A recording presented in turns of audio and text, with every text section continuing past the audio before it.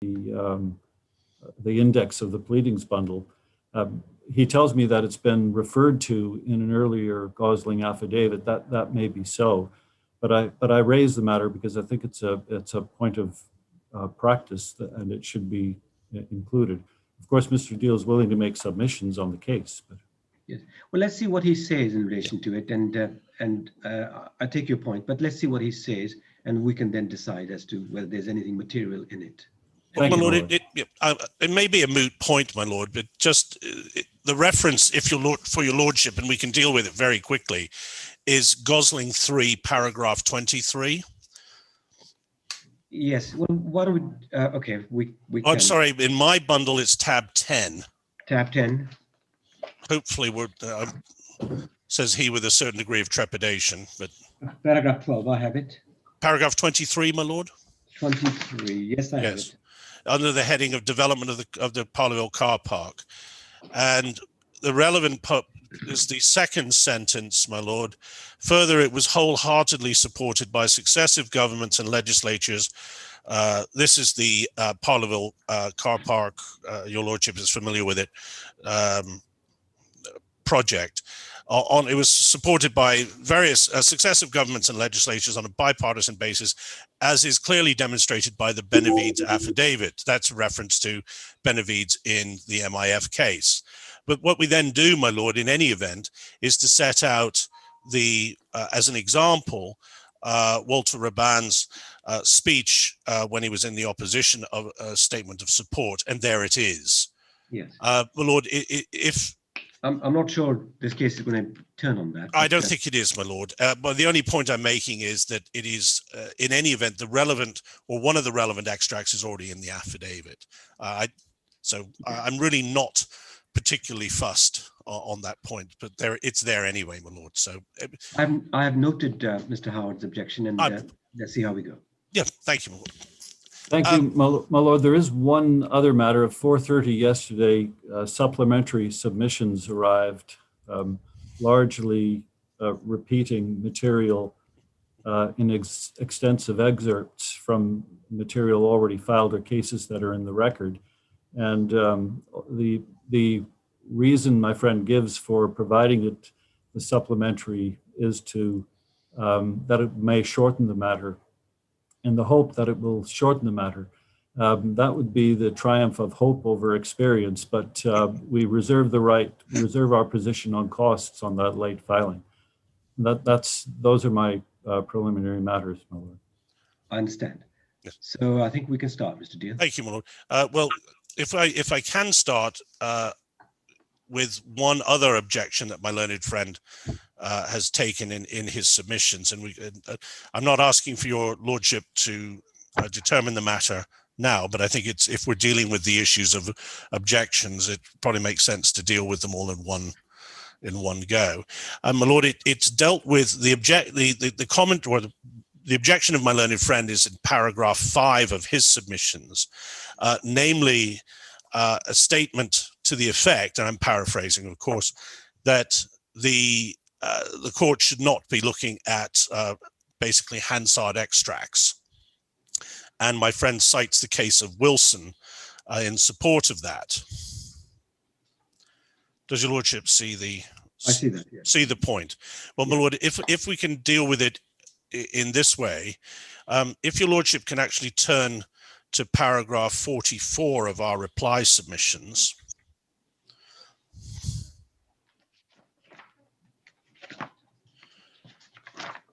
Yes.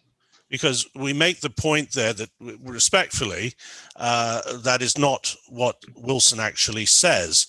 And we set out in extracts from Lord Nichols, Lord Hope, and Lord Hobhouse. And all I intend to do, my lord, they are there for your lordship, but very quickly, Lord, to show you what the authority actually says. And picking up Lord Nichols in the italics section of paragraph 60 of the decision, where he says, I'm sorry.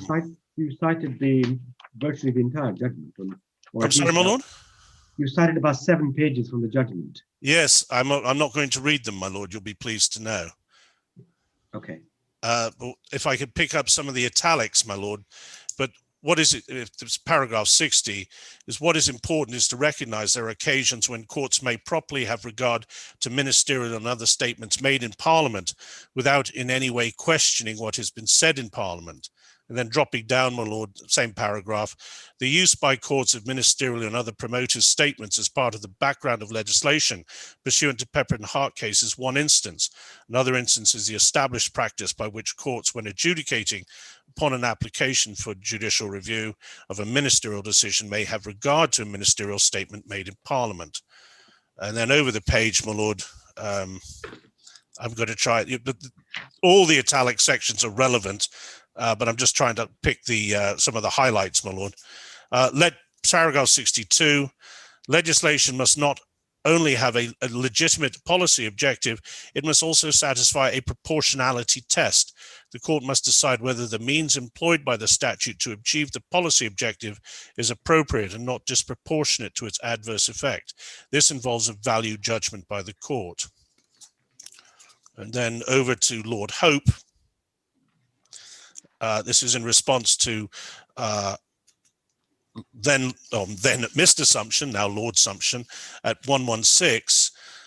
But it'd be going too far to say, as what Mr. Sumption did, that there are no circumstances where use may be made of Hansard, where the purpose of doing so is to answer the question whether legislation is compatible with convention rights. It has the task of determining if the issue is raised, whether a provision of primary legislation is compatible with a convention right. It does not follow from recognition that there is an area of Parliament within which the judiciary will defer to the elected body on democratic grounds that the court is absolutely disabled from forming its own view in these cases as to whether or not the legislation is compatible. And then to 117, my lord, this then is the justification for resorting to Hansard in cases where the question at issue is not one of interpretation, but whether the legislation is compatible. 118, proceedings in Parliament are replete with information from a whole variety of sources. I don't propose to read any more than on that, my lord, but perhaps more importantly is the decision in Ferguson, in this Court of Appeal decision, where this point was raised, my lord, and decided. And if your lordship turns to paragraph 46 of our submissions, and these are extracts from the Court of Appeal decision, and paragraph 22 is 47 of my reply submissions, my lord, our reply submissions. Yes, sorry, 46. Sorry, my lord, 46. Yes, 46, I have it. 46, yes, my lord. This is the extracts from Ferguson, paragraph 22, citing with approval, you'll see that in footnote 30, the case of Big M. Yes. In my view, both purpose and effect are relevant to determine constitutionality. Either an unconstitutional purpose or an unconstitutional effect can invalidate legislation. So where are you? I'm sorry, I'm at our paragraph 46. Yes. Citing paragraph 22 of Ferguson. I have it, yes.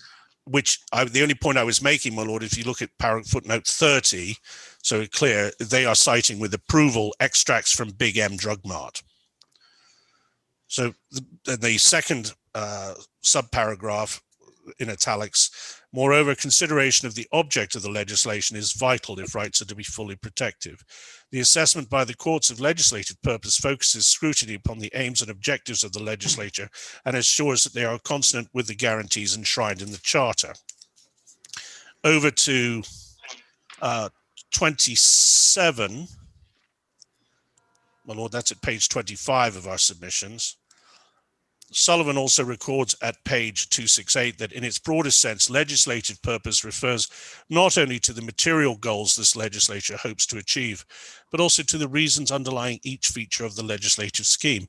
It asks the questions, why? Why this legislation? We know that the purpose of Section 53 was in order to reverse the decision in Godwin. The question is, why was this necessary? And your lordship will note there's a reference at footnote 33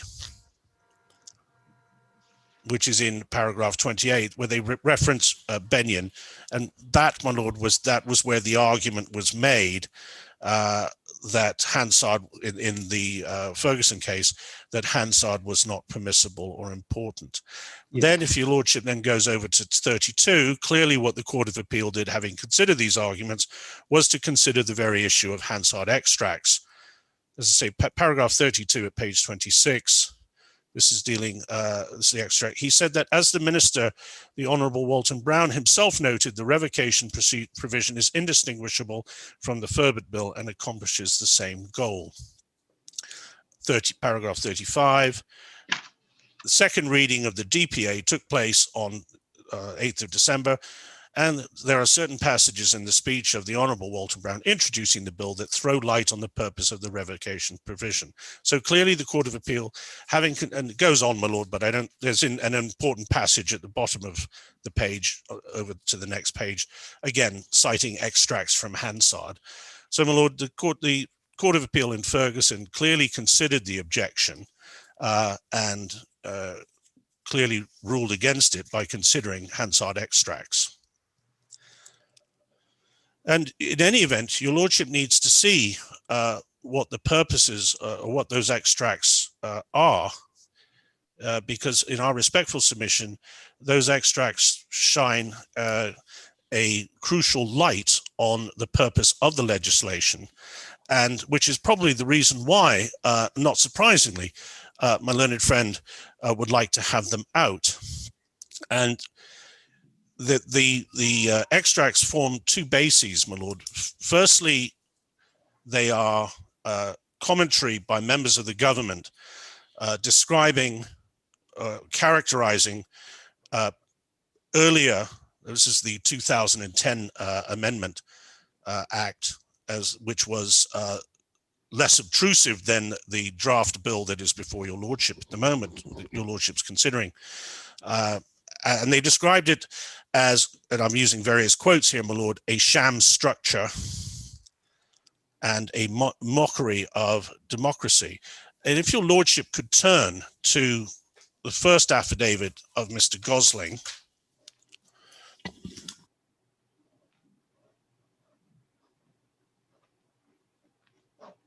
Yes.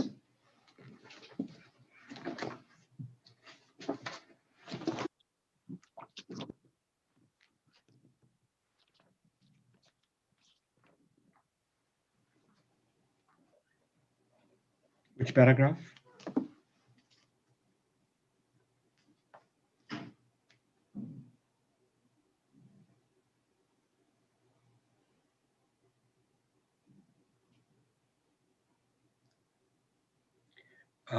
I can't hear you, Mr. Deal. Sorry, my lord. Now can you hear me? Yes. Sorry, this I apologize. My microphone picked this morning to give up, which is why I have this ridiculous headset on. The paragraph 30, my lord, of Gosling 1. Yes.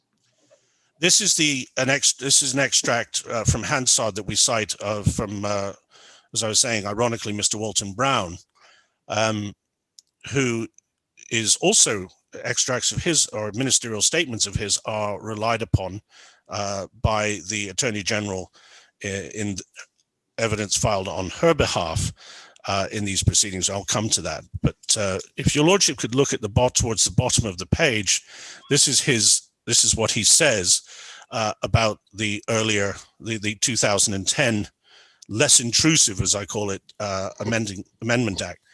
It will create an environment in which the corporation will be handed the power to do everything it wants unless the government disagrees. So if we pass this act, that's the 2010 Act, we are in effect making a mockery of democracy because we have created a sham. We will create a sham of a structure. We will have members elected to the Corporation of Hamilton and St. George through a process which involves expenditure of public funds. They will sit and they will deliberate, but the decisions will never be valid unless and until it has the approval of the government. So why really have the corporations? I thought, why have it if their decisions are not their own, if their decisions all have to be approved by the government? So we have a formal structure with absolutely no power whatsoever. So the government needs to properly explain why it would want to create such an environment, to have people elected and hold office, but be completely neutered when it comes to the possession of any power to do anything. And then I commend the rest of the passage to your lordship, but I would perhaps over the page, the top of page 21. This was at the time of the previous government. No, this is Mr. Brown when he was in opposition. Yes, yes. Yes, That's what I mean. this what just put it in perhaps in context, my lord. The previous government introduced the 2010 Amendment Act, which you basically provide or impose certain restrictions on the corporation. Those restrictions have been progressive as the legislation has gone on. The point I'm making here is this is what no less than a senior member of the opposition, who eventually ended up being a cabinet minister, how he characterized less obtrusive legislation than the draft bill that we are looking at. So he was describing that as basically a complete takeover of power by the government. He was in opposition to it for these reasons. He basically, put another way, completely agreed with us as to the purpose of the legislation. So, my lord, can you have a look at page 21, top of page 21. Yes. So what exactly is it that government wants to do? Does the government want to take control over the development of the waterfront? Does the government want to take control over what happens with respect to Parleville? Does the government want to ensure that there are no hindrances whatsoever in the desires of the America's Cup to utilize Front Street in October? What exactly is the rationale behind all of this? We need to have more information. We need to have better information because as it stands now, Mr. Speaker, this legislation represents a grab for power from the Corporation of Hamilton. And that is in relation, my lord, and I don't think there's any dispute on this, in relation to less intrusive legislation than is being proposed now. I am surprised that no one in the corporation has even objected to it because there are elected members of government who will be complete, and in the small sense of the word government, who will be completely neutered politically once this bill is passed. Then, my lord, if we can go to, sorry, I'm going to go back to my notes. Yes.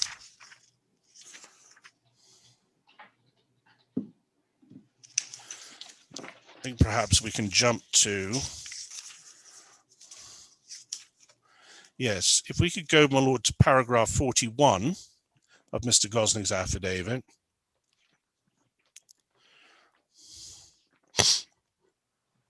Yes. It is helpful once more to understand the background and context of the bill. So this is the, so we're not in the, this is the bill that we are currently discussing, my lord, that is, as we understand from a learned friend, is intended, or my friend believes is going to be put forward in the same in the same structure as it was currently drafted back in 2018. Sorry, once more, a useful starting point is the ministerial statement which accompanied its tabling on the 1st of March.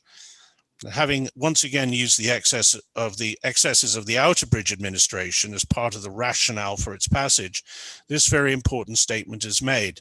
The government intends to repeal the vote and appoint persons with expertise and enthusiasm to implement the government's vision. And anticipating the obvious reaction to a bill such as this, it is also said there will be no asset grab.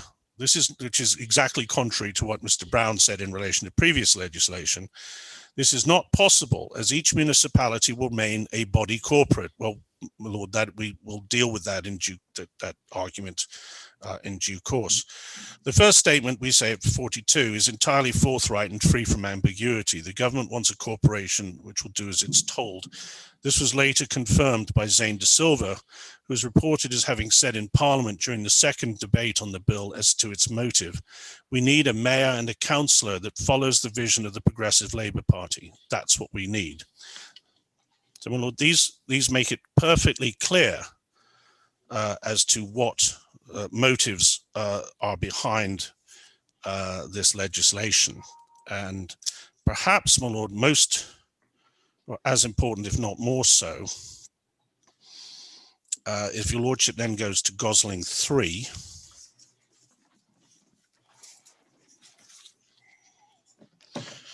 and page 215 of the exhibit, my lord.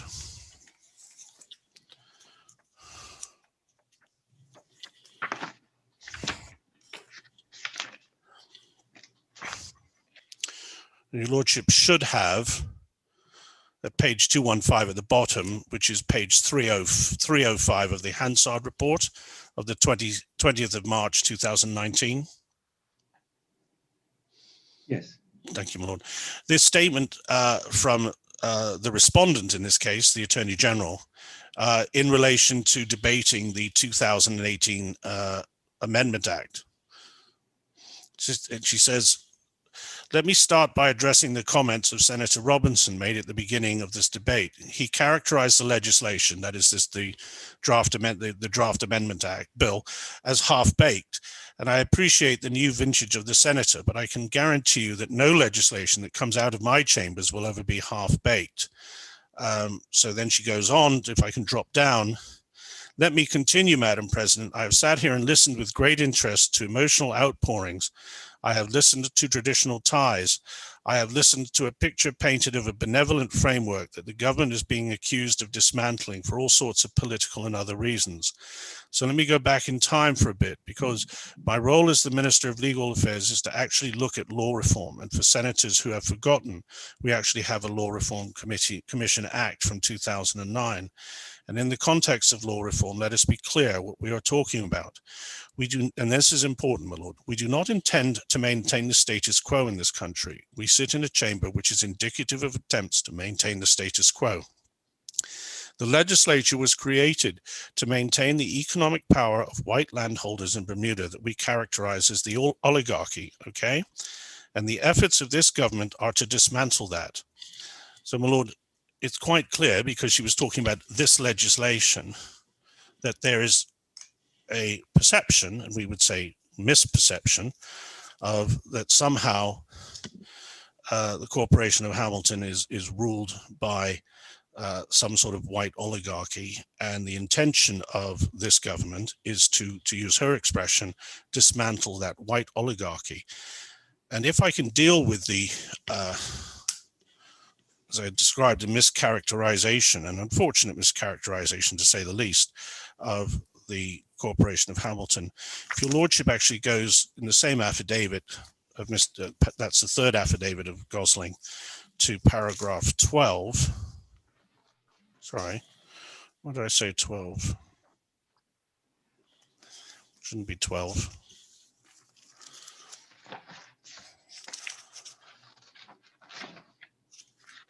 Oh, sorry, I do.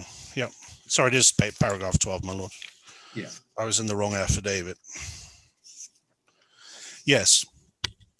The oligarchy comments of paragraph 15, the case for which begins at paragraph 12, are belied by the simple facts, the composition of the corporation over the years. From 2009 to 2012, there were 5 black and 4 white members, 2 female and 7 male. From 2012 to 2015, there were 8 black, 1 white, 2 female and 7 male. And the current composition from 2015 is the same: 8 black, 1 white, 1 female and 8 male, and then 2 female and 7 male. So, my lord, the concept of the white oligarchy is just demonstrably and unfortunately wrong. But what it does do, in any event, is to point out, by no less than the respondent herself, the purpose, regrettable purpose, for the of the legislation, which is to dismantle the corporation.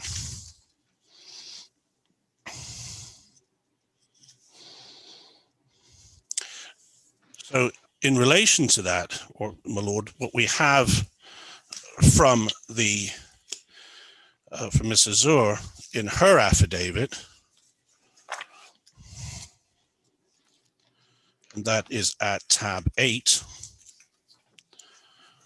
are comments such as this, my lord. And I think the primary, I'm going to go through her affidavit in a little bit more detail towards the end of my submissions. Paragraphs, oops, sorry, my note. Yes, paragraphs 54 and 55.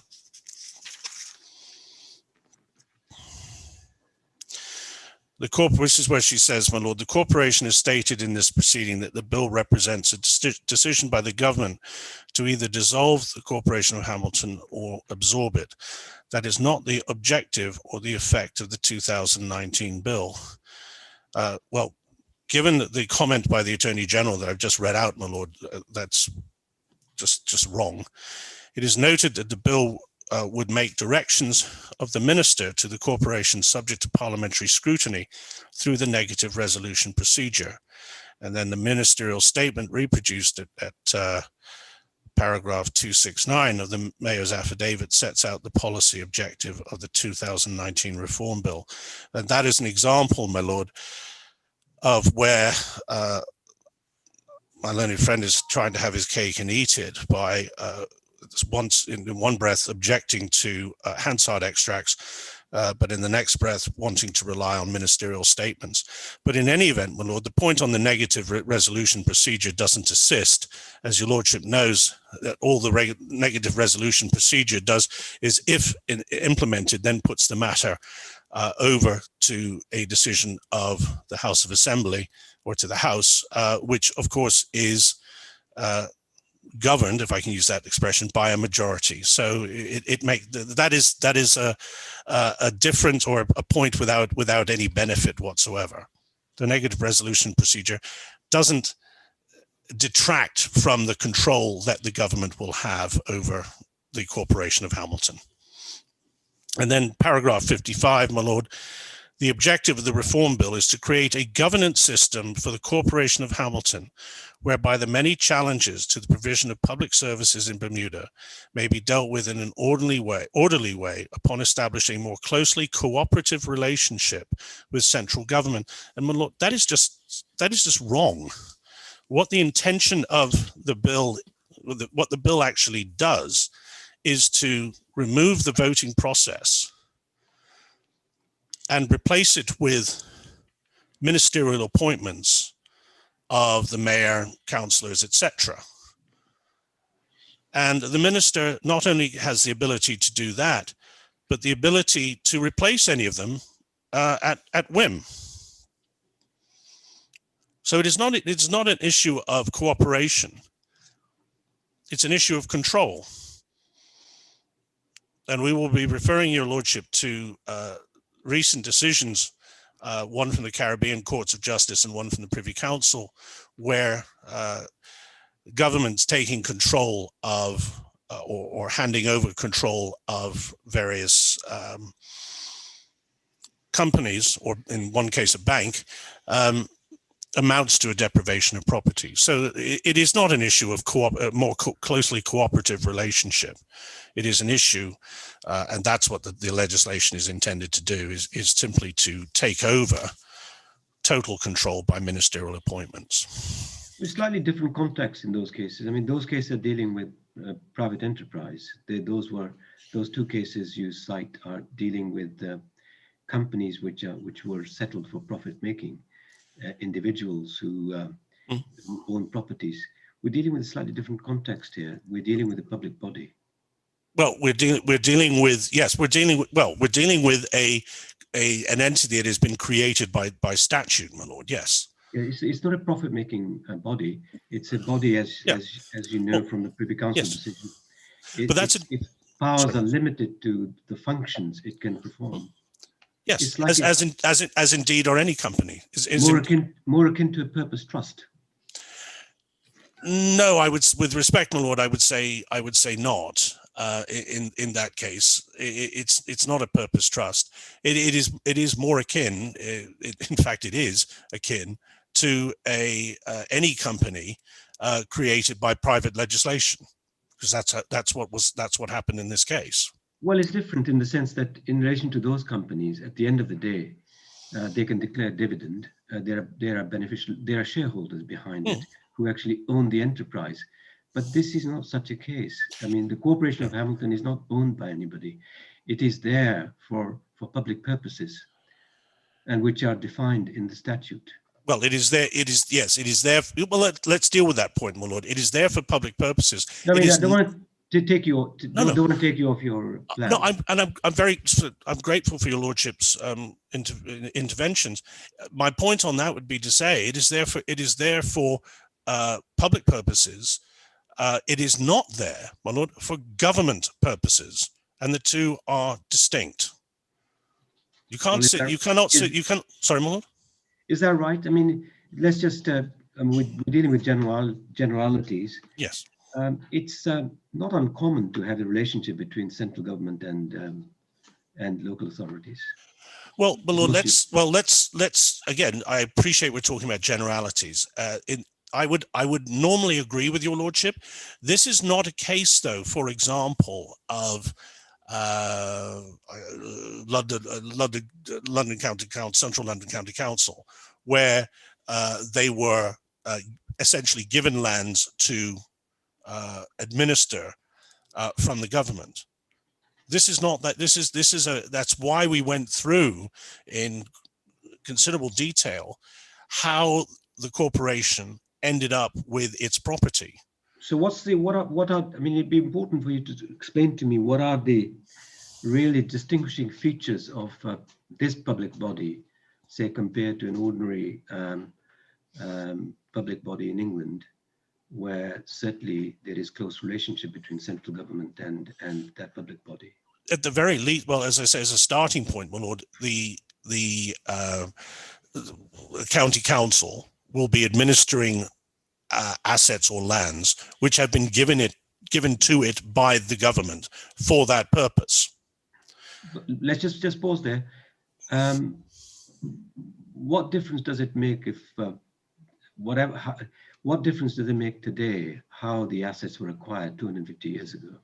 Because, my lord, it becomes it's not a situation which is simple as my learned friend would have you believe, which is, oh, well, we created this by statute and we can amend it by a similar provision, and it is not a deprivation of property for us basically to continue to run it and essentially own it.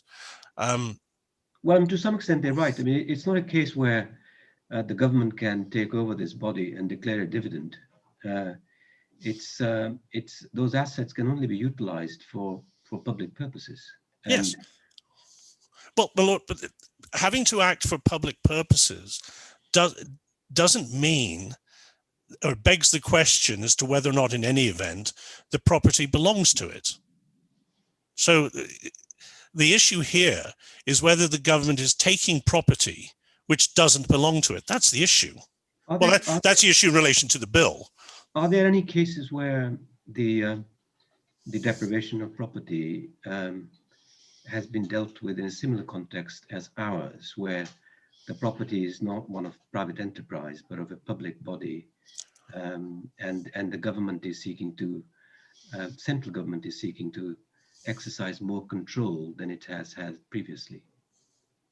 I have to say, not to my knowledge, my lord, but you have to be, I would say, one has to be careful, because applying the rationale that my learned friend is certainly applying, and your lordship is commenting on, is the thin end of the wedge. Because, for example, you can take companies such as Belco, Sol Petroleum, Shell Petroleum, Telco. Now, these are all companies, my lord, which for this in the same basis they're created by private legislation. They're governed, their purposes are governed by legislation, and they have a public purpose. But they have shareholders who have invested. Yes, my lord, money but for profit. that again, that is respectfully a difference without a distinction. We have ratepayers, and the corporation's responsibility or duty is to its ratepayers, the people that are the taxpayers that are funding this. It doesn't have, respectfully, it doesn't have a duty, and no one can point to it, to the government as opposed to its ratepayers. So, as I say, that's my respectful submission. That's a difference without a distinction. Yes. Anyway, my lord, can I move on to the issue, perhaps more vexed issue of the enforceability of Section 1 Yes. of the Constitution? Just in relation to that, I mean, obviously there's a huge amount of jurisprudence in relation to it, but it's important for me to understand why that is important and how it affects this case. I mean, assuming, direct enforceability of the whereas provision, what impact it has, and what are the subsidiary issues which are raised by it if one decides that it does apply directly. I mean, I see there's a huge amount of case law which you cited. Well, there's 2 points on that, my lord. Firstly, Section 1 deals with deprivation as opposed to simple, if I can put it this way, simple acquisition. Deprivation, as you can have deprivation without acquisition. Deprivation is dealt with. Sorry, my lord, I don't mean to teach your lordship to suck eggs. Deprivation is the phraseology used in Section 1. Acquisition is used in Section 13. So you say it's wider than Section 13? Yes, my lord. Yeah. Under Section 1, all that one has to show is deprivation. And in any event, my lord, there's 2 aspects of this. One is the issue of deprivation. And the second issue, which is dealt with extensively, and I'll come to it briefly in our submissions, is the issue of protection of law. Yes. So, regrettably, my lord, for your lordship's purpose, I do think we have to grapple with the vexed issue of whether Section 1. No. Happy to do that. Okay, thank you, my lord. Well, if we could, and as your lordship has just commented, there is a considerable amount of jurisprudence on this point, and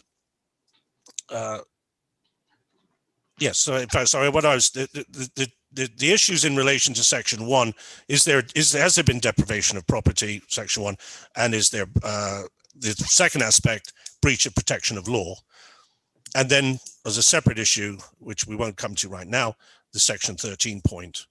Yes. Whether you can have, as it were, acquisition without an actual taking, and that's where the Papanet and Lawrence cases come in. The government control point. My lord, yes. So, my lord, dealing with just Section 1, we would respectfully hopefully make the point right up front that this argument has been hopefully put to bed once and for all with the decision of the Privy Council in the Jamaicans for Justice decision. Well, one has to look at that carefully. Well, my lord, yes. Well, let us, but that is a sort of starting point. But let us, if we can sort of back up, your lordship, and I don't think I need to take your lordship through it. We set out the principles of stare decisis in our reply submissions, and your lordship is, I know, very familiar with those. So at this stage, I don't propose to take your lordship through them. They are there for you. The reason why we set them out is that my learned friend, perhaps not surprisingly, wishes to rely on the Inchcup decision of the Court of Appeal in Inchcup, and essentially, and he will make his own submissions, but as I understood them, that your lordship is bound by that decision. Inchcup was cited in Ferguson as authority, presumably. Well, I mean, that's the odd thing. I mean,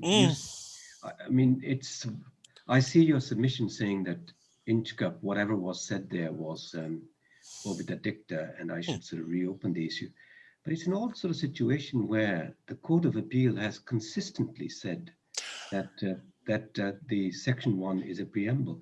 I mean, in Ferguson, that's the majority of the unanimous decision of the Court of Appeal in 2018, which included the president of the Court of Appeal now, in one sentence saying it doesn't apply.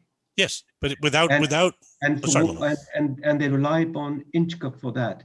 I mean, they certainly haven't taken the view that it's obiter and it's an open question.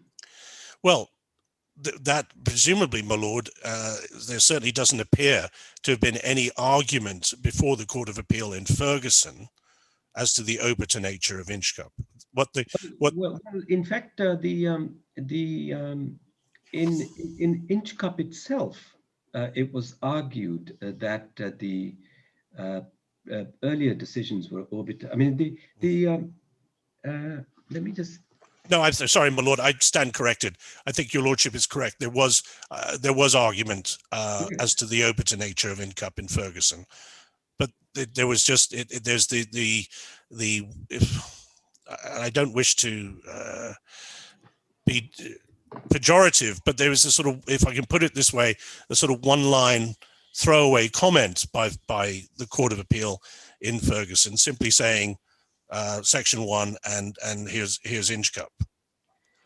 Yeah, I mean, obviously, I will listen to your argument carefully, but one has to be quite careful when you've got 3 or 4 Court of Appeal decisions sort of being consistent for a judge in the Supreme Court saying, well, this is, you've obviously...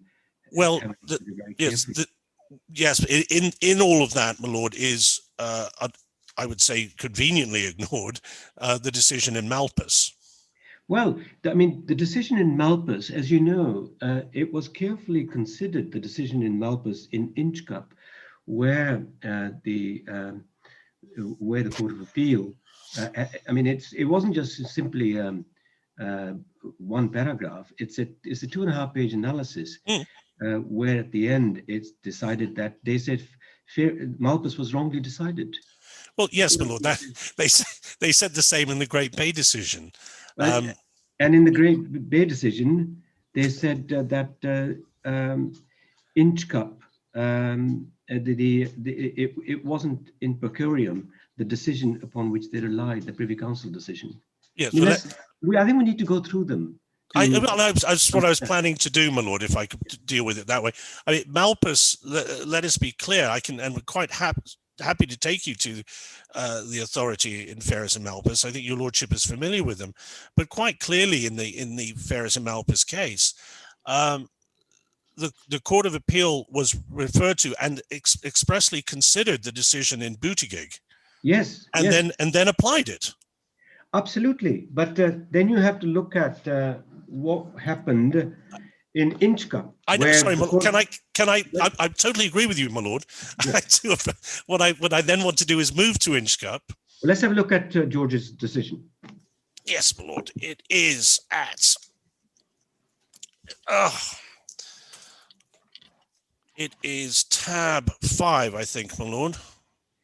I have marked the one in from. Yes, I think you're quite right. The other side will have it. And I think, my lord, unless your lordship wishes to go to any other passages, 9, really effectively page 10.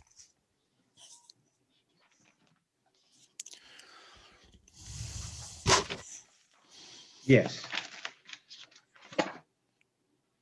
So having considered at page 10, the decision in Buttigieg, having seeing how it compares similarly to the Malta Constitution, then at the bottom of the page, they then say this: Section 1 of the Constitution of Bermuda thus declares the right of the individual not to be deprived of his property with compensation and prescribes the limitations on that right.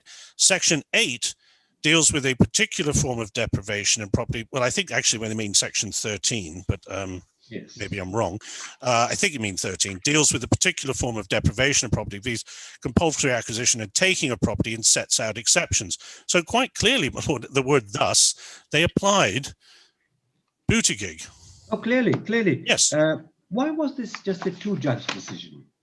Well, I think, my lord, and well, I think it was A, only signed off by, yes, the point, I don't know, is a simple answer. There were I am reliably informed, 3 judges. I do not know why they only 2 signed it. Because in the subsequent case, the Court of Appeal does make a point that it was a 2-judge decision. Yes.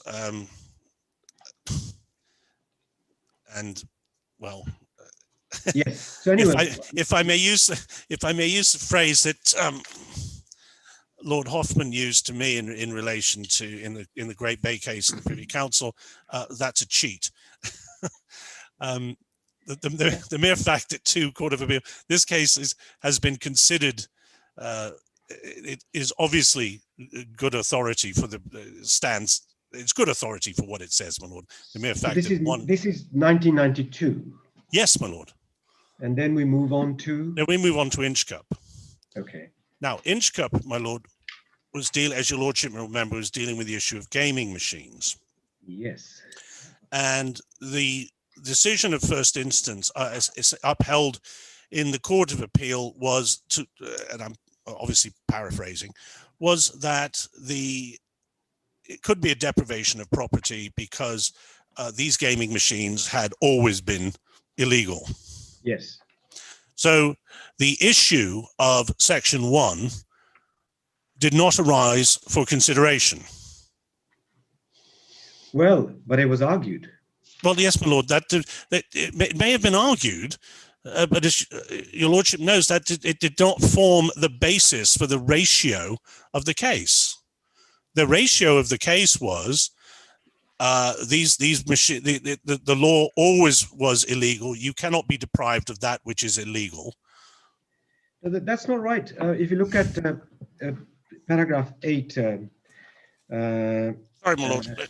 Paragraph 8 of the judgment of Stuart Smith, Justice of Appeal, he says the Chief Justice held at paragraph 8. Yes. I'll take you the subparagraph 3. Accordingly, the appellant was not deprived of property within the meaning of Section 1 or Section 13 of the Bermuda Constitution, right, even if Section 1 gave a freestanding right. Mm-hmm. And then he says, if you look at right at the end, in this appeal, the appellants challenged all these findings. So that particular finding was challenged in the Court of Appeal. And it's for that reason you'll see that from paragraph 10 onwards, he refers to, in paragraph 10, to the boutique cakes, which is the appeal from Malta. And as I understand it, we're in precisely the same position as Malta because we're in the middle ground. Yes. And then he says at paragraph 11, he says Olivier's case was followed in Francis. The Court of Appeal of Bermuda followed Olivier and held that Section 1 was not a freestanding enforceable right. And then he says this, when the Great Bay case went to the Privy Council, the board did not find it necessary to decide the question, but there's nothing in the opinion of Lord Hoffman to cast doubt on the correctness of the decision of the Court of Appeal. Dr. Barnett submitted that the Court of Appeal decision was not binding on us because it was not necessary for the decision in the case and was per incuriam because the court misunderstood the effect of the Olivier's case and was in any event was contrary to the prior decision in Malpas. And then this is the bit which concerns me, Mr. Deal. He says this, I cannot accept this submission. The ruling on Section 1 was part of the decision of the court, which gave careful consideration to the Olivier and Farias cases. It is true that the Farias case in an earlier decision, but though the court in that case referred to the Olivier case, they reached a conclusion which is directly in conflict with it. There is no reasoning on which it could be distinguished. In my judgment, the decision in the Farias case must be regarded as per incuriam and wrong. Lord, with the greatest of respect, we've just gone through the Farias case. It is not, it is, and your lordship can see the definition for ease of reference in our reply submissions. That is not the, where it is, where the authority directly in question is considered and directly applied, it is not per incuriam. But in any event, can I just to deal with a couple of your lordship's But I points? mean, what do I do as a judge of the Supreme Court when I've got Inchcup, which says that the previous decision was plainly wrong, and then you've got a subsequent decision in Ferguson, which says that this is correctly decided, and then you also got Great Bay, which says that Section 1 doesn't apply. So you've got I've got three decisions of the Court of Appeal, which say that Section 1 of the Constitution is not freestanding, it's not directly enforceable. Yes, but my lord, you then let's deal with that point first. Let's add to the mix the Campbell-Rodriguez decision, which I think your lordship was tangentially referring to, of the Privy Council, which actually characterizes the Bermuda Constitution and the Section 1 point as arguable. And that was doubtless, in my respectful submission, what the learned chief, then the former Chief Justice. Well, let's just pause there. I mean, yes. Assuming I've got binding decision of the Court of Appeal, and there is a statement in the, assuming that we'll have to look at that you've got the Privy Council decision where it says arguable. I mean, do I ignore the Court of Appeal decisions? No, well, my respectful submission, well, my primary submission, my lord, is that in fact you should be applying Malpas, because the subsequent decisions or subsequent commentary in the case of Inchcup was obiter. So your lordship is not bound. I'd be a brave judge who ignores three decisions of the Court of Appeal which followed. Well, my lord, if you would let me finish, I'd like hopefully give you the wherewithal to be brave. But so that deals, that's the Inchcup point. And sorry, let me just make the point while I'm talking about Inchcup. Inchcup was decided, my lord, because if your lordship may remember, the property that the applicant said he was deprived of was goodwill. And they said there couldn't be any goodwill because it was illegal. Indeed, your lordship has the point. So that was the ratio of the decision. Not the Section 1 point. It was not by any stretch of the imagination, or the Section 1 commentary, but not by any stretch of the imagination necessary for the court to come to the conclusion that they did. I think that has to be, in my respectful opinion, has to be accepted.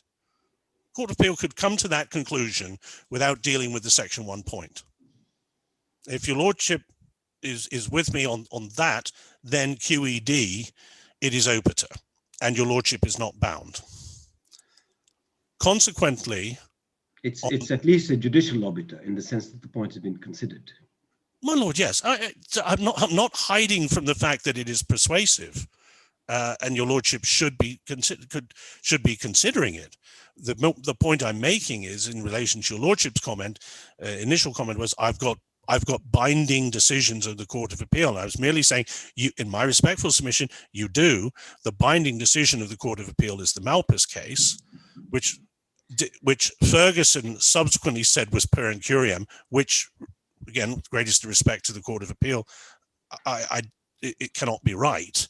I think the difficulty with that submission is Malpas is the decision, the first decision in time, and then you've got three decisions of the Court of Appeal which basically say it's wrong. Well, Lord, yes, but you have to then look. Well, you have to then look at the basis for how the Court of Appeal said it wrong. First one was obiter, Inchcup. Second one described Malpas as wrongly as per incuriam, and if anything, well, you've got three. Well, you also got Great Bay, and you have Great Bay, yes, and Great Bay came to the same erroneous conclusion. There it is. Yes. The point at best, or the fallback, if I could put it this way, position to our case, my lord, is that you have a choice. You have conflicting, and this is the stare decisis principle. There's no question, at the very least, you have conflicting decisions of the Court of Appeal on this. I totally accept, my lord, but the more recent. In a situation where the Court of Appeal, I mean, conflicting decisions are where there are two decisions which haven't been considered by the Court of Appeal. Here, the Court of Appeal has considered the earlier decision and has ruled that it's wrong. Well, you can't, but Lord, firstly, the Court of Appeal can't, as we know, on stare decisis principles, the Court of Appeal can't do that. The Court of Appeal, if it has in civil matters, if there's a previous considered ratio of itself, it is bound by its own decisions. So for the Court of Appeal to analyze Malpas and that was my comment about using Lord Hoffman's words, a cheat. For the Court of Appeal in subsequent decisions to analyze the Malpas decision and say it's wrong, it's not for the Court of Appeal to do that. Is that right? You Yes. say that the Court of Appeal can't reconsider? The Court of Appeal is bound by its own decisions in civil matters. Yes, my lord. But Yes. We might have to look at that. Well, we can look at that, my lord. It's certainly, I think it's in. If it's not in our submissions on that point, we can certainly get you. Ironically, my lord, I know the point because, in fact, we argued precisely that issue in Great Bay to say you don't have a choice.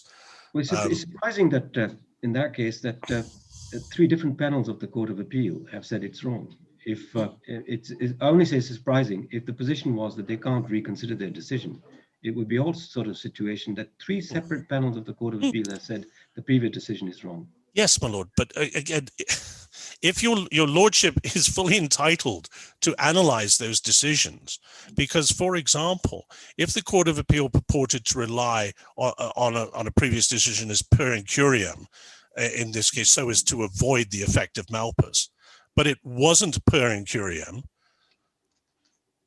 they couldn't say it was wrong. That was the I keep saying the phrase, but that was the cheat that was employed in order to get around the fact that they were bound by an earlier decision, which clearly they didn't like. But simply to characterize Malpas as per incuriam is just not right. And then, ironically, to do it, then to rely on Inchcup in Ferguson, which clearly is per incuriam, because there's no consideration of the arguments. It's just a one-liner. That is per incuriam. Well, I think by that time they consider that to be an established position, and that's why it's one sentence. My lord, again, this is what happens. It's actually a good example of what happens when the courts, unfortunately, the Court of Appeal has not applied the principles that it's bound by. What it has tried to do is, in relation to getting around the Malpas decision, was to create a line of authority that in of itself is flawed. And I've just pointed out, hopefully, your lordship may not agree with me, but given, and I think we can say, given that Inchcup, the decision on Section 1 in Inchcup was obiter on trite principles of law, given Ferguson was per incuriam on trite principles of law, at the very least, your lordship is in the position of being able to consider the issue between the two. I would say, though, my lord, our starting position is, in fact, Malpas is in fact binding because it was a clearly considered decision. It was ratio, and one thing it is not is per incuriam. Yes. If we can move on in any event, then we, if I can deal with the next in the flow would be the Campbell-Rodriguez decision, my lord, where the Privy Council, as I've already said, has created, in essence, 3 categories of characterizations of the applicable sections, and has put the Bermuda jurisdiction in the arguable category, which was, as I said, presumably why the learned Chief Justice, then former Chief Justice at first instance in Ferguson, described it as quote, highly arguable. So that's where, and the interesting thing with the Campbell-Rodriguez case, my lord, is shall we say, the first category, where they said there would be no question in our case, Section 1 would be unenforceable would be, for example, if our Section 15 expressly excluded Section 1. As your lordship knows, Section 15 says if any of the foregoing provisions are, certain jurisdictions actually enumerate if there's a breach of any of the certain sections, and for example, in our case, Section 1 were excluded, that they would then say, so says the Privy Council, that would create, no question, unenforceable. What happened, or the interesting, and we would say groundbreaking decision of Nervase, my lord, is that the Caribbean Court of Justice, sorry. Which one do you want to look at? Do you want to look at Campbell Rodriguez or the? Well, I'm not. Well, I'm merely. These are all set out, my lord, in our submissions. I don't, as I say, I don't propose to troll through the authorities. The points I'm making are in our submission, but I don't think there's any dispute. For example, that Campbell Rodriguez creates these three categories, and we are in the center category. No, absolutely right. But it in relation to this center category, which is at yes. paragraph 11, it refers to the Olivier case, which yes. Buttigieg, and Lord Morris's passage, which has yes. which has been adopted by the Court of Appeal. And it was it's the paragraph below that which I like your assistance on. If you go to the Campbell Rodriguez case. Sorry, my lord. Let me just. Oh.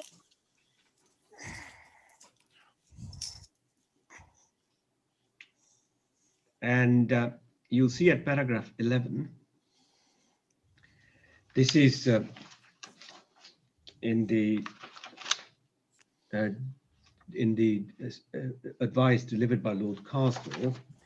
He says, in an intermediate position come the constitutions of Malta and Bermuda, and then he refers to it, right? And then he refers to the enforceability of that provision, which was considered by Lord Morris in Olivier. And then then paragraph underneath, leaving aside the passage from Lord Morris's judgment, he says the provisions of the Constitution of Bermuda are very similar in material respects to that of Malta. They were considered by the board in Great Bay.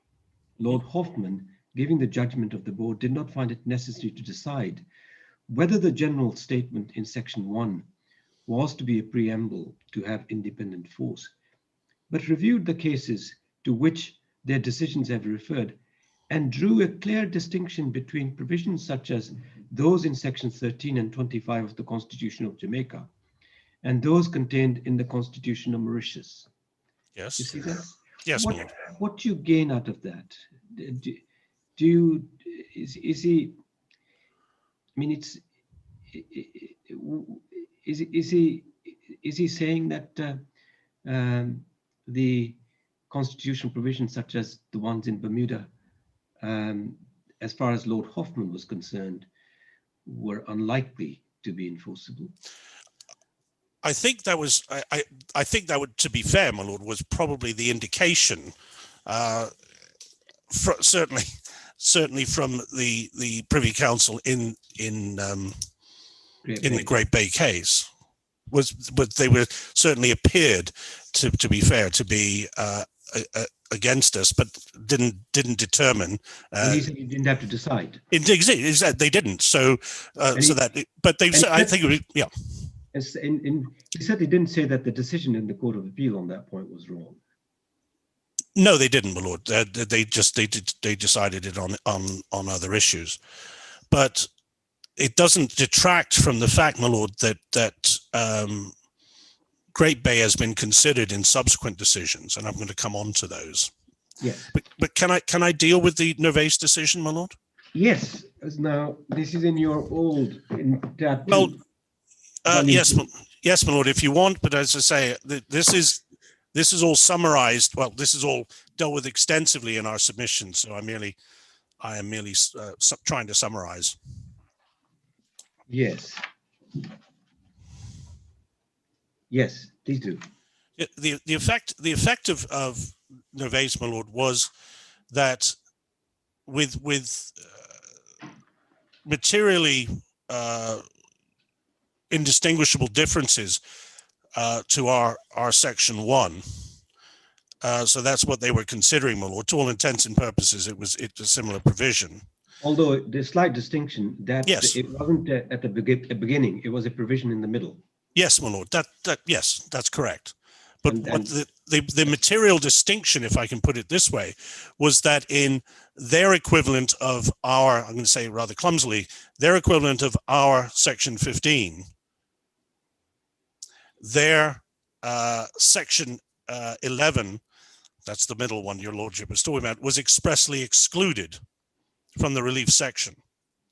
Now, despite that, my lord, so that would to apply the Campbell-Rodriguez sort of tiered analysis would automatically exclude it from being enforceable.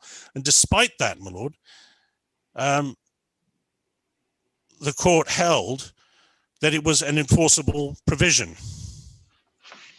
I mean, there's no doubt that the Caribbean Court of Justice takes a much more pro-enforcement view of the provisions such as our section 1. Yes.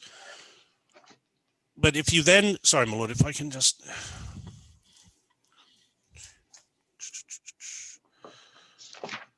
I'm sorry, my lord, I just wanted, I don't.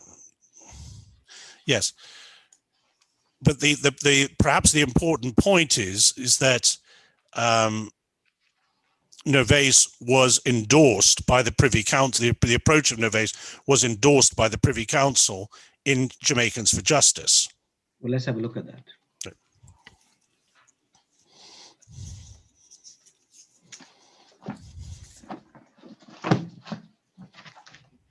That's in your...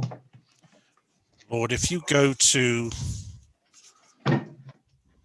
Yes, if you go to our submissions, my lord, just because this is where the extract is at our, quote, substantive submissions. My bundle, it's tab 2. There are submissions dated the 17th of February, my lord. Where is it in your authorities? Oh. Because I'm Right. marked it up. I have it at tab 22. I I'm think. grateful to my Tab friend. 22. Yes, yes, quite right.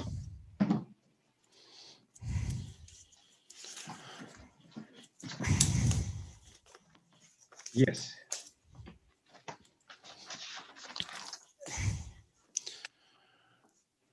Well, what I'm going to do, my lord, is if you can have that open, and then I will refer you to the relevant passages from our submissions. Yes.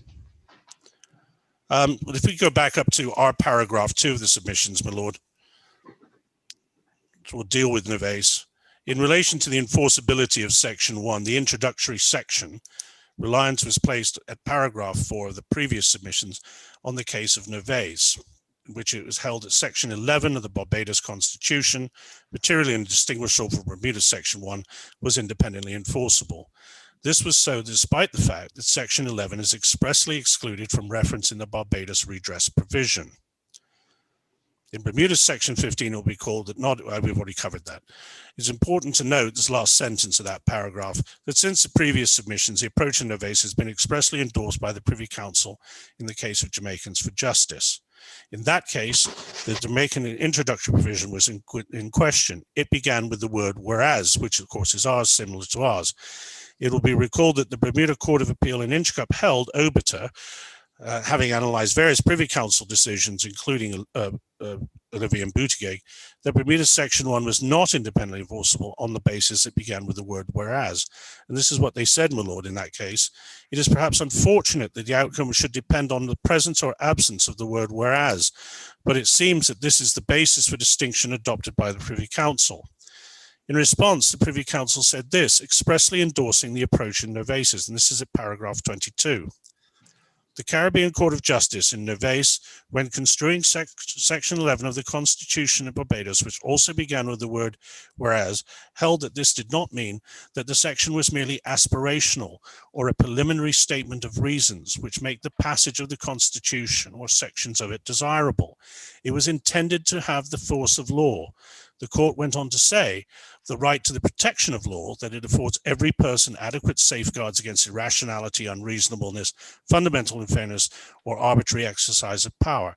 This is an echo of the words of the Caribbean Courts of Justice in Maya Leaders Alliance, in turn citing so on. So, my lord, there is the Court of Appeal, sorry, the Privy Council, in no uncertain terms, holding that almost identical wording to us. The only the difference where it appears in the Constitution is with my respectful submission, neither here nor there. There's no question that's the force of law. I'm not sure that it's that clear cut, Mr. Deal. I think you have to go to the judgment, because this is just paragraph 22 is just simply reciting what the position is in the Caribbean. Yes. I mean, look at paragraph, if you go to tab 22, yes, go to paragraph 22, you'll see that it says the Caribbean Court of Justice in Navay has held. Yes. And you're quite right, and that's exactly what they do. And then there is discussion. Yes. And then paragraph 23, it is clear to the board that the PSC, like the JCF and INCOM, and other organs of the state must exercise its functions in a manner which is compatible with the fundamental rights of all persons, including the right to life and right to equality before the law, and the right to due process of law guaranteed by Section 13(2) and 3A, G, and R, as Justice of Appeal Morrison put it, and then they set that out, right? And yes. So then there's 24. The board is also disposed to accept that the right to equality before the law, like the right to equal protection of law, affords every person protection against irrationality, unreasonableness, fundamental unfairness, or the arbitrary exercise of power. Yes, my lord. These are, in any event, fundamental common law principles governing the exercise of public functions. As there is nothing in the statutory framework governing the PSC to contradict them, they are applicable in the case, irrespective of whether or not they have the status of a constitutional right. So I think what they seem to be saying is that they were not adopting, they were not saying that the Savain case applies automatically and is adopted in the English jurisprudence or in relation to Jamaica. What they were saying was that the rights which they identified existed, and particularly if you look at the passage at paragraph 24, because there was nothing in the PSC to contradict them. Of course, if it was a statutory right, nothing could contradict it. The fact that they referred to the domestic legislation not contradicting it seems to give the impression that they were talking about that these rights are imported into the domestic law without necessarily a reference to the constitutional provision being directly enforceable. And that's why I say that it's not straightforward that the Jamaica for Justice case has adopted the Savain case. And also it would be surprising, I say that for this reason, none of the cases which dealt with the enforceability of the preamble provision, if I can call it that way, in the Privy Council, and there are lots of them, none of them were cited in this case. No, I accept that, my lord. But they've certainly cited for a reason, Navay's, and in relation to the issue, as there's nothing in the statutory framework governing the PSC to contradict them. Well, my lord, in my respectful submission, that deals with the exclusionary aspect that would appear in, but doesn't appear. Sorry, appeared in the Navay's case, but doesn't appear in our section 15, i.e., to say. That it is, section, in their case, section 11 is not enforceable. We don't have that. Our case is stronger than that. No, I think that's not a reference to the Constitution. That's a reference to the legislation, I think. As there is nothing in the statutory framework governing the PSC to contradict them. That is their domestic legislation, not the constitutional provision. Which would, of course, if they were giving direct, if they were simply adopting Savain as as to the effect that a constitutional provision is directly enforceable, it would be irrelevant what the domestic legislation said, because the constitutional provision will override it. My lord, I see your lordship's point. Can I leave it this way, my lord? That certainly Nevasiv stands for the principle, deals with the issue of, if I can put it this way, the whereas point. Yes. It certainly disposes of that argument. And if that argument is disposed of, then you have section 15, which says if any of the foregoing provisions, etc., which would include section 1. I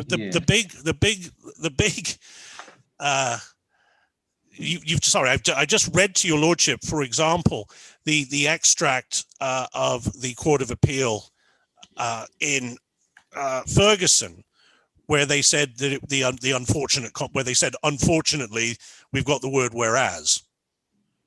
And clearly Jamaicans for Justice, which deals with that point, it disposes of that point. There's no question about that.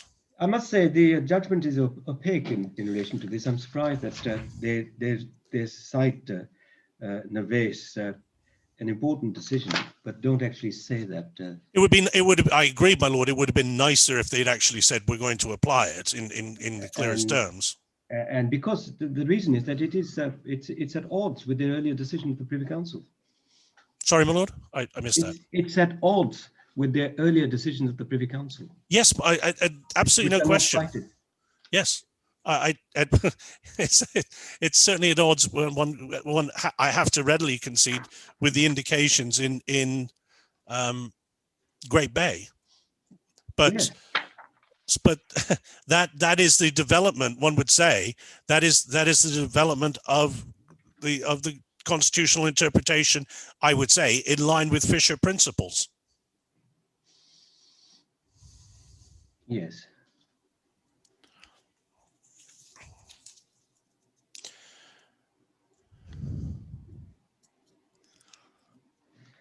And then, my lord, just dealing while I'm in my submissions with just refer to it very quickly, paragraph 6 of the submissions of the 17th of February.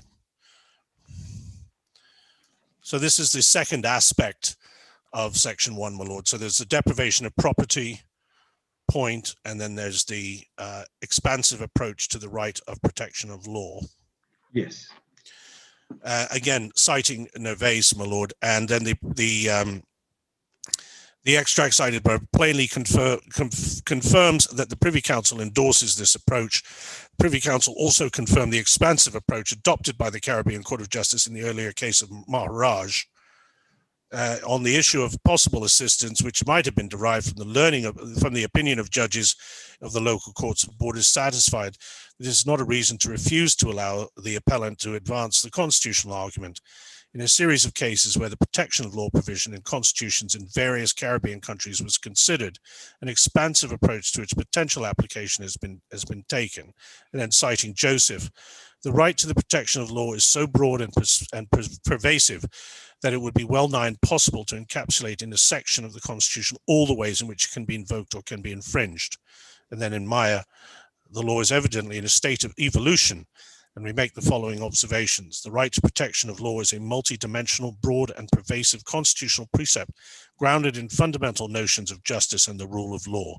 The right to protection of law prohibits acts by government which are arbitrary or unfairly deprive individuals of their basic constitutional rights to life, liberty, or property. It encompasses the right of every citizen of access to the courts and other judicial bodies established by law to prosecute and demand effective relief to remedy any breaches of their constitutional rights. However, the concept goes beyond such questions of access and includes the right of the citizen to be afforded adequate safeguards against irrationality, unreasonableness, fundamental unfairness, and the arbitrary exercise of power. The right to the protection of law may, in appropriate cases, require the relevant organs of the state to take positive actions in order to secure and ensure the enjoyment of basic constitutional rights. In appropriate cases, the action or failure of the state may result in a breach of the right to protection of law. Where the citizen has been denied rights of access and the procedural fairness demanded by natural justice, or where the citizen's rights have otherwise been frustrated because of government action or omission, there may be ample grounds for finding protection for breach of protection of law, for which damages may be an appropriate remedy. And naturally, my lord, we would say not only damages, but of course, where necessary, either reading down legislation in accordance with Job principles, or if that's not possible, then determining that legislation to be unconstitutional. Yes. Thank you, my lord. Can we move? It's now 11:05. Oh, sorry, certainly, my lord. That's all right. I think perhaps we should take a 10-minute break. Certainly, my lord. So 11:15? 11:15. I think we will restart. Thank you very much, my lord. Thank you, my Yes, lord. thank you.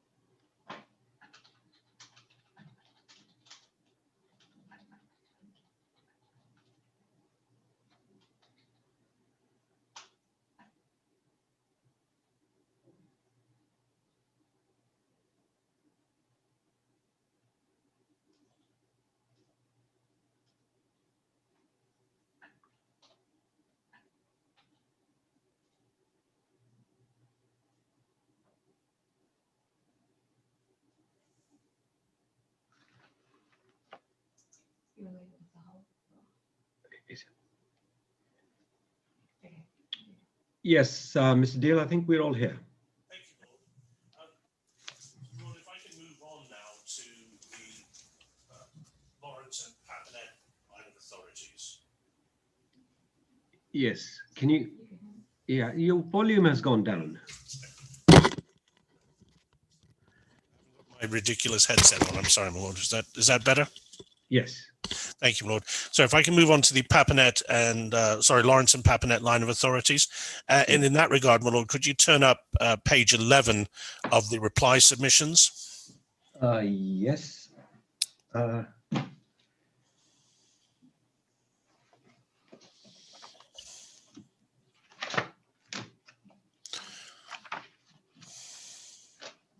Yes. I do intend to go through these. It's the only extracts from our submissions I intend to go through at some length, my lord. So, because I do think they're important. So, if I can pick it up at paragraph 21, my lord. These cases are both of the same effect, namely that significant interference with management and control over property can amount to a deprivation or even a constructive acquisition of that property requiring constitutional justification. And there's no, pausing there, my lord, there's no dispute that the draft bill has the effect of allowing the minister, and I'll take you to a synopsis of the powers that the minister has in due course, but the minister has to. Sorry, these are two Court of Appeal decisions from the Caribbean. All right, my lord. Lawrence is Court of Appeal. Papinet is Privy Council, my lord. Ah, okay. Yes. Yes, if your lordship looks at paragraph 40, yes, 39 and 40, we actually cite references from Mrs. Justice Appeal Warner, paragraph 39, and then at 40, the decisions of the Privy Council. Yes. So, yeah, my lord, yes, certainly, my lord, the first one is certainly Lawrence is a decision of the Caribbean Court of Justice, Court of Appeal. Yeah. So, my lord, I should just point out while I'm there, my lord, I'm going back to paragraph 21 of the submissions. Yes. Yes, sorry, it's the. Just while I think about it, it's the Eastern Caribbean Court of Appeal. In any event, your lordship look at footnote 16, which I think is perhaps for my personal purposes the only useful thing to come out of Great Bay, where what is said is I have by the Privy Council, I have no hesitation in finding, this is a Court of Appeal, I have no hesitation in finding that the effect of the Prohibited Restaurant Act was to deprive Great Bay of property, as was observed by the Supreme Court of Canada. To deprive a person of something means, among other things, to keep that person from that which he or she would otherwise have. Yes. And then, my lord, if you can then go back up to 22, your lordship will see the relevant section from the St. Kitts Constitution in relation to compulsory acquisition, which is similar to ours. Yes. Then interest in the facts, my lord, which I think are important. And it touches on what your lordship was saying earlier this morning. The applicants were the St. Kitts Nevis Anguilla National Bank and Mr. Lawrence. The government owned 60% of the shareholding of the bank. So, my lord, the government were already at this stage had a controlling interest in the bank itself. It was a commercial enterprise. Yes. 60% owned by government, 40% by general public. Yes, my lord, it is a commercial enterprise. But again, I'll just the risk of repeating myself from this morning, that is a distinction without a difference. It has, in my respectful submission, no difference as to whether or not property is being compulsory acquired or taken. It doesn't affect the ownership of the property or the taking, or the issue of the taking of that property. It doesn't merely because this is a corporation created by statute and has public purposes, does not give any government the ability to come in and take total control over the management of that corporation. I mean, the only one point may well be that I mean, in relation to commercial enterprises, ordinarily the government has no role to play, and if the government is going to either by way of regulatory control or otherwise affect the management of the private enterprise, one can see why that in certain circumstances can give rise to the contention that there's been deprivation of property. I'm just wondering as to whether the same analysis applies in relation to public bodies which are not there for the purposes of private gain, which don't have shareholders, and one is concerned with the provision of services to the public at large, and particularly where there may well be overlapping jurisdiction in relation to the services which are being offered. Well, let me just finish. Whether in that context, the issue of control has to be looked at the same way as Lawrence cases and the Papanet, or whether one looks at it in a different way. I mean, that's an issue which I'm grappling with. Well, my lord, if I can ask because I'm reminded, if I can ask my learned friend Mr. Myers to look up the section for me, but there is a section in our Constitution that makes a specific exception in relation to public bodies that it does not intend to protect. I think it's section 13.3 of our Constitution. If we can, I think it's in my learned friend's Constitution. I think it's in my learned friend's authorities bundle on legislation. Well, it's tab 8 of his legislation. Yes.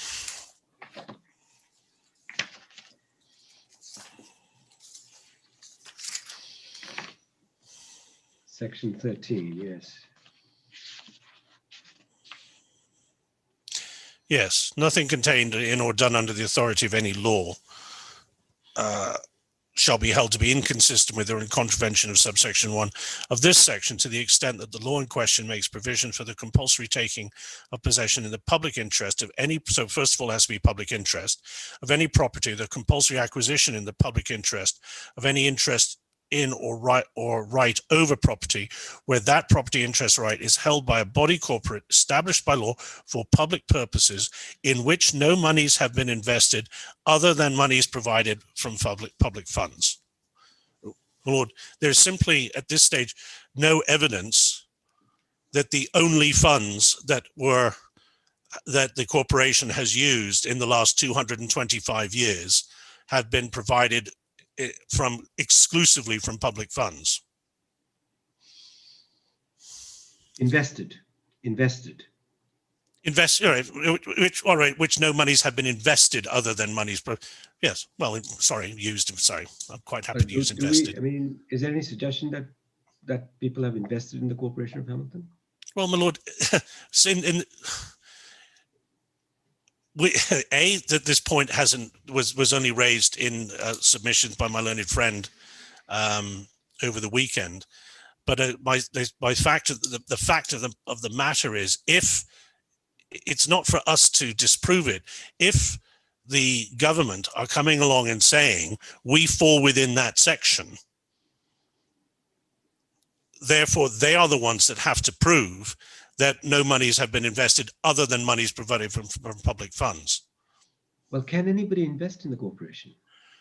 Well, my lord, why couldn't they invest in the corporation? Sorry, I don't mean to be rude and ask. It's a rhetorical question. But if, for example, I wanted to put monies into the loan monies to the corporation, why couldn't I? Well, that's not investment, is it? Is that investment? Why is it? But Lord, well, yes. If the corporation issued a bond, I just don't know. But I mean, sought to raise money. That's investment.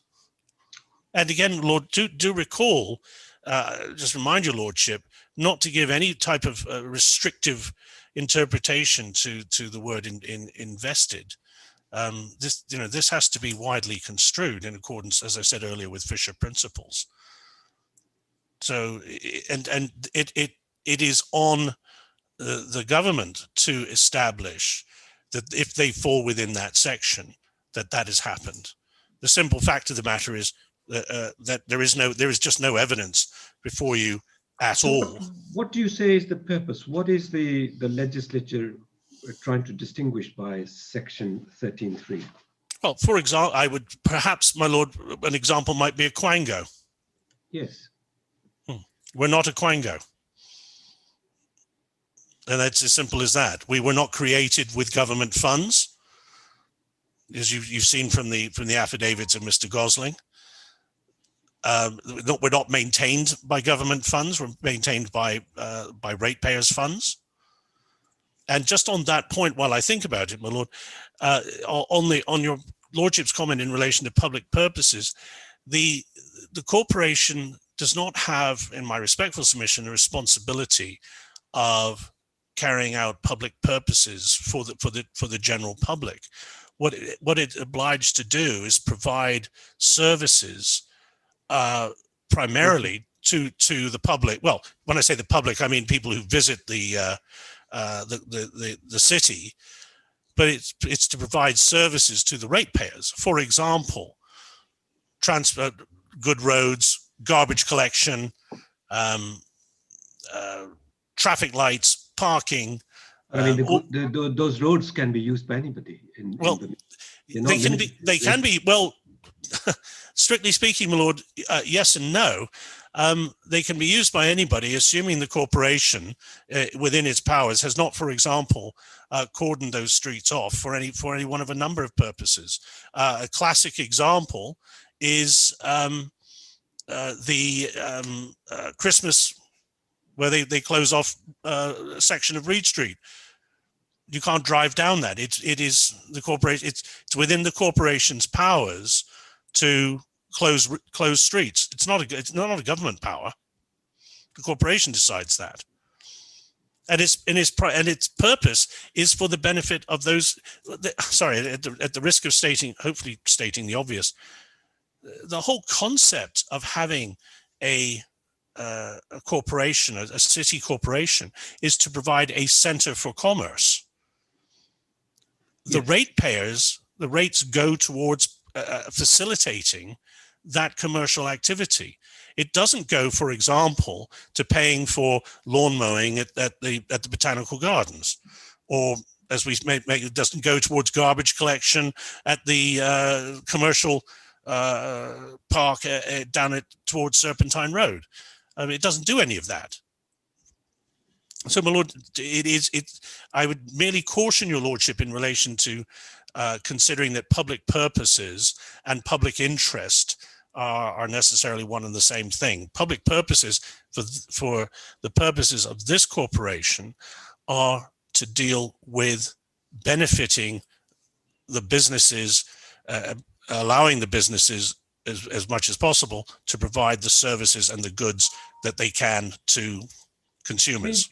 It's in reality no different. I mean, it's limited by geographical landmass. I mean, it's the limits of the city of Hamilton. Within that city of Hamilton, it basically provides a similar sort of services which a municipal corporation in the UK would do. Yes, and indeed, as the Privy Council held, my lord, the Corporation acts for municipal purposes, not public purposes. It is an important distinction. Yeah.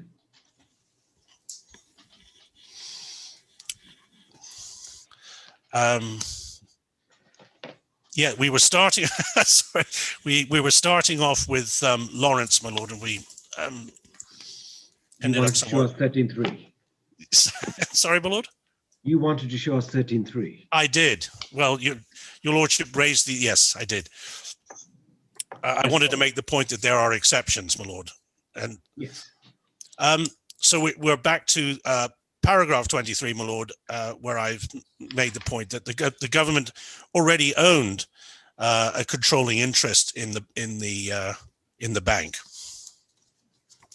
And what occurred, my lord, in a single day was that the act, over the page, the act established a new board, the majority of whom were to be appointed and removable by the minister, and vested in the new board the management, control, and administration of the business and affairs of the bank. Very similar to our situation. Decisions in relation to such management and control were made by majority. The numbers and quorums were such that there could not be a quorum without the presence of at least one director appointed by the minister. So Lawrence and other members were ousted. And then, my lord, just in paragraphs 25 and 26, what the court ended up dealing with was that not only was Lawrence making the application on behalf of himself, but also in relation on behalf of the bank. And that's it. We deal with that 25, 26, and 27. Now, the contention was, and this is very similar to the contention advanced by my learned friend, at 28, that mere regulation of the position of the board of directors ipso facto does not interfere with property rights, and that regulation of the relationship of the board of directors in circumstances ought not to be construed in the sense of compulsory acquisition as interference with property rights, and the act was merely regulative, and that in substance all that had been done was to change the personality of the directorship of the company. Very similar arguments to what is before your lordship. Over the page, my lord, this is how Mr. Justice Bishop dealt with that submission. Clearly, the Act is not of general application to all companies incorporated under the Companies Act. The legislation is concerned with the operation of mainly the St. Kitts Nevis and Gwilym National Bank Limited and the combined effective provisions of the Act. And it was to put sufficient power in the hands of persons nominated on behalf of the government of the state to be the board of directors in order to gain effective control of the company. That is precisely our position, my lord. The end result was that the government of the state, through the directors appointed by the Minister of Finance, acquired possession of the property and effects of that company and took over management, control, and administration of the company's business and affairs.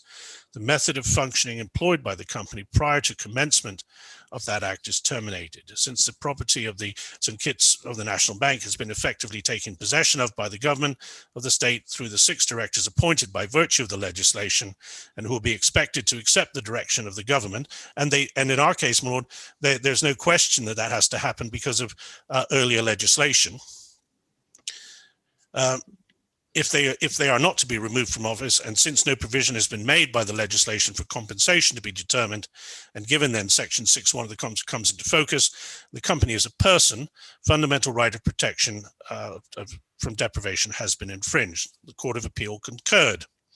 The matter has, however, been clarified now by judicial pronouncements, and the word property is given a broad scope. It has been held that there was no connotation that it should not be extended to those well-recognized types of interests which have the insignia or characteristics of proprietary rights. In our jurisdiction, it has been extended to include money. I am of the view that Section 6 applies equally to concrete as well as abstract rights of property, and I would hold that management is an important incident of holding property.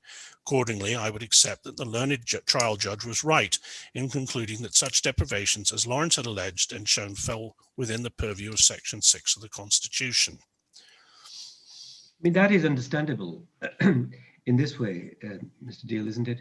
I mean, you have, there you had shareholders who had invested their money in the bank, and they had invested their money in the bank on the basis of the bylaws of the bank. And part and parcel of the contractual arrangement was that the shareholders will elect the management who they thought was appropriate for the purposes of managing effectively their money, which was owned by the company. And here what the government did was change all that and put, I mean, one of the persons who made a director was the Commissioner of Police. One can see why in those circumstances, why somebody's put in $1 million on the basis that they will have a commercial board of directors, all of a sudden end up with the civil service running a bank. And you can see the argument that that is interference with their... Well, let's apply your lordship's observations to the present case. So you have a business that arrives in Bermuda or decides to set up within the the boundaries of the corporation, and they decide in doing so, obviously, they will pay the rates that the corporation charges, and they do so on the basis, anticipating, to use your lordship's expression, that it will be run on a commercial basis, and they will have a say in doing so. And what is going to happen is exactly what your lordship has just said. Instead, they will continue to be charged rates. Their ability to have any say whatsoever in the administration or management of the company is completely replaced, done away with, and instead the corporation will be, or could be, to use your lordship's expression, staffed by civil servants. Again, I keep saying this. It is respectfully a difference without a distinction, in my respect. Well, there's one difference. The shareholders have a proprietary right to the shares, which they then own the assets of the company. Yes. In the case of a corporation like Corporation of Hamilton, there's an obligation on the ratepayers to pay rates, but they own nothing in the corporation. No, my lord, I accept that. I was merely giving the example where your lordship says shareholders come to the company and invest in the company.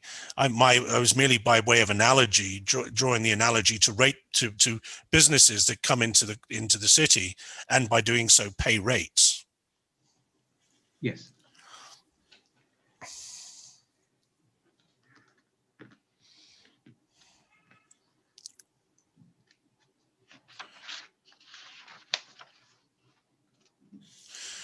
Then if I can deal with Papanet, my lord. Yes. I'm at 32 of my submissions. Now, the applicants here, my lord, were members of the Maxi Taxi Association. So, my lord, in that case, to touch upon what we've just been discussing, this is not a shareholder situation. It is a loosely configured association of taxi drivers. They owned and operated the public service vehicles, and until 1995, they controlled and managed their own fares. They did not pay for the use of their taxi stand, which was located on the Broadway. Then government discussions ensued. The taxi drivers and operators were reluctant to move, but they eventually agreed to do so in reliance on government assurances that they would not be under the control and management of the PTSC, and that management of the centre would be handed over to them within 3 to 6 months. So, however, following the relocation and management of the transit centre was not handed over to the association. Instead, the government decided that the PTSC should take over management and control. To this end, the government introduced the regulations, which gave the PTSC responsibility for managing the centre and the power to charge for its use, required members of the association to apply to it for permit to operate the centre. In order to obtain permission to operate under the permit, members had to show that they were fit and proper persons, and they were charged a fee for each exit from the property. In relation, paragraph 35, in relation to deprivation of property, 2 issues arose. First was whether there was a deprivation at all. The second was whether it had been affected by due process.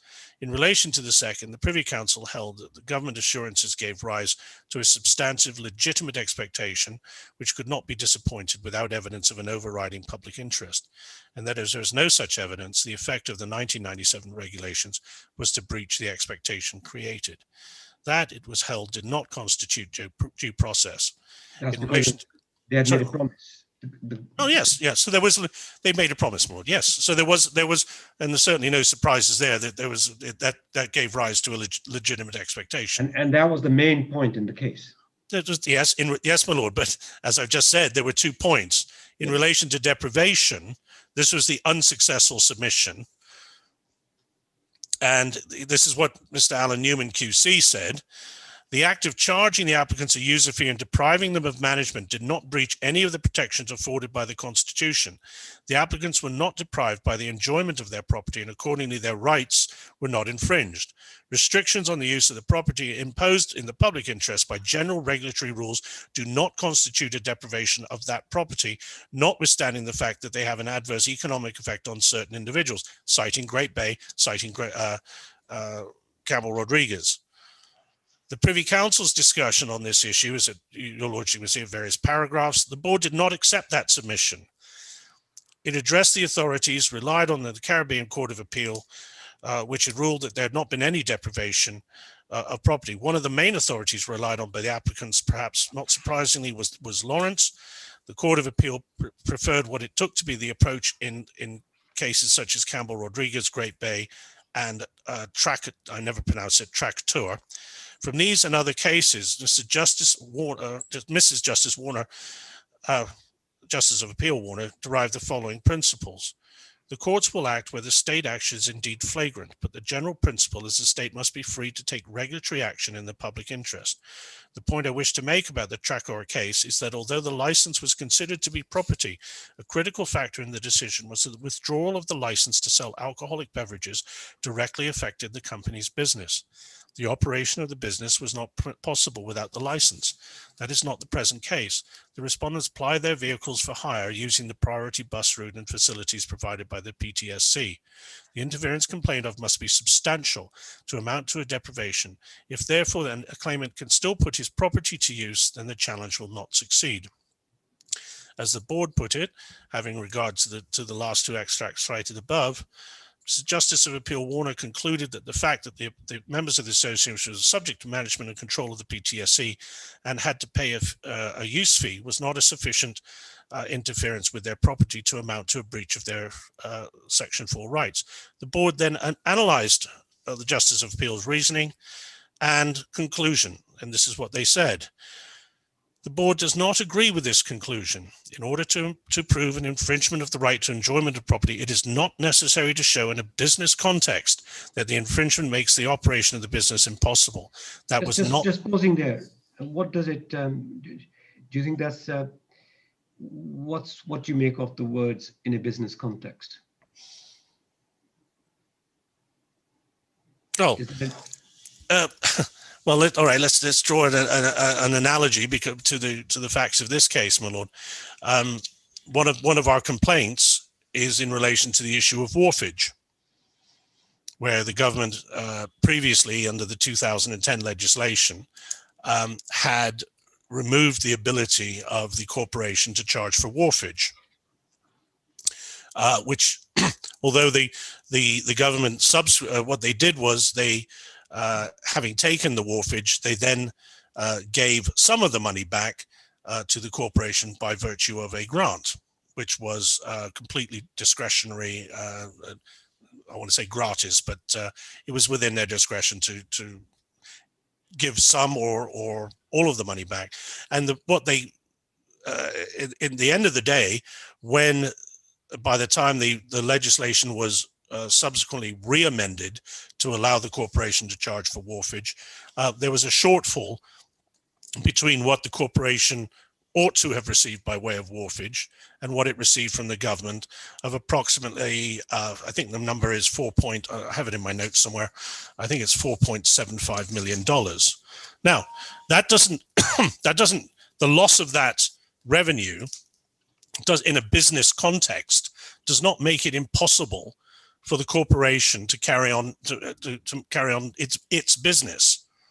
It doesn't render it insolvent. Or I think the question I was asking was whether if the first operative sentence is the second sentence, yes, whether the entire paragraph is not dealing with the situation in a business context, that the principle which is stated is applicable, but applicable only in a business context.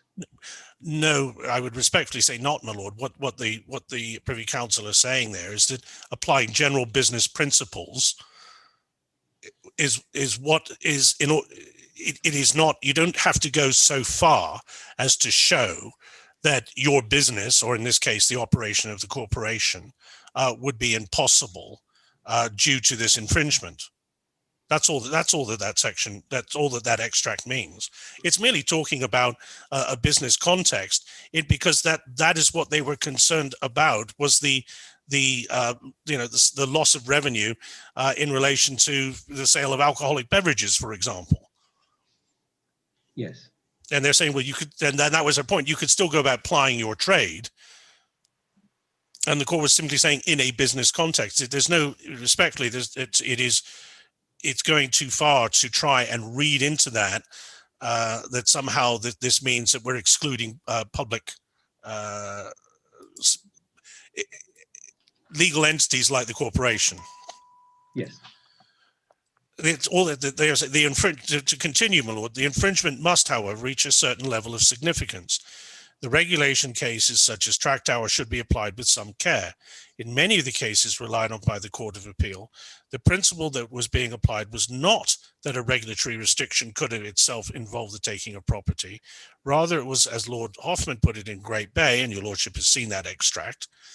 Indeed, in the Track Tower case, I don't think I need to read, if I can drop down to 25, it was not necessary for the applicants in the present case to show that the effect of what the PTSC did pursuant to the 97 regulations was to deprive them of their businesses altogether. There is no warrant for interpreting Section 4A of the Constitution in this way any more than Article 1 of the Protocol Number 1 to the European Convention of Human Rights is to be concerned. The interference with their business was substantial, and they had previously managed and controlled their own affairs. Doesn't say their own business, my lord. Now they were subject to the control and management of their competitor, who, pursuant to the authority conferred by the regulations, charged them a fee for every exit journey and decided whether they were fit and proper persons to be granted a permit to use the Citygate facility at all. Prima facie, therefore, there was an infringement of the members' Section 4A rights. In these circumstances, it is for the government to justify the interference as being in the public interest. If they failed to do so, the breach was established. So as the board explained later, paragraph 48 of their decision, the applicant's real complaint was that the 1997 regulations placed them under the management and control of their rivals. Their specific complaint concerned the fee was of less significance. As the board also explained, managing their own affairs would include not only having to satisfy anyone else, still less than a rival, that they were fit and proper persons who required a permit for the use of the facilities. The board therefore explained the true effect of Great Bay in relation to the regulatory taking cases referred to in Campbell-Rodriguez, namely that restrictions on the use of property imposed in the public interest by general regulatory laws do not constitute a deprivation of property. So the law in question must be a general regulatory law, and that it was imposed in the public interest must be demonstrated. The effect of those cases was not that a regulatory restriction could not of itself involve the taking of property. Thus, a sufficiently significant regulatory restriction may constitute a deprivation of property. Accordingly, the effect of the Privy Council's reasoning is that where such a restriction is expressed by provision for a significant shift in management and control, it constitutes a deprivation of property, management including, and the right to go about one's affairs without requiring the permission or consent or approval of another.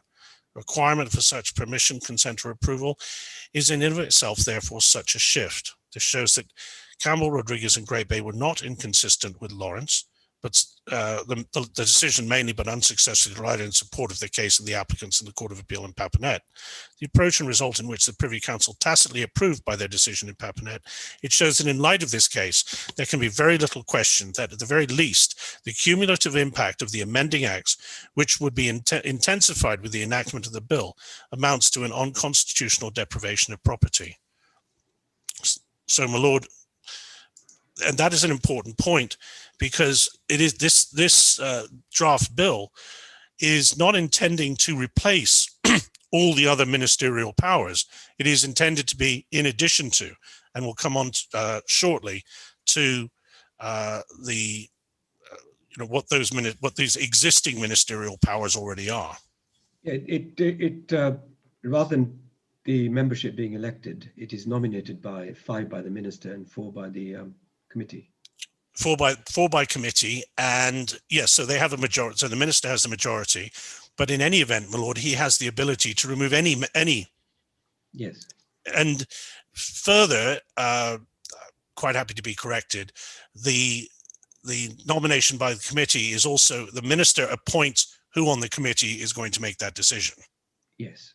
Right. I mean, even before that, I see that in the prior legislation, the minister could give a general or specific direction in relation to any matter. So, I mean, Well, that's part of the complaint, my lord. Yes.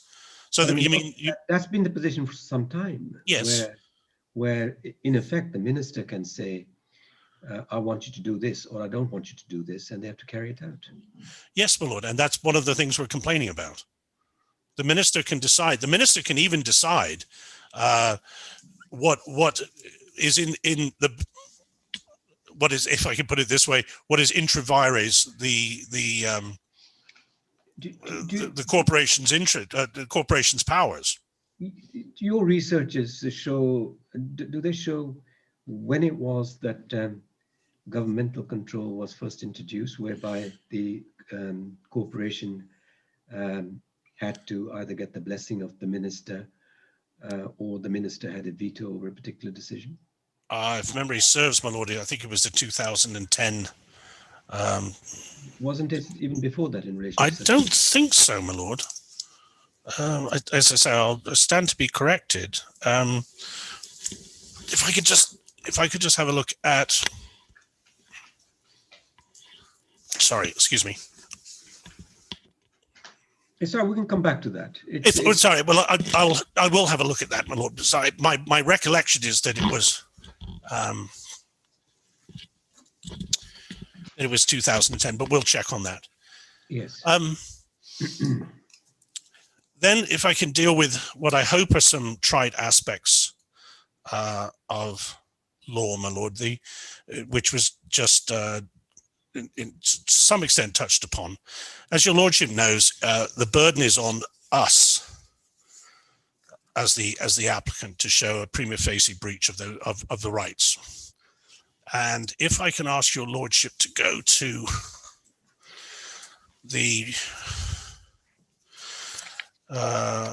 submissions of the 17th of February. They are in other places, my lord, but I thought this was useful just as a... Yes, I have them. Thank you, my lord. And I'm looking at the bullet points. Perhaps I could ask your lordship to add in, because I think it's missing there, that part of the complaint is that in having the wharfage point, if I can put it that way. Sorry, just want to make sure I got the right. Yes, it's page 4, paragraph 8 of the submissions of the 17th of February, my lord.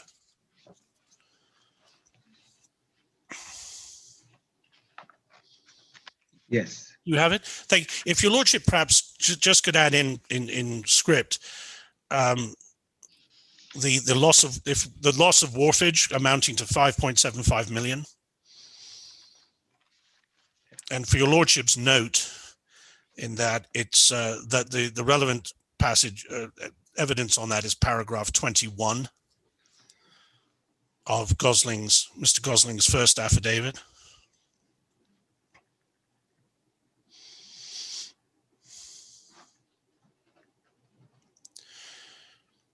And that came about through the 2010 amendment, which removed the ability of the corporation to charge wharfage fees for the use of its docks.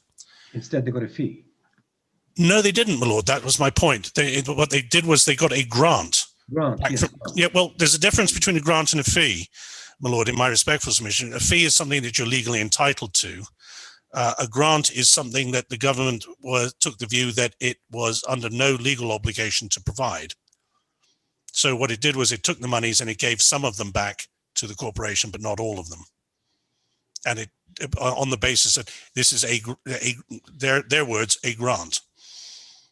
So, and there was a shortfall of 5.75 million.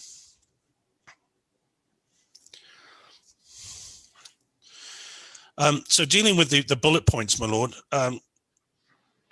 So the minister, as things currently stand, the minister as representative is entitled to participate in all corporations' deliberations in relation to any matter. The corporation cannot make a decision without a resolution. So that's the position today. This is the position as things currently stand, my lord. Yes. The corporation cannot make a decision without every resolution requires the minister's approval in writing. The corporation cannot even approve a budget, far less expenditure or borrowing, without the minister's participation and approval. In relation to disposition of land, even after the minister has had the opportunity to participate in the deliberations, and even after the approved resolution, the corporation must submit a draft of any agreement to sell or lease it for a period exceeding 21 years to the minister for cabinet's approval, and the approval of the legislature must then be obtained. Nothing prevents cabinet from refusing approval at this stage, despite the minister's previous approval of the required resolution for the disposition of land. Nothing prevents the government using its majority in the legislature from engineering legislative disapproval, even after ministerial and cabinet approval. Just ask you a question, a general question. Is it your position that because of the constitutional provisions in Section 1 and Section 13, the result is that the central government could never get to a position where they could exercise any control over the corporation? I think that's probably correct, my lord. But the answer to that, if I may say, then becomes a question of proportionality. Because if for whatever reason that situation is unacceptable, and I'm not offering this with any instructions, but I'm merely giving it as an example.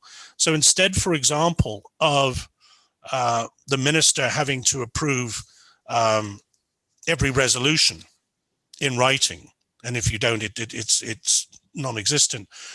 Perhaps a more proportional concept of legislation would be to say, for example, if we don't hear an objection from the minister within 14 days, that resolution is taken to be approved. Because what you have seen, hopefully from the affidavits of Mr. Gosling, is what has happened is the Attorney General's chambers, the minister to a considerable extent, the Attorney General's chambers to an even greater extent, is the place where ordinances and resolutions go to die. They are sent and nothing happens. But it's more than that. I mean, your point of principle is you say that government and control over the management function of the corporation it amounts to deprivation of property. Yes. It amounts to breach of, you say, the constitutional right of the corporation. Yes. If that is right, it must follow that you can never get to a situation where the government has any real control over the corporation. No. Can I interrupt, my lord, just for 1 second? I think what the case law says is that the control that is acquired or obtained has to be significant. Yeah. Unfortunately, it doesn't say what significant exactly means. So it would be a question of fact and degree, depending on the nature of the legislation and depending on the facts of the case. So I'm not sure we can answer the question easily. We can't just say this amount or that amount of control. I think it would be a matter for, you have to look at it in the circumstances of the case at the time and depending on the particular legislation. What I think we're saying in this case is that there's no question that it has now crossed the threshold or gone over the line of significance. Well, specifically, you say that you can never get to a situation where the government appoints the membership of the governing body of the corporation. Well, it depends. I mean, suppose, for example, the appointment had to be, I don't know, after consultation with the corporation, say. I mean, that might be a slightly different thing. Suppose at the moment you're putting forward a case which says that if effectively the management is appointed by the minister, that amounts to deprivation of property. If that's right, it must follow that you could never get to a situation where the central government, the minister, appoints members of the management body of the corporation. in such a way that it gives him the kind of control, because you could appoint some people and not all. So with what we're saying is, where that power of appointment gives the kind of control that it presently gives by majority and so on, then the answer is no, you could not. Yes. And that is the point, my lord, of the Papinet, the Lawrence, Papinet decision. Lawrence decision. I always get the two mixed up. The Lawrence decision, where the minister was appointing a majority of the board. You know, if no, the minister appointed everybody, including the commissioner of police, who became. Well, I think it was a majority of the board, my lord, but I'm fairly certain. It was in fact a majority. Yes. In the Lawrence case, not the entire board. Yeah, that's right. He could the minister appointed a majority, one of which was, for example, the commissioner of police. If you may, drawing from that analogy, it is as my learned friend Mr. Myers says, it becomes, and what I was trying to get at is a question of proportionality.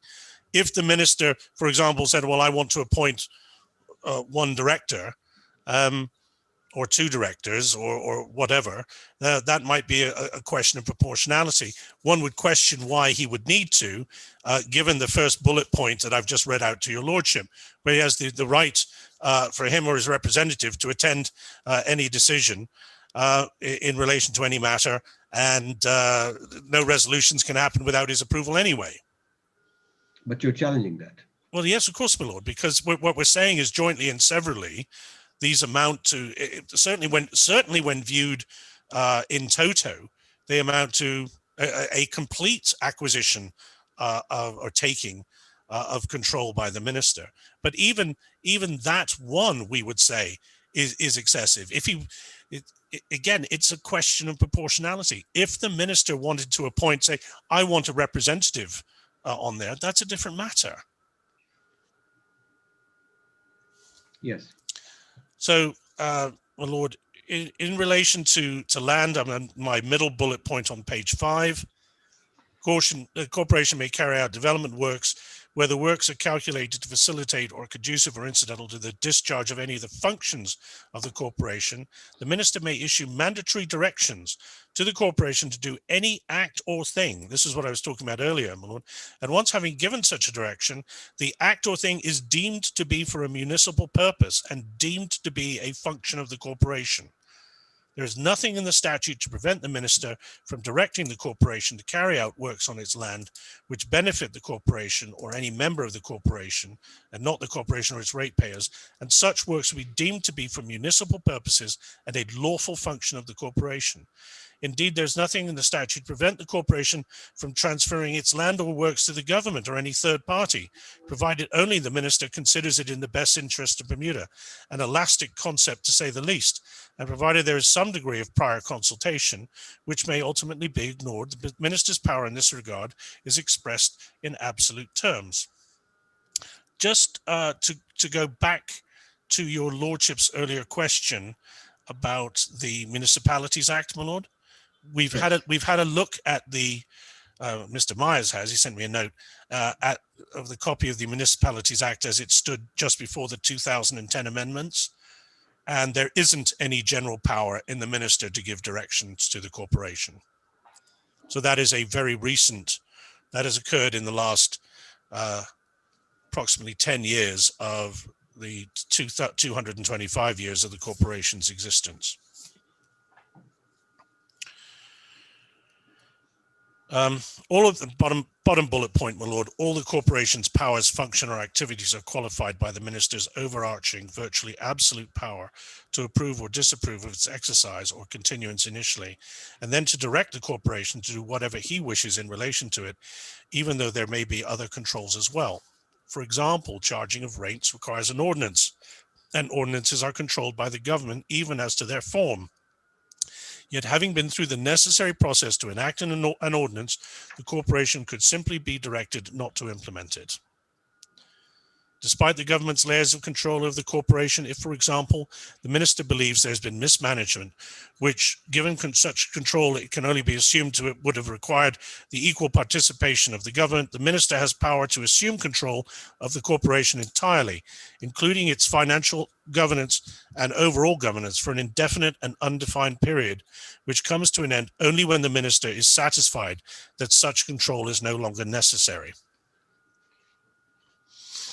The bill leaves all these controls in place, but removes even any pretense that the corporation has any existence independent of the government by doing away with elections and providing for the appointment of the members of the corporation by the minister, either himself or through a selection committee essentially controlled by him. His personal power to appoint is such that he will control the majority and casting votes. He also has the power to remove persons appointed if unwilling to carry out their functions, which, it should be remembered, he may determine by directions. If the bill is enacted, therefore, the government will not only control the corporation's functions, powers, activities, finances, governments, and so on, it will also be in a position to appoint persons to the corporation who are thought to be likely to support the government's agenda, whatever that may be. The corporation will, in effect, become part of the government, as will control over its assets. None of those, I think, my Lord, are in dispute. It's not in dispute as to what these incredible powers are.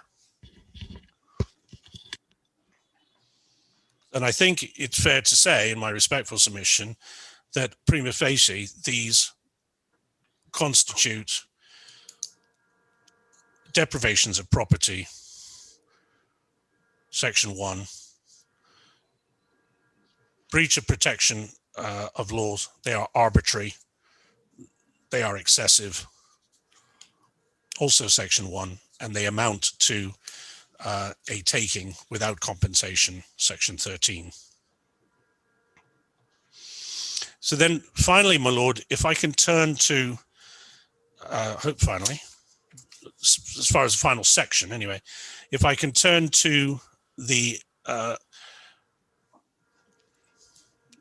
having hopefully established breaches, it's then for the government, the Attorney General, to establish a positive case that that these are necessary in the public interest. And in that regard, we look primarily to the affidavit of Ms. Azar at tab 8. And if I can go through this fairly quickly, hopefully. Yes. Because, my Lord, much of it is, in fact, I'd say actually all of it is dealt with by Mr. Gosling in his third affidavit. But if I can just go through them in order, picking them up just at some points, my Lord. Paragraph 4 of Mrs. R's affidavit. As Mr. Gosling had points out both in his first and his third affidavit, what happened was that lots of land that were in the government possession were then sold, and the purchase price was repaid to the government in any event. So, as the fact of the matter is that the government did not fund any provision of property. This was done by private funds, and the government was repaid. Well, let's just understand that. Yes. Initially, the government gave property, which was Crown lands, to the corporation, yes? And then the corporation sold some of them. And presumably, the money it received in relation to those sales, I assume, gave it to the central government. Yes. But there were lots which were not sold at all, yes? Well, it doesn't seem to be well, again, we're going back some 225 years. I mean, obviously, the roads haven't been sold to anybody. The places where the City Hall is built presumably hasn't been sold to anybody. I mean, there are portions of the Crown land which have not been sold to anybody. City Hall, my lord, was originally private property Okay. because the Hamilton, is it Hamilton Hotel? Was Well, fair enough. originally was You may well be right, but I mean, No. my understanding was that the land was given, and it was certainly parceled out and then sold to the public at large. But my impression was not all of it. And in relation to the lots which had been sold, I'm assuming that the price received was given to the central government. Have I got that wrong? Yeah, I think that's right, my lord. But I'm just looking at Mr. I think Mr. I was looking at your point about the unsold. Well, say for example the roads. Well, I just look. If I can ask your lordship to go to paragraph 4 Yes. of Mr. Gosling's third affidavit, because this is what he says. Let's have a look. Yes. So if I 1, 2, 3, 4, fifth line, my lord, starting quite simply. Page 3. Page 3. Yes. Quite simply. I've got that. Quite simply, the government paid the owners of the land comprising the township and was repaid by the proceeds of auction, with whatever was left over being funded by the corporation, as is demonstrated at paragraph 10 of my first affidavit. The original freeholders who made up the corporation therefore contributed the land in the first instance. It was subsequently vested in the Crown for the purposes of permitting it to be sold at auction by the statutory commissioners. It was so sold to private owners, and whatever contribution the government made to the process was reimbursed either by the proceeds of sale or by the corporation. So the original freeholders, what was sold, my lord, for example, just by way of example, would be, I want to say Trimmingham's, but whatever it is now, Brown and Co., would be sold to a private owner. But what was not sold would be, for example, the roads. But they were provided by original freeholders. The land was originally all private land provided by the freeholders of that land. Subsequently, lots were then sold. The government acquired them, sold off the lots, and the government was reimbursed for that. So there's out of all of this, there was no contribution by government of the lands. That is the affidavit evidence. Yes. I'm sorry. Then going back to Mrs. Czar's affidavit, tab 8. Then she deals in a rather lengthy, and I would respectfully say, no disrespect, I should say, rather tortuous fashion with the issue of municipal elections and the business ratepayers vote. The point is, my lord, is that this recitation misses the point. The point we are making is that the removal of voting and allowing the minister to appoint and or replace management at will demonstrates a deprivation of property or acquisition in the manner that such doing so amounts to a taking.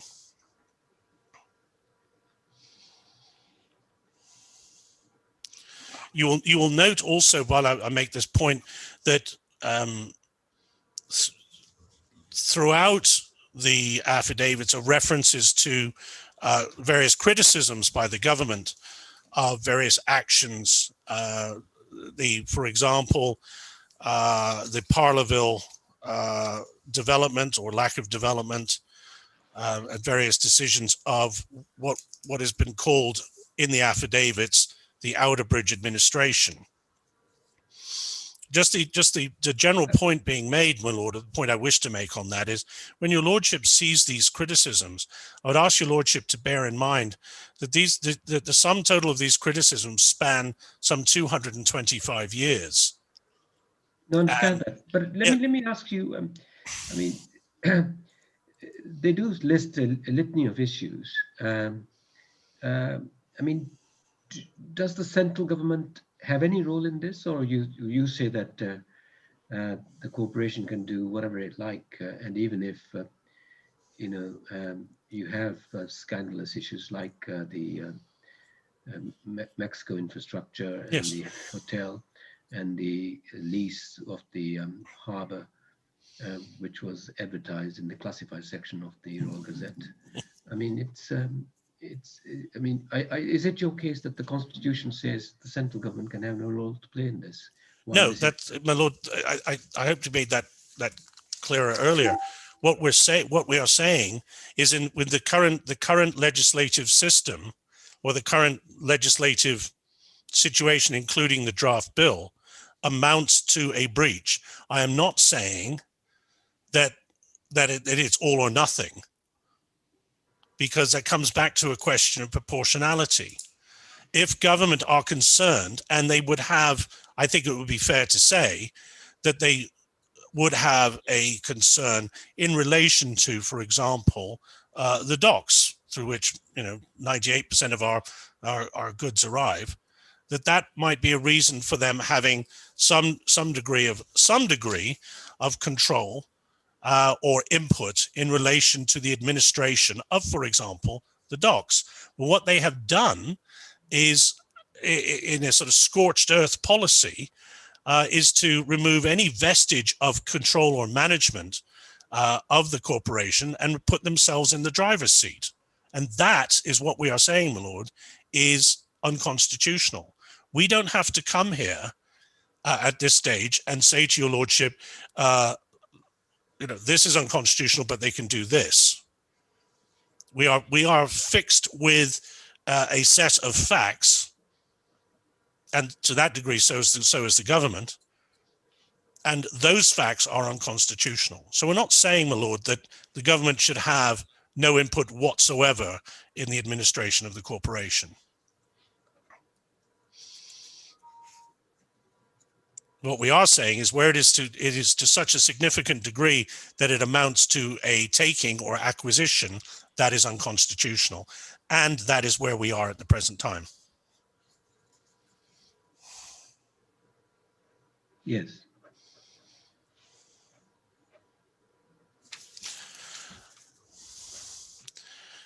In relation to sorry, I think we then go on to, sorry, my lord, we go from municipal elections. So I've dealt with that. Business ratepayers vote. Dealt with, and this is dealt with, my lord, in Mr. Gosling's third affidavit. So but there are various points to be made. I'm just trying to make hopefully the main points.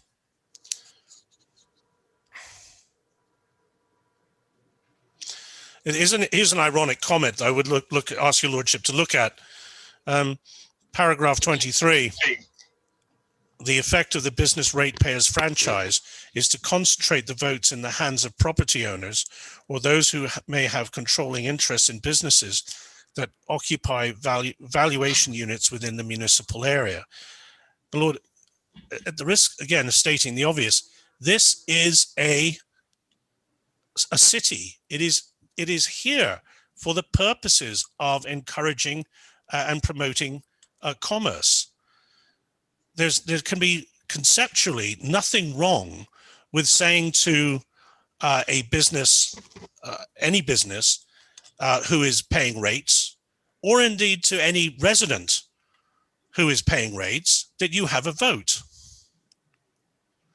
But ironically, the response, and this is where this sentence in paragraph 23, respectfully, they shoot themselves in the foot, is what they do is then they just remove it in its entirety and give the total control over to the minister. So no ratepayer within the city has the ability to determine or have input in relation to the management. So moving on to wharfage. Yes. There's no justification given in these 10 or so paragraphs what she does say at paragraph 26, halfway through the paragraph, the policy objective for this change was to consolidate the power to levy fees and taxes in the central government. Well, I think Well, in those paragraphs, she makes the point that as far as the user is concerned, they have to pay 3 or 4 separate fees, and it's Yes. confusing. And there's no reason why in a small island one couldn't have just one composite fee. well, my lord, that would have some relevance if, in fact, that's what they actually did. All they did, my lord, was move wharfage from the corporation and use it as an income stream for the government. They didn't take any steps to clarify, consolidate, or amend the tax structure. And in fact, what's happened now is that in the Municipalities Amendment Act of 2013, the issue of wharfage has now been returned to the corporation. And in the last 7 or 8 years, no step has been taken to conform with this paragraph 31, which says government's policy direction changed with the change in government. Second sentence, I'm advised that the effort to rationalize wharfage, customs duties and fees remains a government policy objective. I truly believe that based on the history of the corporation's response to government initiatives, government's policy would result in further conflict, litigation and associated expense. That may well be right if the government intends to do what it did before, which is to remove a revenue stream for the corporation for the use of its property and keep that revenue.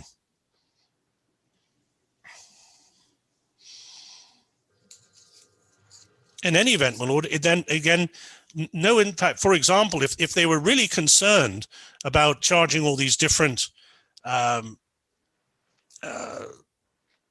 taxes, levies, etc., they could quite easily have introduced legislation to consolidate that, while at the same time ensuring that the corporation was not having assets or revenue streams removed from it.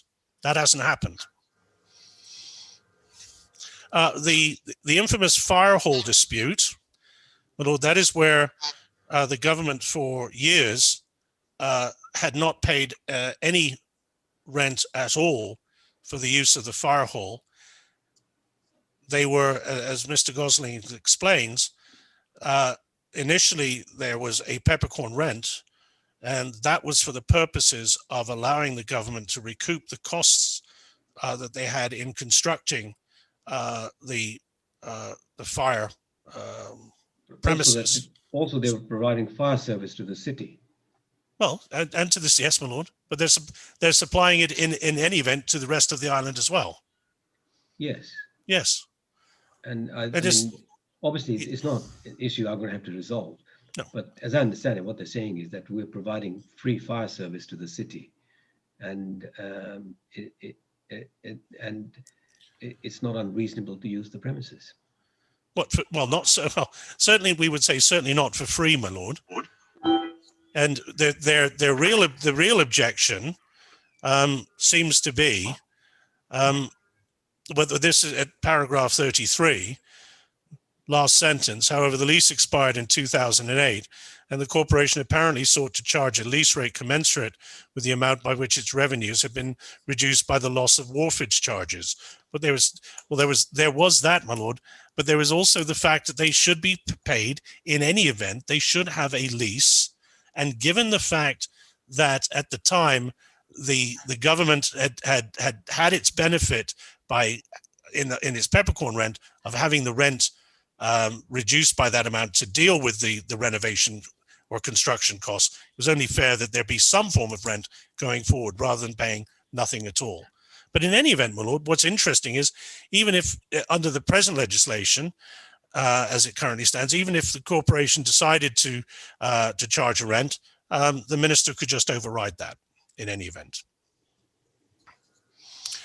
As to the issues of, there's a comment, paragraph 34, in typical last sentence, antagonistic action, the corporation sent the fire service a bill it had received from the water supply company for the water used by the service to extinguish the fire.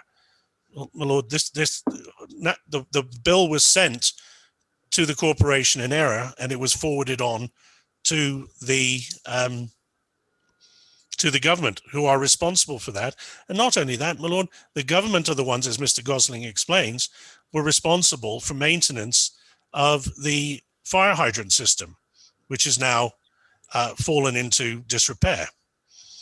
So again, it's interesting that Mr. Czar, the Attorney General, was not aware that the government had the responsibility, because it took over the fire service, of maintaining that aspect of the fire hydrants within the city.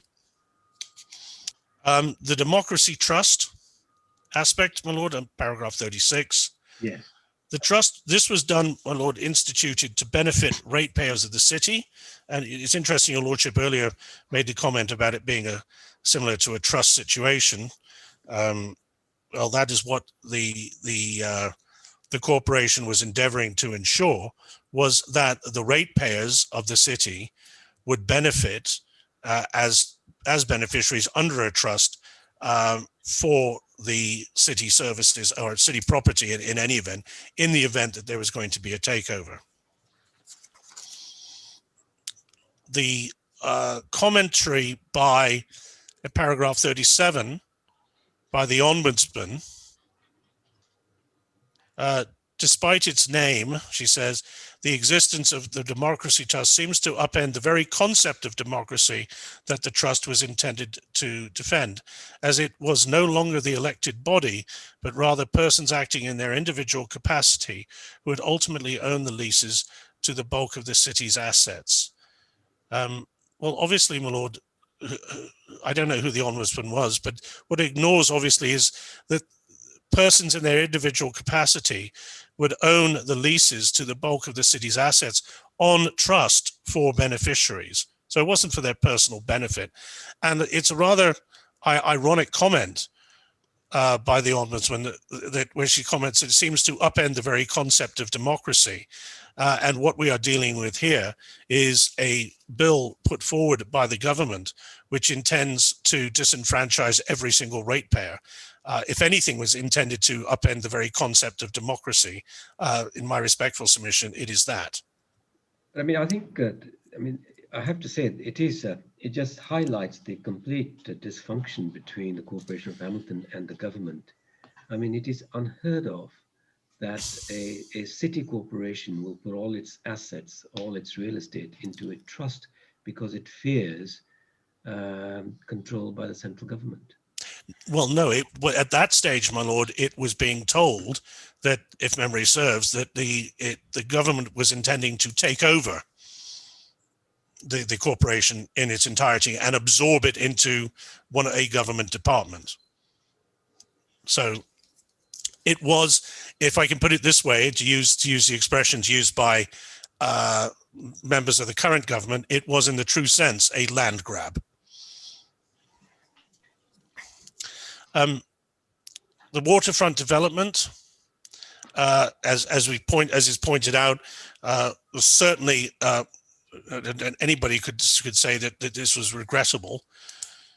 It was a function of a previous administration, and as I said earlier, my lord, is one example over 225 years of, one could say, bad management. But I mean, as the Americans say, that's egregious example. Well, my lord, if we are going to, but what is interesting is that the government purports to use this as a reason for taking over complete control. I don't propose to troll through the incredible finger pointing is going to go on, examples of government, and I'm not pointing the finger particularly at this government, but previous governments as well, government ineptitude and mistakes, misspending, etc., I can do if your lordship wants. There the examples are there, but I don't think anything. One example, and I appreciate it. It is an egregious example, but as I said earlier, my lord, the way to there are possibly ways to deal with it. Not, and I would say the way not to deal with it is to take over total control of the legislation and put it all in the hands of the minister. Yes. There is, to use the expressions, proportionality. Development of the Parlerville car park. My lord, again, we've already touched on this. This was an example of a previous administration. Again, once in 25 years. Paragraph 43, my lord.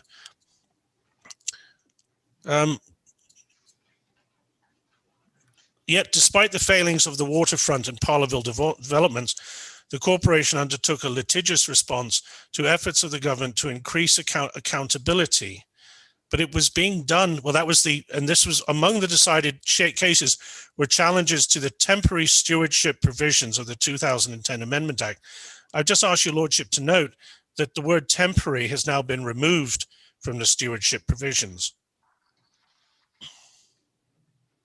What the stewardship provisions actually challenged? I see in some of the judgments there's a mention of a challenge, but I haven't seen any conclusion on it. Were they challenged as to constitutionality? There was, again, I think my learned friend Mr. Howard might be able to. My recollection is that the former corporation instituted a constitutional action to challenge it. It didn't go anywhere. It never went to judgment. Never went to a hearing, is my understanding. And my recollection is that it was, in fact, I think it was us that did it, or me that did it, subsequently discontinued. Well, yes, my lord, there are two cases to which we'll be referring in our submissions relating to the stewardship formally exercised by the minister. Yes. Yeah, I'm grateful to my friend. The only point I was making there was that it's interesting that, yes, and the other challenge was a challenge to the corporation's right to regulate parking, which the learned Chief Justice, then Chief Justice, made a comment that the challenge was, or the corporation had acted in a, quote, far from arbitrary fashion. And parking regulations, my lord, came about again as a result, in no small part, of the corporation sending regulations or ordinances to the Attorney General, and that is dealt with by Mr. Gosling. And then the interesting section on local government reform. Perhaps I can ask your lordship to look at paragraph 48. Yes. The policy aim of the government of Bermuda is to effect more unified accountabilities and taxation, which will result in reduction in administration for government and for the public. This policy aim has regard to Bermuda's small population base and the fact that the burden of most public services within Hamilton are upon the central government. Social services, public safety, policing, and fire safety are provided and paid for by the central government. In the case of housing, the responsibility lies with Bermuda Housing Authority. The central government has undertaken responsibility for emergency housing by funding the Salvation Army facility in Hamilton. Now, pausing there, my lord, how does any of this legislation accomplish any of these policies? There's no unified, where you are simply having management being replaced essentially at the whim of the minister, doesn't do anything to provide unified accountabilities and taxation. And I don't know how it would result in administration, reduction in administration, where again, this is Mr. Gosling's affidavit, where it was the position of the government has been is that there will be no job losses by the corporation.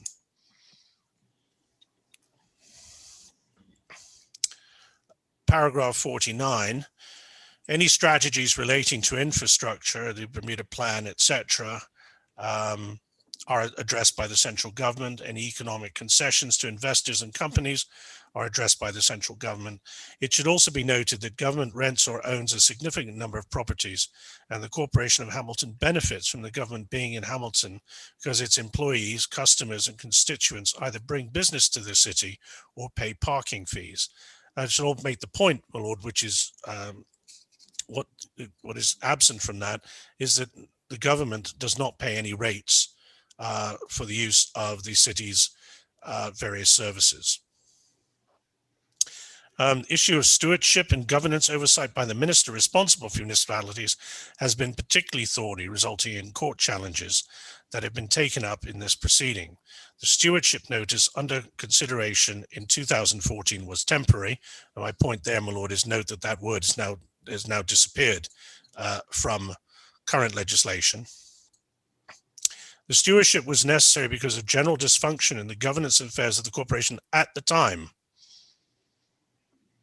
So that was in 2014. Once in 225 years. A succinct, paragraph 42, a succinct statement of the policy rationale behind local government reform in Bermuda is found in the then Minister Walton Brown's ministerial statement provided at page 238 of Mayor Gosling's first affidavit.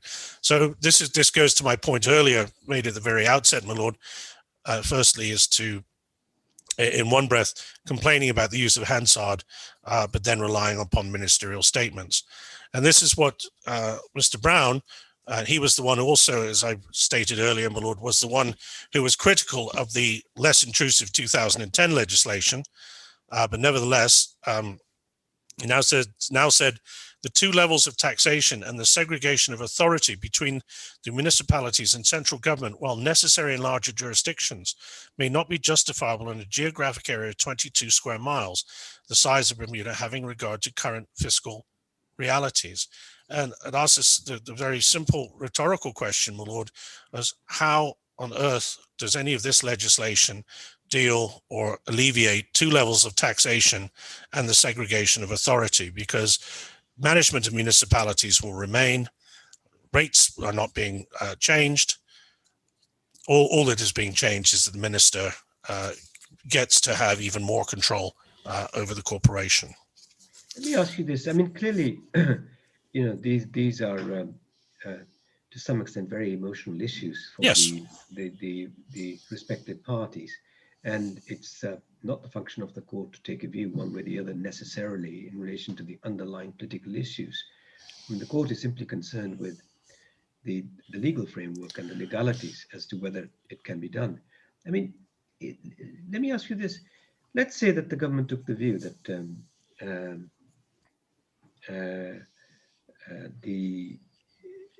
in the context of Bermuda, the municipal authorities really no longer make any rational sense, and they were going to simply run everything from the central government. My lord, excuse me, my lord, I am having trouble picking up the audio, I think, from your end. I've got mine turned up, but I am having some difficulty. Can you hear me now? Yes, that's better. So, I mean, what would be the position, Mr. Deal? It's got Ronald Myers underneath your name, that's why.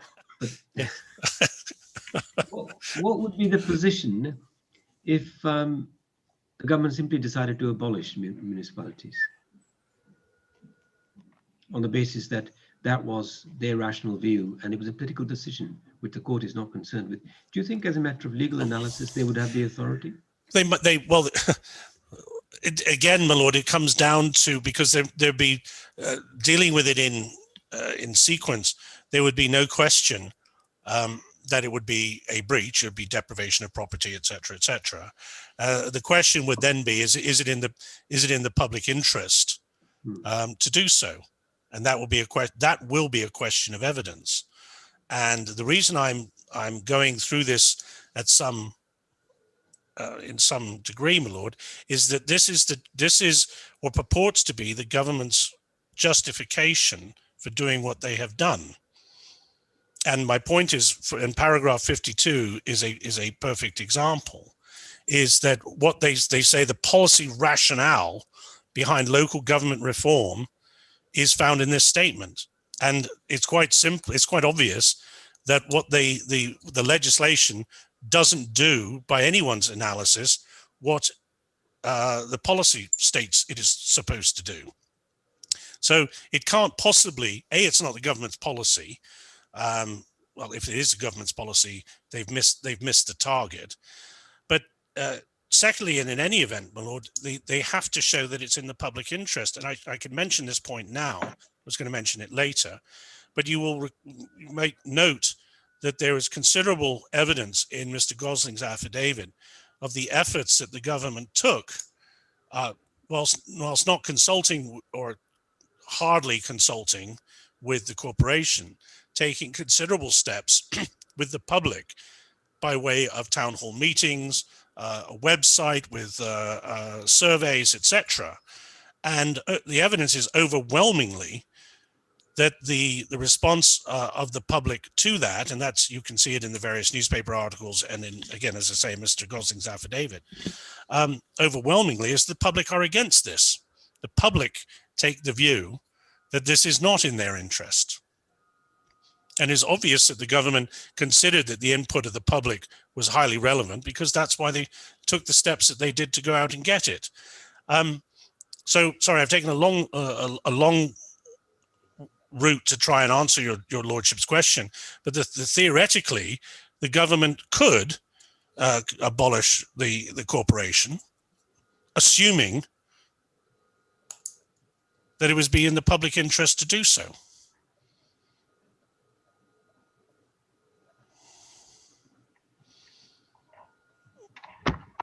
And it would also depend, I would say, my lord, on where the property went. Because remember, this is not government property. So where would these buildings, who would own them? If the government is going to acquire it, that it would be a live issue. So it's a bit of an to answer your lordship's question in typical lawyer fashion, it depends. I mean, there would be the issue of compensation. Doesn't make much sense. If the corporation is going to be abolished, you pay compensation. Where does the compensation go? My lord, because you don't have shareholders, so who are you going to pay it to? My lord, I wasn't going to. I totally understand that point. Who would you be paying compensation to? But there's certainly under Section 1, there would be issues. Yes. And given that this has worked, and with possibly 3 exceptions from the previous administration worked well, and that is the evidence of the mayor, there would have to be a fairly compelling reason for the in any event, one would say, for the government to come in and to step in and say, right, we're going to get rid of all this and we're going to take over everything. And paragraph 55, my lord. I've touched on this already. The objective of the reform bill is to create a governance system for the Corporation of Hamilton, whereby the many challenges to the provision of public services may be dealt with in an orderly way upon establishing more closely cooperative relationship with central government. It's not a cooperative relationship, my lord. What is envisaged is a complete takeover. The fact that we're having a hearing shows that, I think. Well, I don't. I mean, there is evidence, my lord, and I think even Mrs. Argos, to be fair to her, goes so far as to say that the corporation has stated, which I don't think she took it at face value, but has stated that it does want to work, is prepared to work, and this, the mayor has made this point, that it does wish to work cooperatively with the government. But the problem is when you are sending, for example, and I've said it before, ordinances the evidence is that all have gone and none have come back. How on earth are you supposed to operate with that system? Yes. Then the consultation issue that is dealt with extensively by Mr. Gosling. The fact of the matter is there was the consultation process that took place was, to say the very least, of such a superficial nature, comprising, I think, one meeting, and asking the most general of questions without even asking to say, here's the bill, what do you have to say about it? There wasn't proper consultation, and that's the evidence of the corporation. What's the legal significance of consultation or lack of it? Because my lord, the electoral process was at one stage put over for a year. This is an evidence put over for a year, and it was on the basis that the government stated that there would be consultation with the corporation in relation to, if I could put it this way, further regulatory powers of the government over the corporation. That consultative process was essentially non-existent. So what's the legal significance? Well, it goes to protection of law, my lord. It's arbitrary.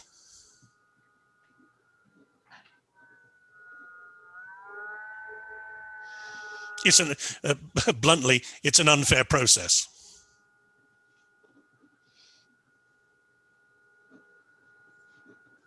Yes.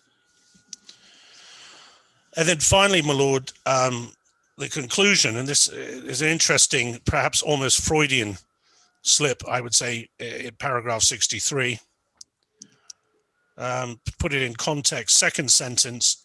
Although leadership of the corporation have indicated they are willing to interact cooperatively with the central government, the government has not been able to overcome the view that ownership of municipal property overcomes the wider public interest.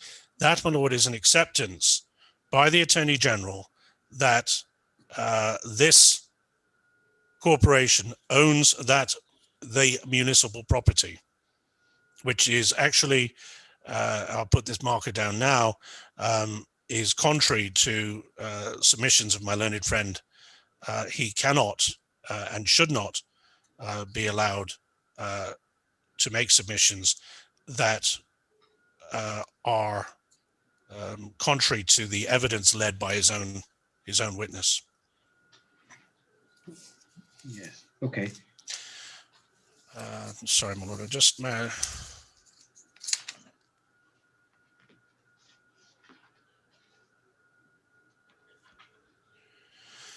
yes, and just on sorry, finally on paragraph 63, which overcomes the wider public interest, and one again asks the rhetorical questions: what is the wider public interest?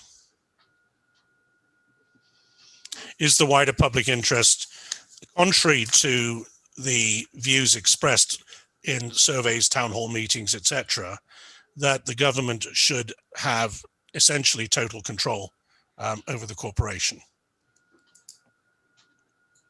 Lord, unless I can assist your lordship any further, those are my. No, I think for the time being that's fine. So it's 7 minutes to 1, Mr. Howard. I suggest we break for lunch now and resume. How's 2:15?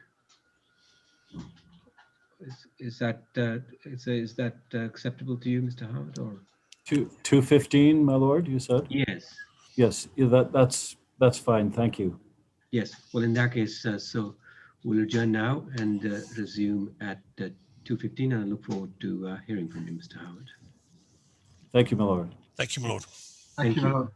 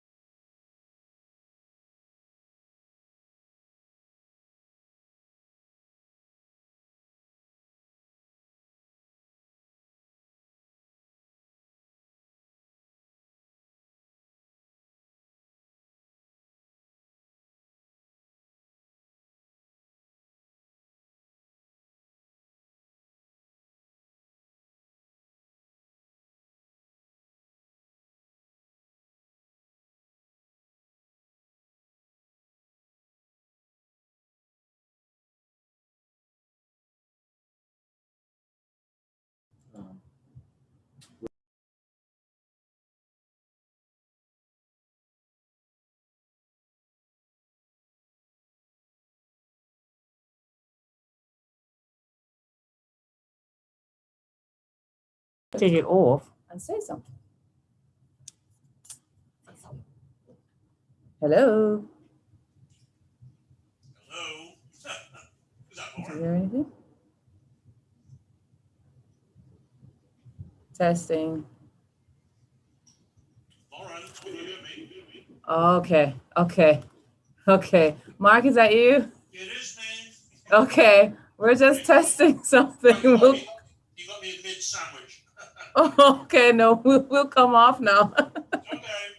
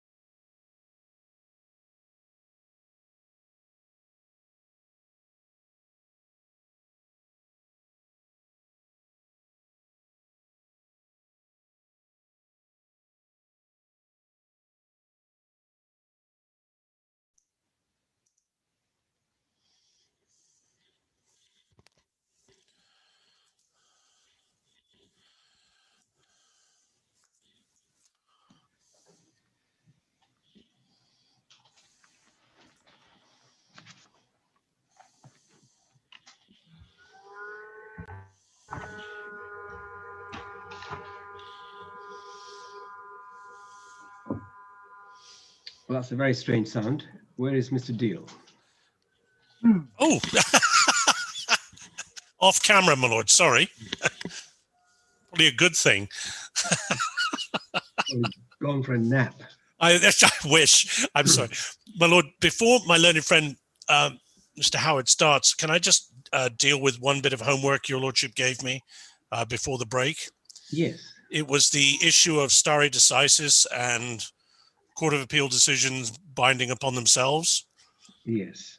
The answer, hopefully, my lord, is it in our reply submissions, paragraph 5. Okay. I'll have a look. And paragraph 6 on the issue of per incurium. Paragraph 6. I will have a look. Yes, thank you. Thank you, my lord. Yes, Mr. Howard. Thank you, my lord. Are you hearing me well? Yes, I can hear you well. Can you hear me? Thank you. I have been having a trouble with the sound.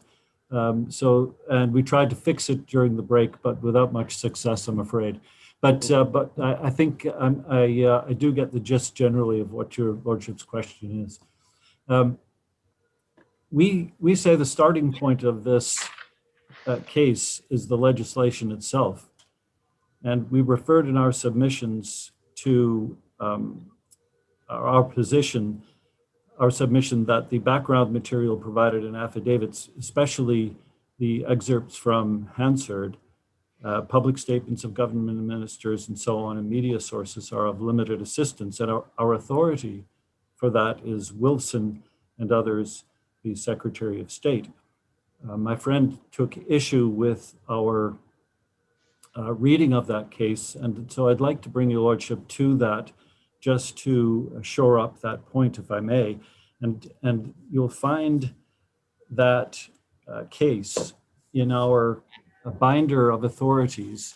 And we've just submitted 2 binders to the court, one thin volume of legislation and a somewhat larger bundle with our cases.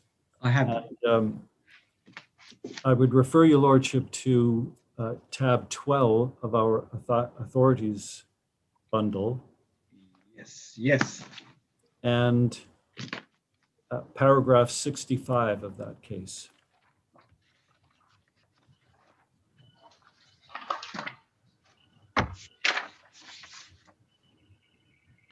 Yes, I have it. So this is from the judgment of the quotation I've provided in our submission is from the judgment, I think, of Lord Hobhouse. The judgment of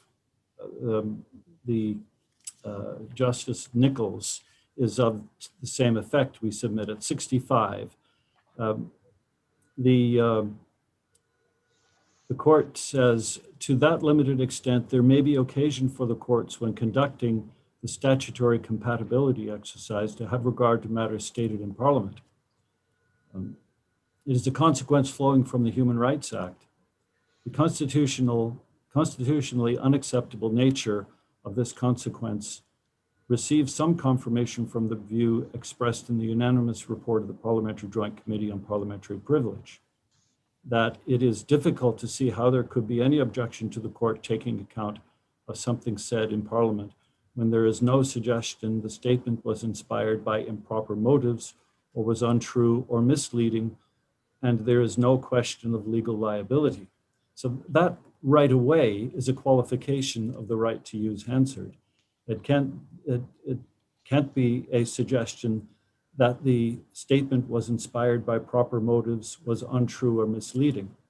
And the court goes on to say at paragraph 66, specific instances where it is acceptable to go outside the exception first laid down in Pepper and Hart. And the court says at 66, I expect that occasions when resort to Hansard is necessary as part of the statutory compatibility exercise will seldom arise. The present case is not such an occasion. Should such an occasion arise, the courts must be careful not to treat ministerial or other statements as indicative of the objective intention of Parliament. nor should the courts give a ministerial statement, whether made inside or outside Parliament, determinative weight. It should not be supposed that members necessarily agreed with the minister's reasoning or his conclusions. 67.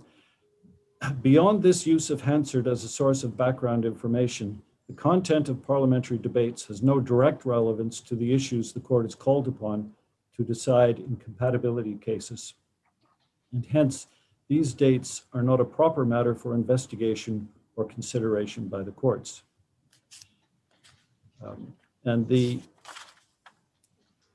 If I can refer, actually, so that's the general statement and the conclusion of the decision of the court in that case, in the Wilson case. But the court specifically says, and I'd ask you to look at paragraph 60. So the court there, starting at the middle of that paragraph, sets out the exact circumstances in which courts may refer to parliamentary debates. And if I can start at what is important is to recognize there are occasions when courts may properly have regard to ministerial and other statements made in Parliament without in any way questioning what has been said in Parliament, without giving rise to difficulties inherent in treating such statements as indicative of the will of Parliament, and without in any other way encroaching upon parliamentary privilege by interfering in matters properly for consideration and regulation by Parliament alone. And then the court sets out in the following words, 3 circumstances. The use by courts of ministerial or other promoter statements as part of the background of legislation pursuant to Pepper and Hart is one instance. Now, Pepper and Hart, as I understand that case, is that such statements are permissible to resolve some uncertainty in the language or absurdity in the language. But it has to be an that's a ambiguity. narrow exception. Yes. So that's the Pepper and Hart exception. Another instance is the established practice by which courts, when adjudicating upon an application for judicial review of a ministerial decision, may have regard to a ministerial statement made in Parliament. The decision of your Lordship's House in R.V. Secretary of State, ex parte Brind, is an example of this. I now turn to consider whether a challenge to the compatibility of legislation with convention rights may be a further instance of the innocuous use by the courts of statements made in Parliament.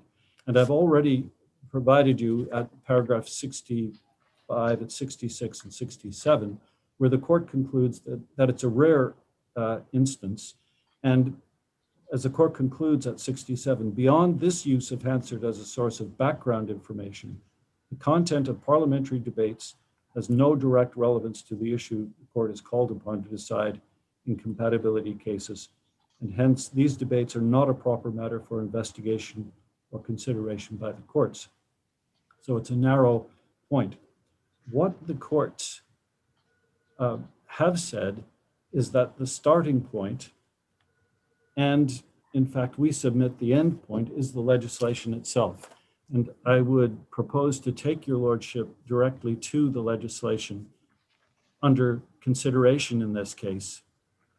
And you will find that in that slim booklet, with 9 tabs entitled Legislation.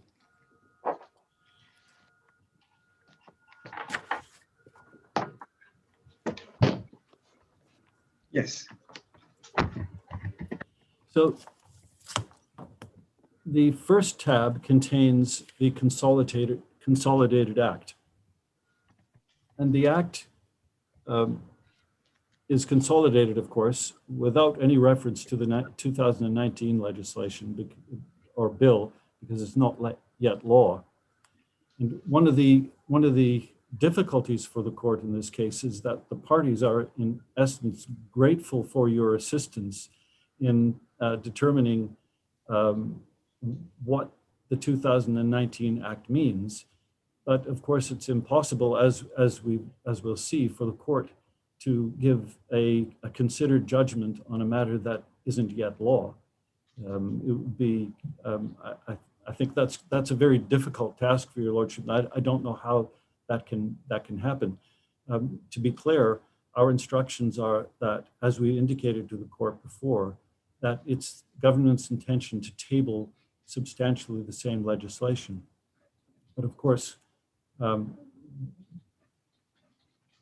we'll have to wait and see. That's the stated intention, and those are my instructions. So that's tab 1 of the binder, the Consolidated Act. At tab 2, you have the Municipalities Reform Act, and that was the first of the legislative changes that that are contested by the corporation. So, section 3 of that legislation is entitled Electoral Reform, and it reforms the franchise from the 1st of April 2011 by inserting new sections 9A and 9B in the Principal Act. 9A provides that all persons for the time being listed on the parliamentary register as resident in the municipal area of Hamilton and St. George are entitled to vote in a municipal election for mayor, aldermen, and common councillors of the corporations. And Section 9B is just a consequential amendment, and that's not of importance for present purposes. The effect of that is to permit any individual person the right to register as a parliamentary or as an elector in a municipal election, and it had the practical effect of removing the business ratepayers vote. Then just section on that, 4. Sorry, Mr. Howard, the business ratepayers continued to have the vote, or their vote was simply abolished? It was, the business ratepayers vote was abolished in 2010 and restored in 2013. Yes. It was, as is indicated in the affidavit of Mrs. Azar, it was itself, the business ratepayers vote, a creature of statute, which came about with an amendment to the Principal Act in 1978. So over the lifetime of the corporation, the business ratepayers vote only came in relatively recent years in 1978. So what was the position before 1978? It was a one person, one vote franchise. Just universal franchise as it applies Universal to her. But of course, everywhere in Bermuda, and Mrs. Azar deals with this, and we will get to her evidence. Everywhere in Bermuda, and of particular sensitivity to many Bermudians, is the fact that the vote, that one person, one vote, was attached to land ownership rights. I mean, and before universal franchise came in, and with the Emancipation Act, of course, there was a link of voting rights and rights to hold high office, was a link to land ownership. And so the intent, the policy rationale by the government of the day in 2010 was to make a policy decision reflected in the law to make a universal, in a sense, anybody who was a resident of the municipality could vote in a municipal election. And you didn't get, as we'll see from the affidavit of Mrs. Azar, the business ratepayers vote gives with it a two-vote, restores a two-vote system in the sense that somebody who is an owning controller of or has a controlling ownership of a business can vote or nominate somebody to vote in their behalf. And then if they're a resident of the municipality, they also have a vote as a resident. So potentially two votes. And it was that the 2010 Act dealt with. That was, I would say, one of two substantial changes that came about in 2010 with that amendment. And the other change in Section 4 makes amendments to Sections 18 and 19 of the Principal Act, providing that persons listed on the Parliamentary Register for Bermuda, not just municipal areas, were eligible for nomination as mayor, alderman, or common councillor of the corporation. So it said that any Bermudian on the Parliamentary Register could stand for election for an office in the Corporation of Hamilton. So no qualification that you had to be based in the city. No, that's correct. Then the third significant change brought about in 2010 was the removal of the power of the corporations to levy wharfage and port dues. And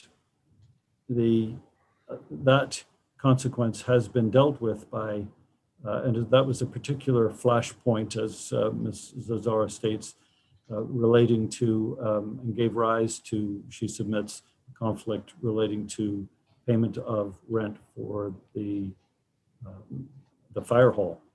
So a further change is in Section 6 of the 2010 Act, which amends Section 41 of the Principal Act, requiring that annual statements of account are to be forwarded to the minister responsible for municipalities instead of the Minister of Finance. So those statement of accounts which formerly had gone to the finance minister are now going to the Minister for Municipalities. Was there a new post or always existed, Minister of Municipalities?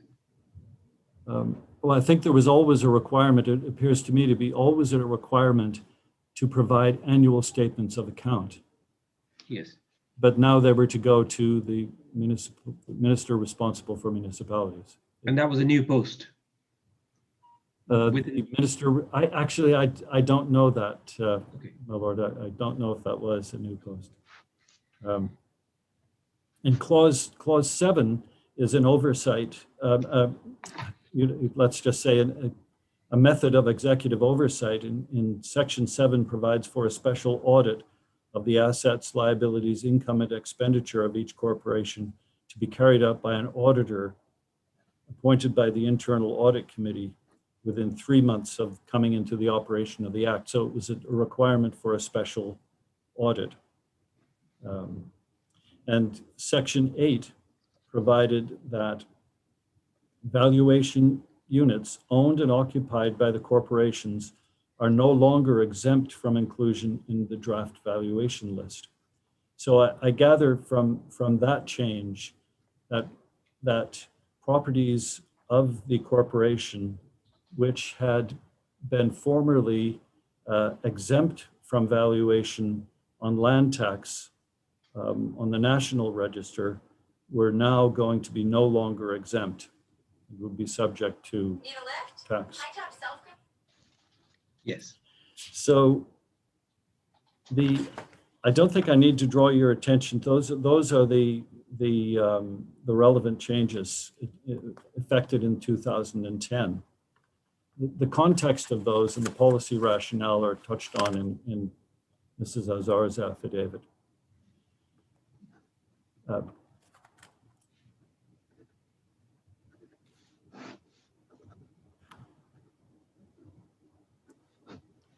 Now, as Mrs. Zazzara points out, this was a time following that period and the extension of the franchise. The corporation would have draw a direct link from the extension of the franchise to the particular dysfunction that happened. Nevertheless, that is when in 2013 then, and we have the Municipalities Amendment Act 2013 at tab 3 of that book of legislation. You have some significant changes enacted in that year. And as an overview, the 2013 amendments made changes again to the constitution of the corporations, municipal elections, ability to dispose of land, and it restored the power of the corporations to levy wharfage and port dues. Not coincidentally, it came at about the time government changed, and so there was a new government in power. As governments come and governments go, policy rationales change and the legislation can change, and that's the system. So in Section 5 of the Municipalities Act 2013, there was actually, if I can look at paragraph 4 of that, the Constitution of the Corporations. Yes. Which is an amendment to Section 7.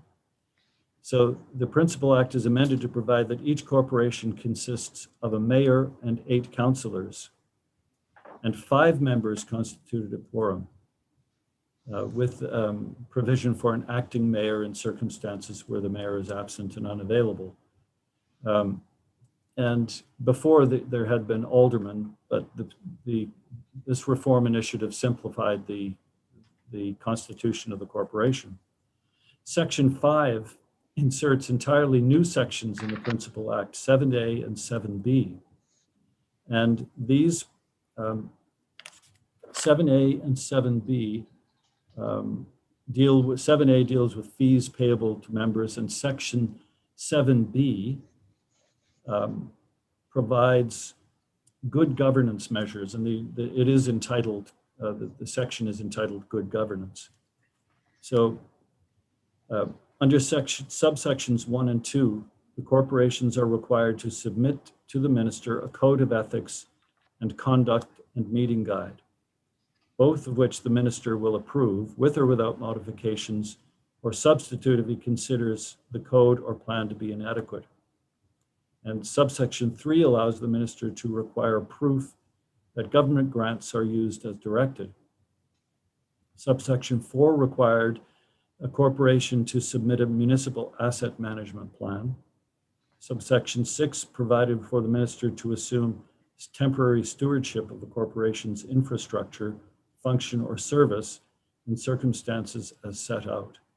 And subsection 7 applies financial instructions to the corporation with necessary modifications.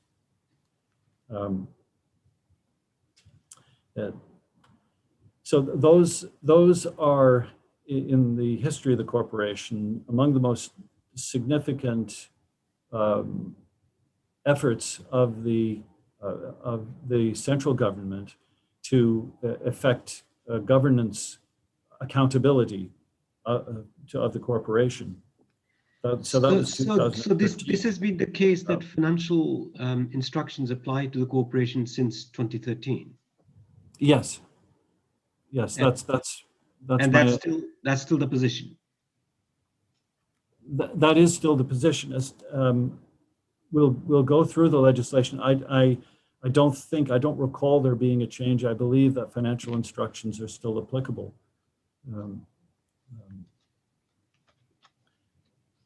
But yes. Counsel for the corporation may have a better idea of. I don't know if they're financial instructions unique to the corporation in particular, or whether they are the same ones that apply to the government of Bermuda. So Section 7 inserts a new Section 9A, which deals with the eligibility to vote. And the effect of that Section 9A was to restore the business register. So what the legislature took away in 2010 it restored in 2013.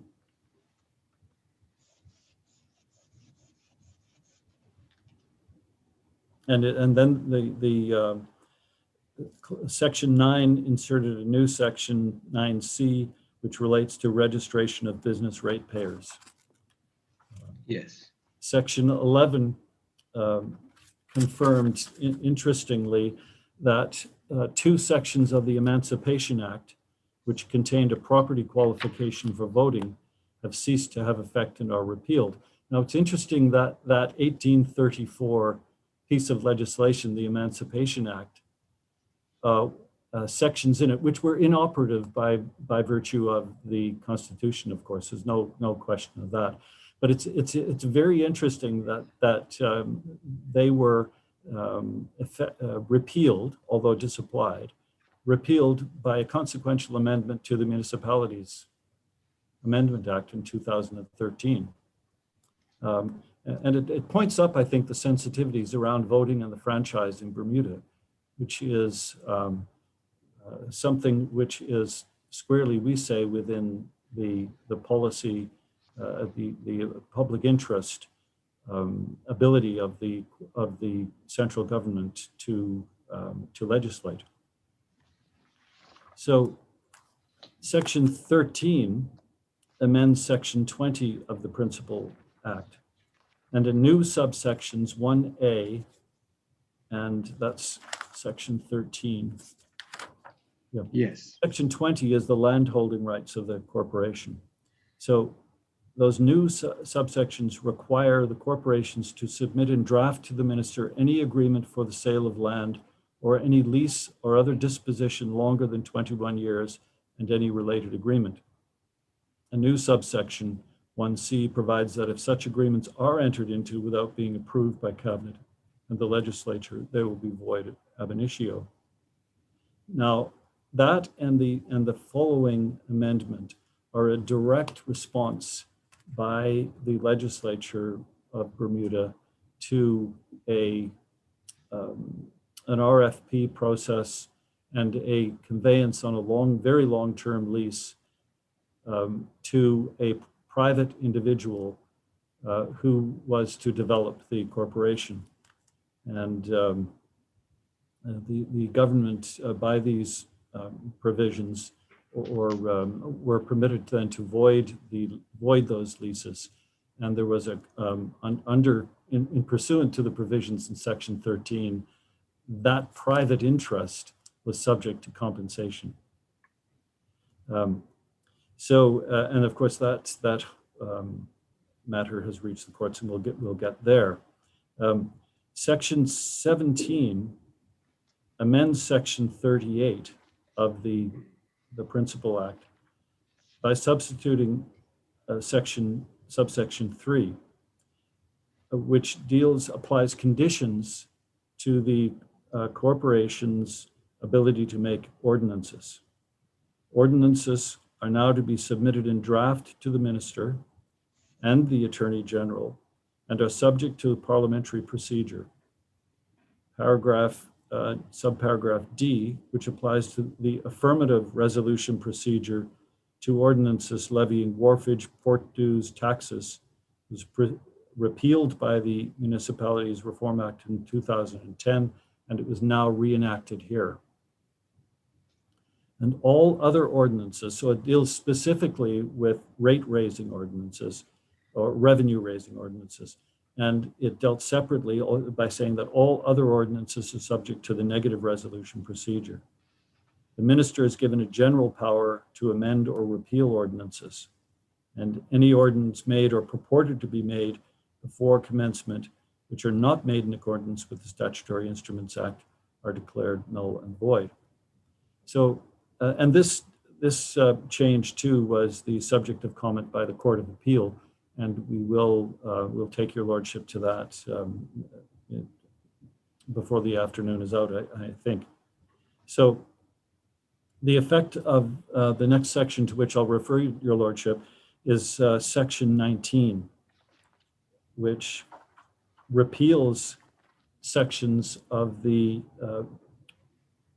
2010 Reform Act and restores the Corporation of Hamilton and St. George's ability to levy wharfage and port dues. So, and then there were consequential amendments relating to that and the customs tariff legislation and so on. So in summary, the 2013 Act is probably, of all the legislation between 2010 and 2019, the most significant for providing a central government oversight and imposing good governance provisions in the public interest through legislation. But it also had the effect with a new government of turning back the hands of time on the 2010 amendments. The next piece of legislation was 2014, and 2014 provides, just shores up some of the provisions relating to landholding. And that's at tab 4 of our book of legislation. So section 2 of that Amendment Act in 2014 amends section 14 of the 2013 Act, adding a provision which clarifies and places beyond doubt that any agreement rejected by the legislature under that section shall be void ab initio. You will recall that the 2013 legislation or amendment required the placement of any term in excess of a certain period to be presented to the legislature and approved by the legislature. And if not approved, then it would be void ab initio. This shores up that amendment. So the other sections, I think, are in this. That's the only amendment in 2014 to which I would draw your attention. The amendment in 2015, there were in fact 3 amendments, and they may be out of order in they're separated, the different amendments are separated by green sheets. And I would refer your lordship first to the 2, actually 2. Which one? I've got 2015 number 3, number 33, and number 51. Actually, there is the number 3. The Municipalities Amendment Bill 2015 is that is the first one in your bundle. It's yes. 2015 number 3 of that year, that session. So that year cites the at section 2 provides that minor amendments are made to the definition of business ratepayers election, and clause 3 amends section 9. The amendment in section 9.2 is designed to make it clear that an extraordinary election necessitated by a vacancy of a member who is a business ratepayers counselor would require a business ratepayers election to fill the vacancy. And the vacancy of a member who is a residence counselor would require a municipal residence election to fill the vacancy. So that is that amendment. The section 4 brings new section 9A into full operation with the operative date of this. And section 9A was inserted in 2013 and sets out who is qualified and not entitled to vote in a municipal election. So it changes the word from entitled to qualified. Section 5 provides for making a different provision for a business ratepayers election and a municipal residence election and a mayoral election by order, and consequential amendments to the Parliamentary Election Act. In a rather complex system of the franchise, administering the franchise for municipal elections where there are votes for business councillors and residence councillors and a mayor, the Clause 9 sets out a formula. Section 9 sets out a formula for the calculate how many of the 8 councillors who are to be elected to each corporation are to be business ratepayers councillors, and so on. Section 10 authorizes the minister to make an elections order and provides how that is to come about. And so those are the 2015 amendments, the first amendment to that legislation. The second amendment of 2015 is the number 2 bill, and that is yes, that's provided just after the green sheet, which is dividing those different sections. Yes. So this is where that came up this morning in my friend's submissions about when the minister was given the authority to approve a resolution. And in fact, it happened in this Second Amendment Act of 2015 in Section 3. It amends Section 7 of the 1923 Act to require the approval of the minister for any resolution passed by a corporation on or after the 7th of May, 2015. Such approval to be signified in writing either by the minister or the minister's representative were authorized to do so. The provisions requiring the approvals are deemed to have come in operation on the 7th of May and of that year, and any approval is given by the minister before coming into operation of the bill is deemed to be validly given. So then in other fairly significant changes to good governance provisions, Section 4 of that Act inserts new sections 7AA and 7AB. The 7AA allows the minister to issue binding ministerial directions to the corporation.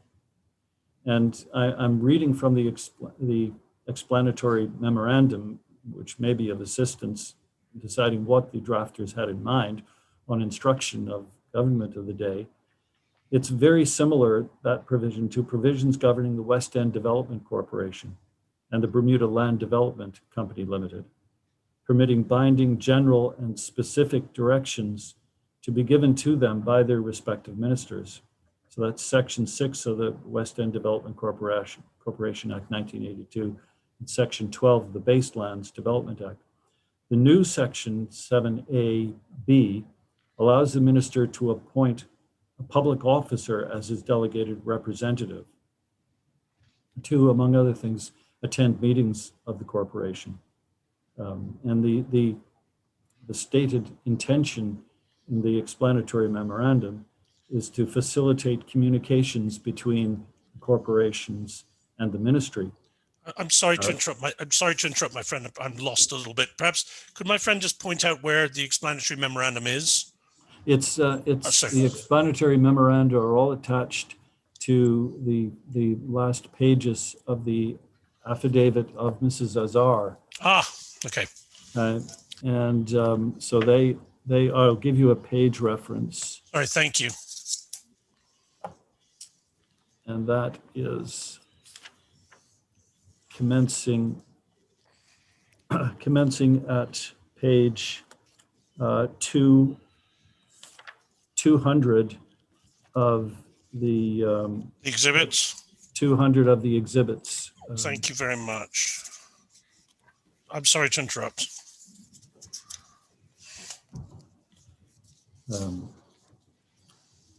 So then the Section 5 of that 2015 Act inserts a number of subsections dealing with stewardship matters.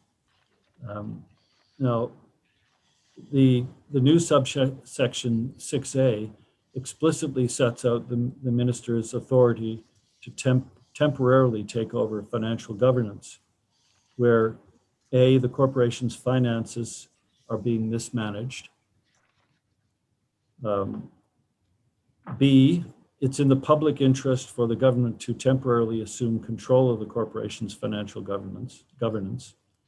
Cabinet's approval for that is first required. And the new section 6B explicitly sets out the minister's authority to temporarily assume full control of a corporation where he believes that A, the corporation is being mismanaged or its governance is in a poor state. B, that it is in the public interest for the government to temporarily assume control of the governance of the corporation. Cabinet's approval is first required under that new section. And subsection 6E, a new section, deems the minister to act in a corporation's place where stewardship or control is temporarily assumed. And any such acts are deemed to be the acts of the corporation.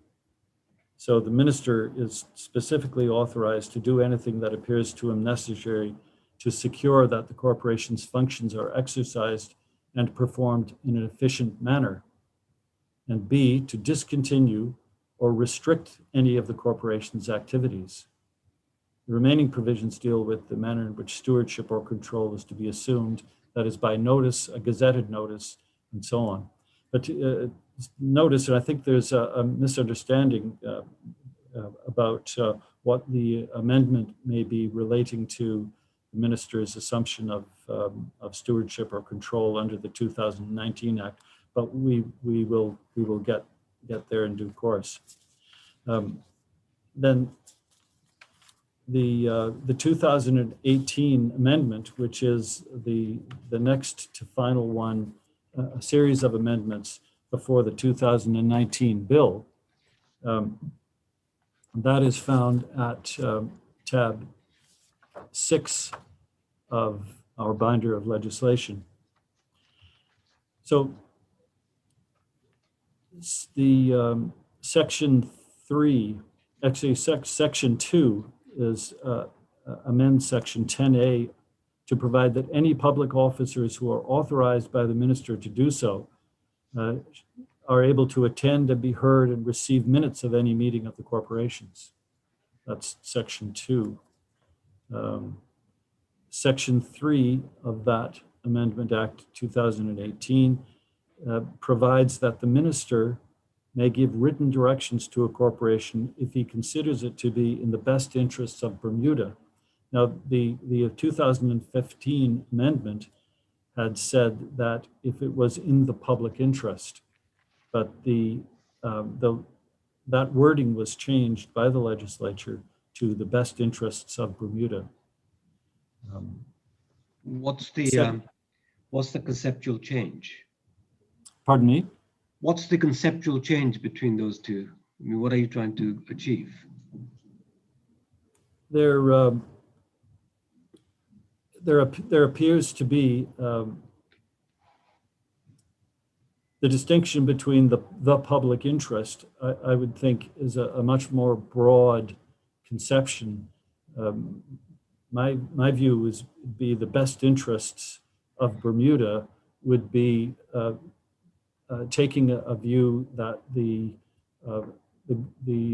legislature, the executive of the day, is able to take into account wider interests in this 22 square mile island, rather than just the public interest may be restricted to the public, I suppose, who are ratepayers, but this gives a wider conception. Yes. So subsection 3AA is inserted in 2018, makes it clear that a corporation can be directed to do any act or thing that the minister, acting under the general authority of the cabinet requires the corporation to do. And as provided by section 1A, any act or thing shall be deemed to be done for a municipal purposes and as a function of the corporation.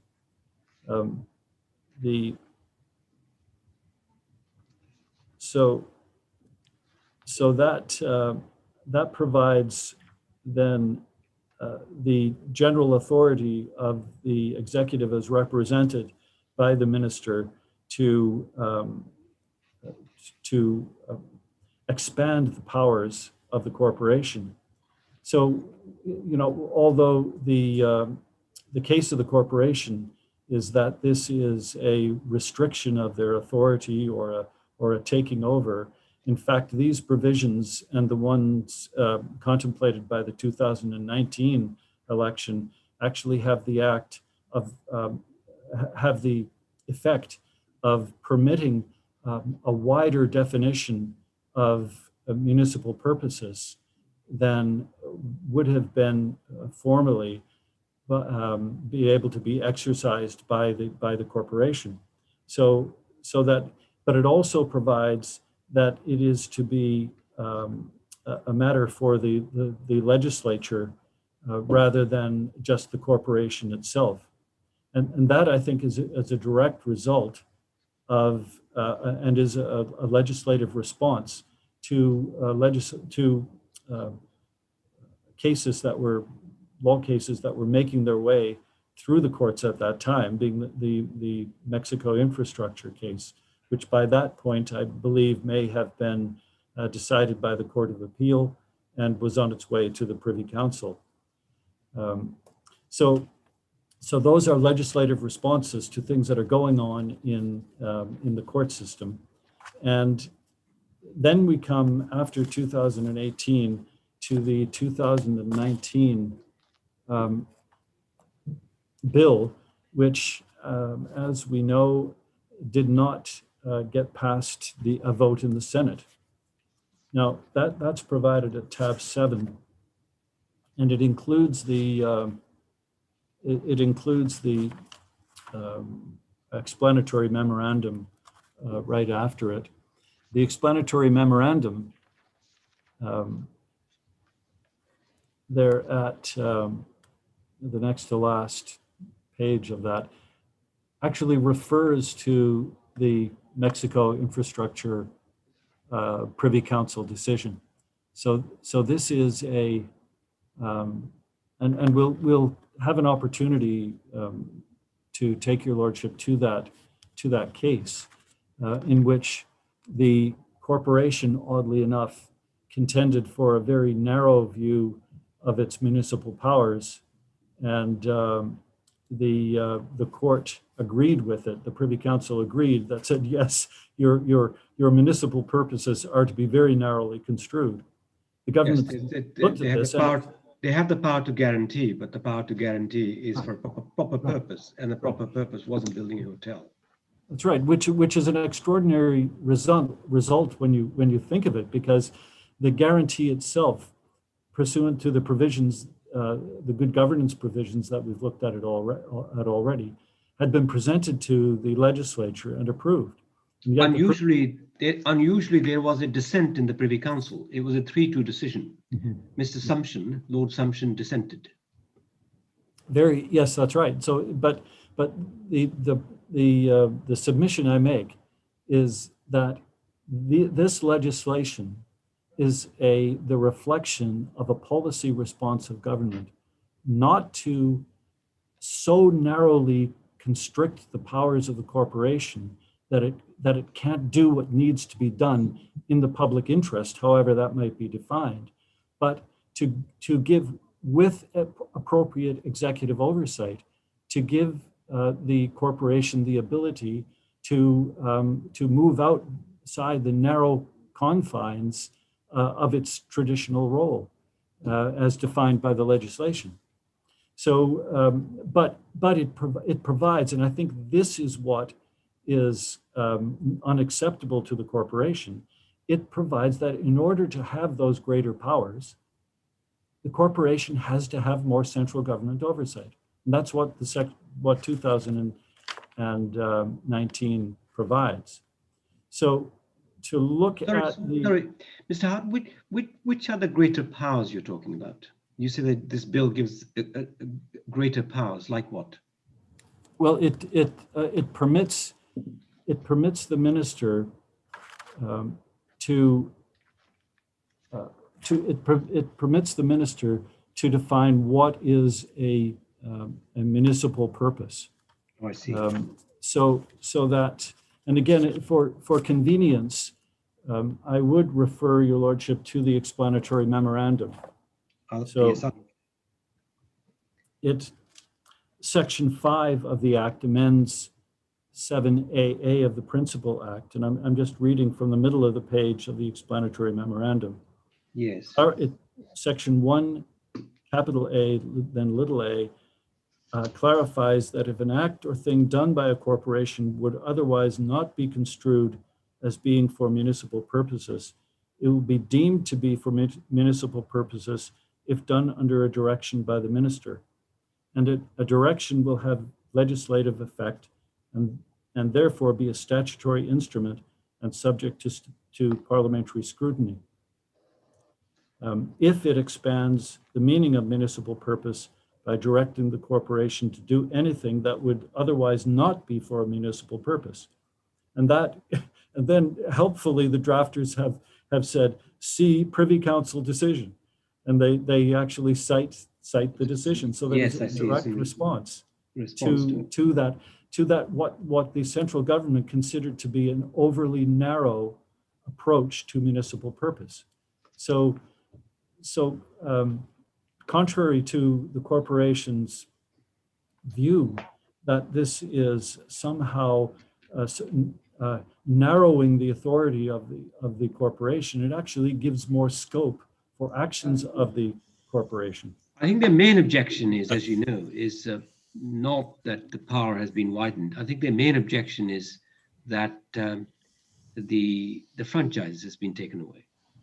Yes, my Lord, our contention, my Lord, was never that it narrowed or restricted. It was that it gave more power to the minister to determine what the municipal purposes are. Yes, but just to answer my question, Mr. Howard, I think their main objection is really that it takes away the voters, either residents or the business voters, and basically gives the power to the minister to appoint the mayor and the councillors, and essentially that he can hire and fire them, and therefore he controls the corporation. Mm-hmm. I think that's how they put it. Yes. So one point that my friend made, which I have to take him up on, is that the minister at his whim may terminate an appointment of a member of council. So the Section 9 of the Municipalities Reform Act at page 7 of that tab. Yes. Says the minister acting after consultation with the corporation may remove a member from office if he is satisfied that the member A is disqualified for appointment under section 18(2), or is otherwise unable, unfit, or unwilling to carry out his functions as mayor or councillor, as the case may be. So we submit that there are some restrictions on the minister's power of removal. He can appoint, and that's similar to many boards, statutory bodies. You say that he can't dismiss him merely because he disagrees with his view. No, and there is still a mayor and councillor. There is still a corporation of Hamilton under this proposed legislation, and they will be appointed, no doubt, by the minister and appointed by a committee, with the minister appointing more members because he appoints the mayor. But their term of office is for 2 years. and they have that security of tenure. But what's the justification for removing franchise altogether? I mean, what's the rationale for it? The rationale for what, my lord? Rationale for not having elections? Because, well, I think if you look at, we'll get a chance to look at Mrs. Azar's affidavit and see the very small numbers of voters. And I think it's clear from the evidence available that it is a very small group of voters that vote in a municipal election.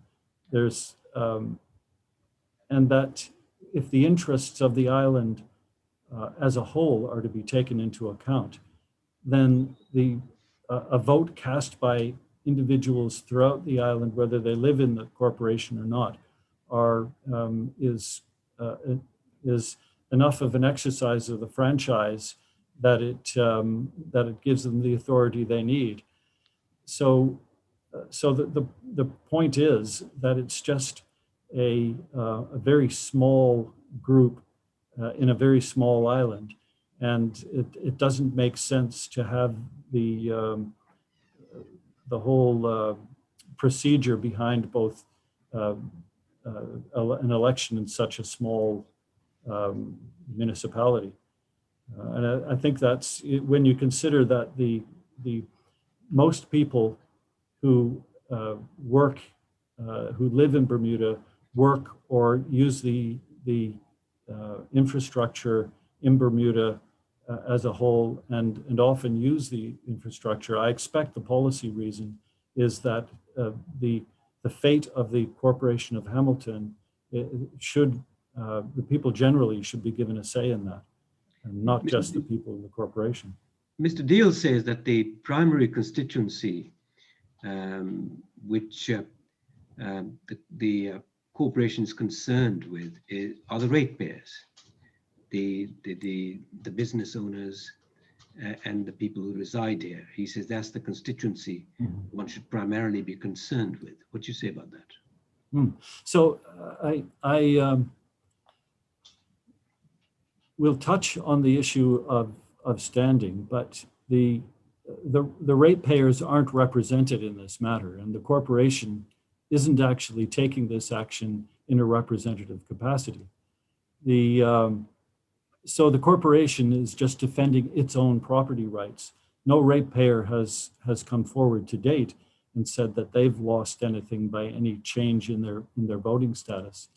We'll look when we get to the affidavit of Mrs. Azar just how many voting ratepayers there are, and that I expect says. Is the answer to the question. Anybody with a sufficient interest can take an action to court, but in fact they haven't. And while the corporation may point to the ratepayers and any rights they might have, they're not acting in a representative capacity. They're just they're making a statement, a bold statement that that ratepayers should have a say. But they have a say in the national affairs and the government that will be appointing a minister who will appoint these members. So the other matter relating to the reform bill in 2019. It of course, as we've indicated, takes away the matters of elections, and it preserves the councillors and the mayor, and provides for a 2-year appointment and certain specific provisions for removal that, unlike my friend's submission, is not just at the whim of the minister. So that is the legislation, and the Reform Act, of course, is just a bill at this point. I'd turn now to the evidence before the court of Mrs. Azar and Mr. Rochester, who are or have been at various times permanent secretaries responsible for municipal affairs. And those affidavits are responding to the affidavits sworn by Mayor Gosling. First, the affidavit of Mrs. Azar, that is in the pleadings bundle provided by the corporation. That's volume 1. Tab 8. Tab 8.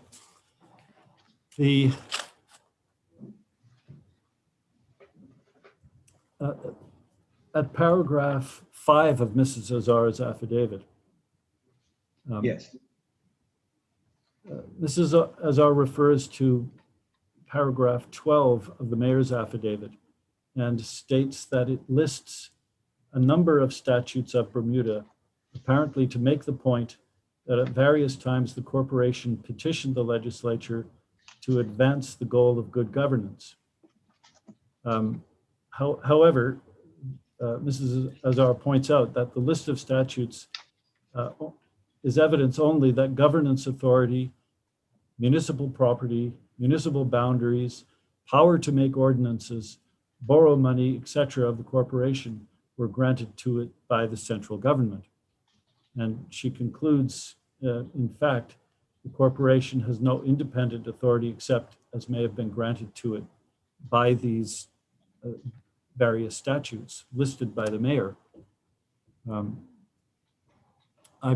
The next paragraph I'd refer your lordship to is paragraph 7.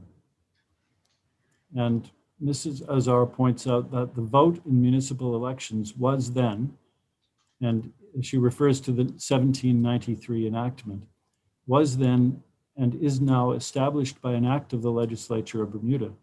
The municipal franchise, both individual and business ratepayer, is entirely a creature of statute. The earliest vote in, quotes, the infant township of Hamilton, end quotes, was under the supervision of commissioners appointed by the central government, who were granted authority by the 1793 Act to conduct a vote by a, quotes, plurality of voices or votes, end quote, to elect a mayor, alderman, and common council. So one can imagine back in the 1793, perhaps there was a gathering in the town square and there was a show of hands as to how they wanted to elect the people. But interestingly, the very first form of municipal government was by commissioners appointed by the central government. There's no inheritance of a right to vote in the same way that has been constitutionalized for the general franchise in Bermuda. Just on that point, Mr. Howard, Mr. Deal says, well, the corporation is a creature of statute, as are any other companies. And he says the position in Bermuda used to be prior to the incorporation of companies by Registration Act 1970, all companies had to be incorporated by private statute. And he says that the fact that initial powers are given to a company, a corporate body, by Parliament through the medium of a statute is really neither here nor there, because that's the case with all corporations. And the real issue is as to whether whether property is whether the company is being deprived of property by the government. And what do you say about that? Well, that point is interesting. In fact, the Interpretation Act defines person as a corporate person, but that general provision in a general legislation like the Interpretation Act can't override the specific provision relating to the powers that are given to a company under the Companies Act or a private act, which has the specific powers granted to it in the private act for private purposes. The difference, which makes a very big difference indeed, is that the Corporation of Hamilton has always been subject to the disability, as far as its powers might be, of having to use its any authority it has for public purposes and on the uses set in the legislation. So that's very different, and we'll come to that in more detail. So there can't conceptually, even though linguistically one might think that there is a taking of property or a control of property. In fact, it's just a linguistic construct in a sense, because the corporation has always been enacted for a special purpose, and that's a public purpose. So, I mean, I can take your lordship to the 1793 Act, and we could say that it says that the mayor and councillors are appointed on the uses of public purposes and for no other. So that puts them in an entirely different category as far as ownership of property. They don't own, corporation doesn't own with unlimited capacity like a Companies Act company. They own it on public trust.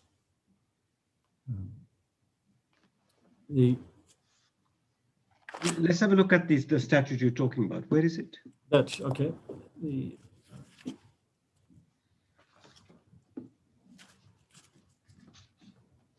So that is at page 5 of Mrs. Azar's affidavit, the exhibits to Mrs. Azar's affidavit. Yes. Okay.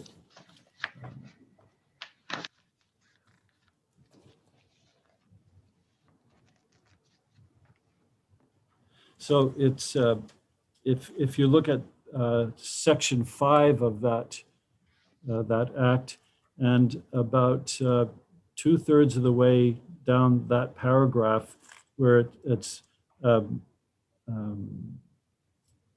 by a majority of the commissioners, or about halfway down, by a majority of the commissioners of the said township of Hamilton, in case none are in office, then by the magistrates of the parish of Pembroke by advertisement in the Gazette or some other public manner, and then and there by plurality of voices and votes, then met to elect and choose out of the freeholders of the said town, 1 person as a mayor, 3 as aldermen, and 5 as common council, who having first taken an oath before someone of the magistrates justice of the peace of the said islands of Bermuda, truly, faithfully, and impartially to discharge the trust reposed in them by this act.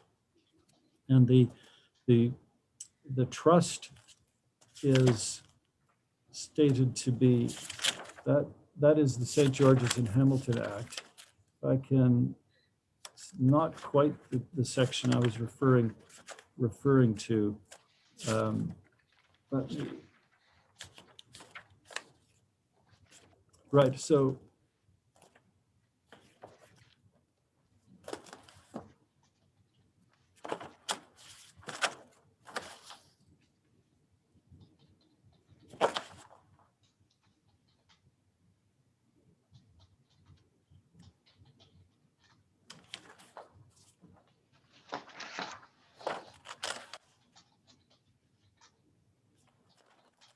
So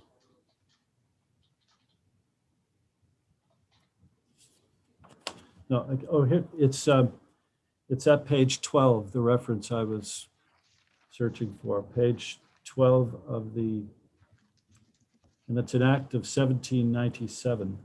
Yes. And it at section 10, it states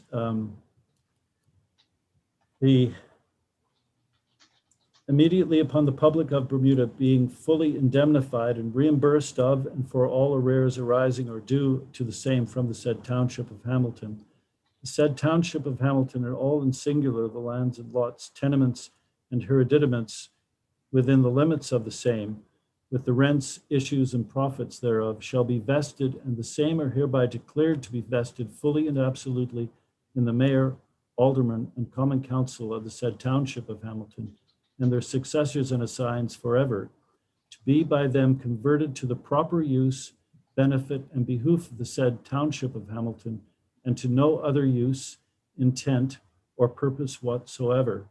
And immediately upon the same mayor, alderman, and common council being invested with them, it is unequivocally to be understood hereby declare that the powers and authority of the persons appointed by any form or law whatsoever to act as commissioners of and for the said township are to cease and determine. So even from its earliest days, the mayor and aldermen were vested with this property, but not in their, it was for them and their successors for no other use but for the use of the township of Hamilton. So it's not a private interest in any way at all. So back to the affidavit of Mrs. Azar, you have the section 12 and following, the business ratepayers vote. Mrs. Azar notes that it is a creature of statute and an act that came in 1978, and that's at paragraph 20. The business ratepayers vote was not in place in 1834, was only introduced in 1978 when the Municipalities Amendment Act gave a vote to any kind of business entity occupying a valuation unit in the municipality, and it's very wide: corporations, partnerships, and associations of persons corporate or incorporate, which is a very wide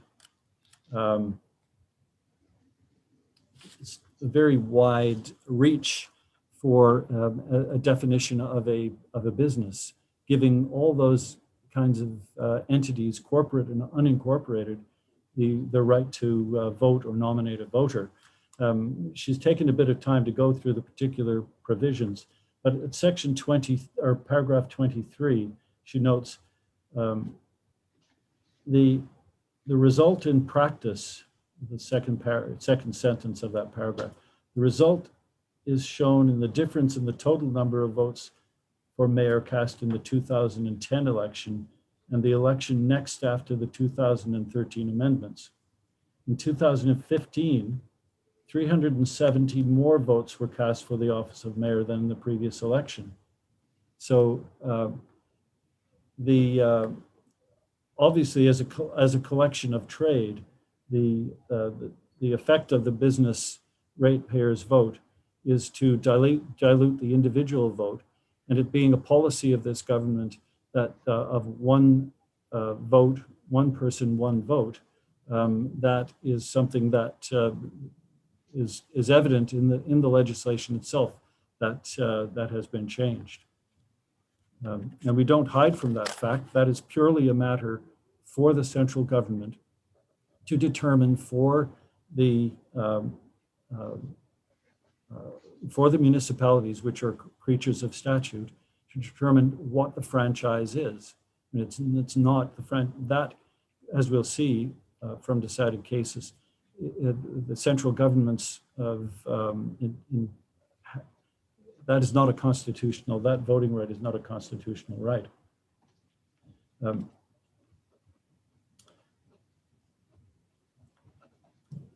So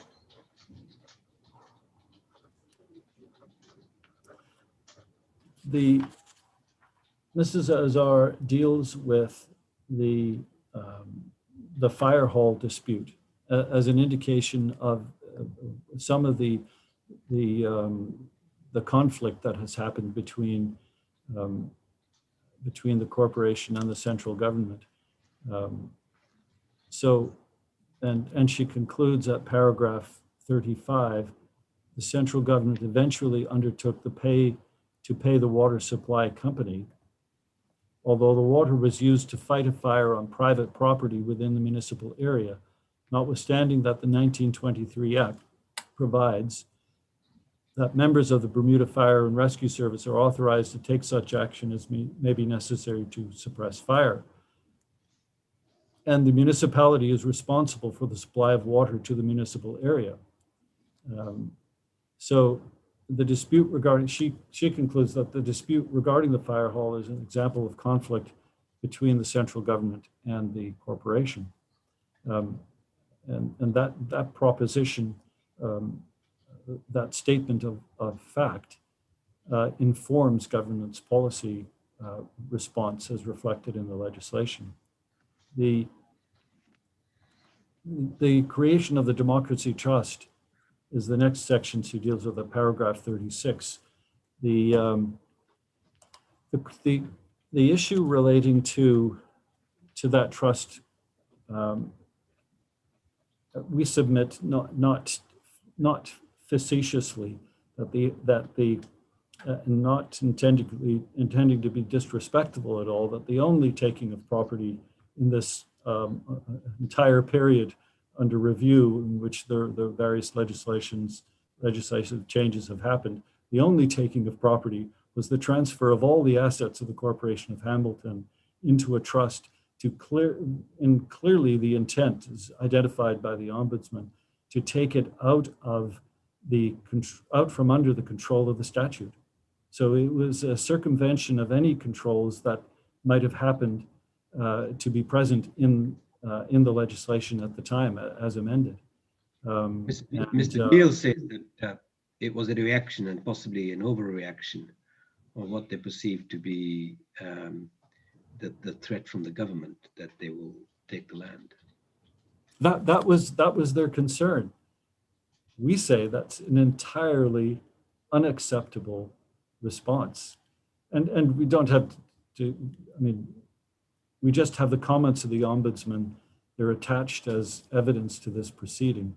The Ombudsman clearly made a decision that it was an improper action. It's not for the court to decide, but obviously that suggests or ought to suggest to anyone that the corporation is dealing with the public assets to which it's been entrusted since at least 1793 as if it were its own assets. I mean, it should go without saying that if there is governing legislation, a public entity cannot act except in accordance with the legislation, and to take an action such as this, to transfer its assets, to get it out of the grasp of or the reach of any legislative changes, suggests that the policy response of the government has to be fairly robust in its legislation. And it's an insight into the thinking, and that's what Mrs. Azar is saying in her concluding, paragraph, which Mr. Deal has with respect mistakenly misinterpreted.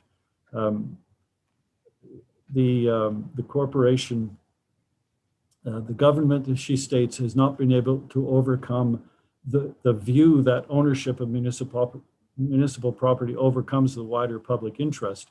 That clearly, from the tenor of her entire affidavit, clearly means to be read as the government has not been overcome the corporation's view that ownership of municipal property overcomes the wider public interest. It's the municipality seems intent, according to the affidavit evidence of Mrs. Azar, of treating the property like municipal property as if it is its own as a private landowner.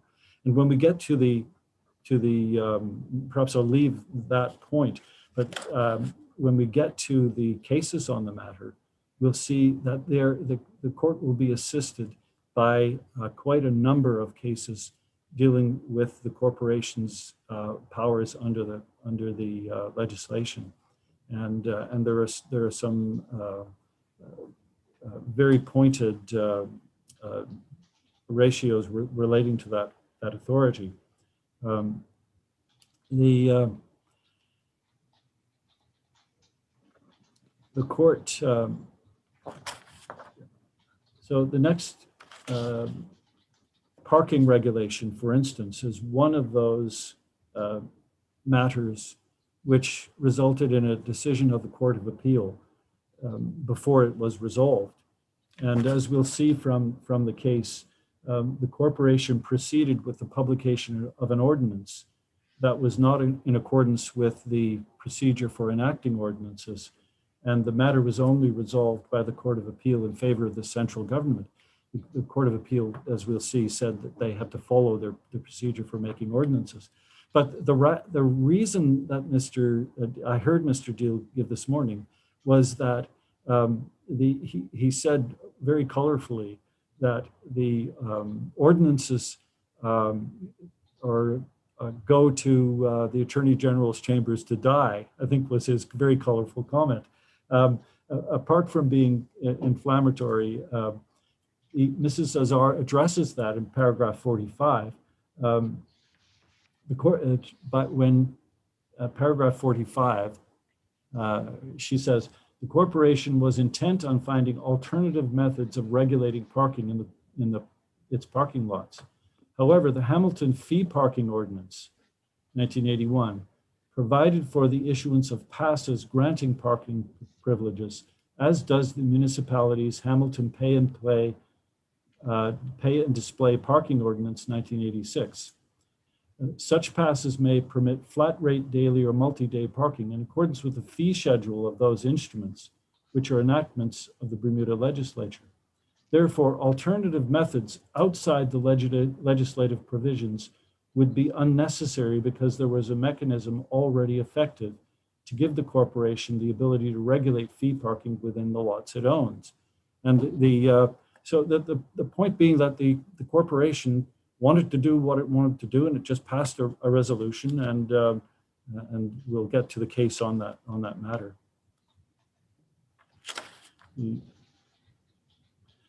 I'll take your lordship to paragraph 56 of the affidavit. I'm just about finished with the affidavit of Mrs. Azar, Yes. and the issue of consultation. The consultation started in May 2018 under then Minister, the late Honorable Walton Brown. And in summary, the corporation published a consultation, or the government published a consultation paper. It met with, there were town hall type meetings, and this is attached to the evidence of that is attached to the affidavit. There was an online survey which invited comments. And then under a new minister, meetings were held, it's a paragraph 58, meetings were held with the corporation on a regular basis. There were a number of issues discussed about in addition to questions about the status of reform. And in early 2019, there was a consultation document created, which is attached at page 190 of the affidavit. And so that consultation document was widely circulated and comments received. At paragraph 59, a communications plan was created, a promotion video was created, and the policy was published on the Citizens Forum inviting comment. Mrs. Azar says there was a private meeting with Mayor Gosling on the 11th of February, press releases, radio advertisements, social media, directing people to the forum, and public consultation starting on the 12th of February. The paragraph 60, the minister met with collective bargaining agents. The CEO of Polaris about questions about how this would affect stevedoring services. And the mayor and the minister met with the councillors of the corporations. Town hall meetings were held. And then she follows up. So there was a consultation exercise. And of course, I mean, it's not an unusual response for people who don't like the eventual outcome to complain that consultation wasn't effective. And we'll get to the law on the consultations. He says that, and it was correct or not, I don't know. He says the reaction from all the public which was consulted was to the negative, i.e. they did not want a situation where the corporation's management was selected by the minister. Right, so the number of respondents are recorded and included in the evidence. Yes. And although, I mean, anybody, I think it's perhaps an observation of human nature that anybody who's going to take the trouble to respond has something to say, and they're probably not cheerleading. So I don't think it's determinative. The legal question is, and we'll get to that, whether government is required to consult. And if it is required to consult, what's it required to do upon receiving or finishing the consultation process? And we'll see, and that's our position, that there was no requirement to consult. In most local authorities in the UK, for instance, there are certain legislative requirements for consultation. There are none in this case. And but government, recognizing that it was going to make a significant change, did the consultation anyway. Do you go as far as to say that if there is a duty to consult, it doesn't go as far as to say that whatever the outcome, the government is bound by it? That's right. Government is not, the law is clear. We'll see that the government is not required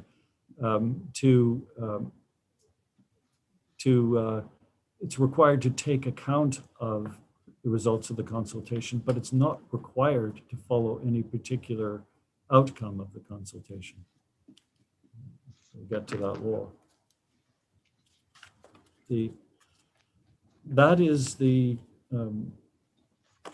high points of the affidavit of Mrs. Azar. So we've looked at the legislation. We've looked at how the legislation was informed by the factual situation outlined by Mrs. Azar. And we will get Let me just now ask you to one other question in relation to it. I mean, Mr. Deal says, yes, he accepts that there was a bad patch. That is the Mr. Outerbridge's, Mayor Outerbridge's administration, and he accepts that the wheels came off during that administration. But he says otherwise, during the last 250 years, it's been largely good administration. What do you say about that? My response and submission would be that it points up the problems that can potentially happen with a corporation that isn't properly subject to the control of the central government. At the end of the day, the central government has a responsibility for the efficient running of corporations under its control or public bodies under its control, and it just those problems pointed up the issue. But the subsequent administration, of which the mayor was and it continues to be, the current mayor to be a member, also pointed up how terribly wrong things can go, and that's proof we submit in the evidence of the so-called Democracy Trust. So it just points out whatever the failings of central government in administration of public assets, it does have the right, we say, to set proper limits to the use of public resources through legislation.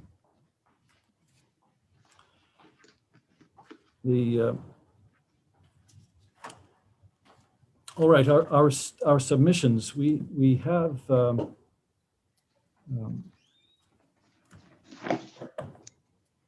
provided a book of authorities and submissions, and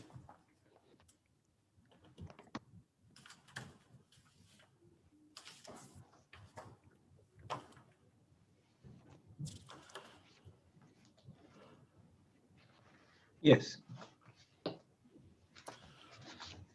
Our first point, and that's about paragraph 6 of our submissions.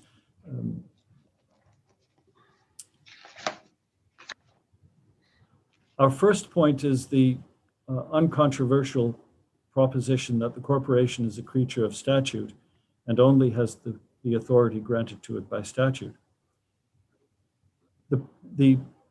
That's the general proposition. The specific submission we make is that the statute does not grant the corporation the powers of a natural person, as the Companies Act does to a company governed by that legislation.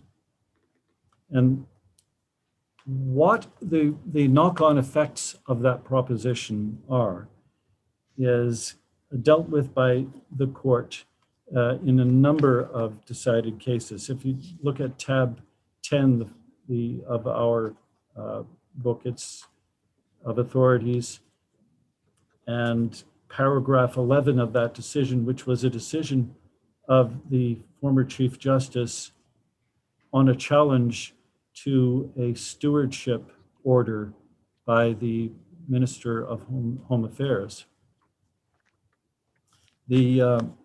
So at paragraph 11, Yes.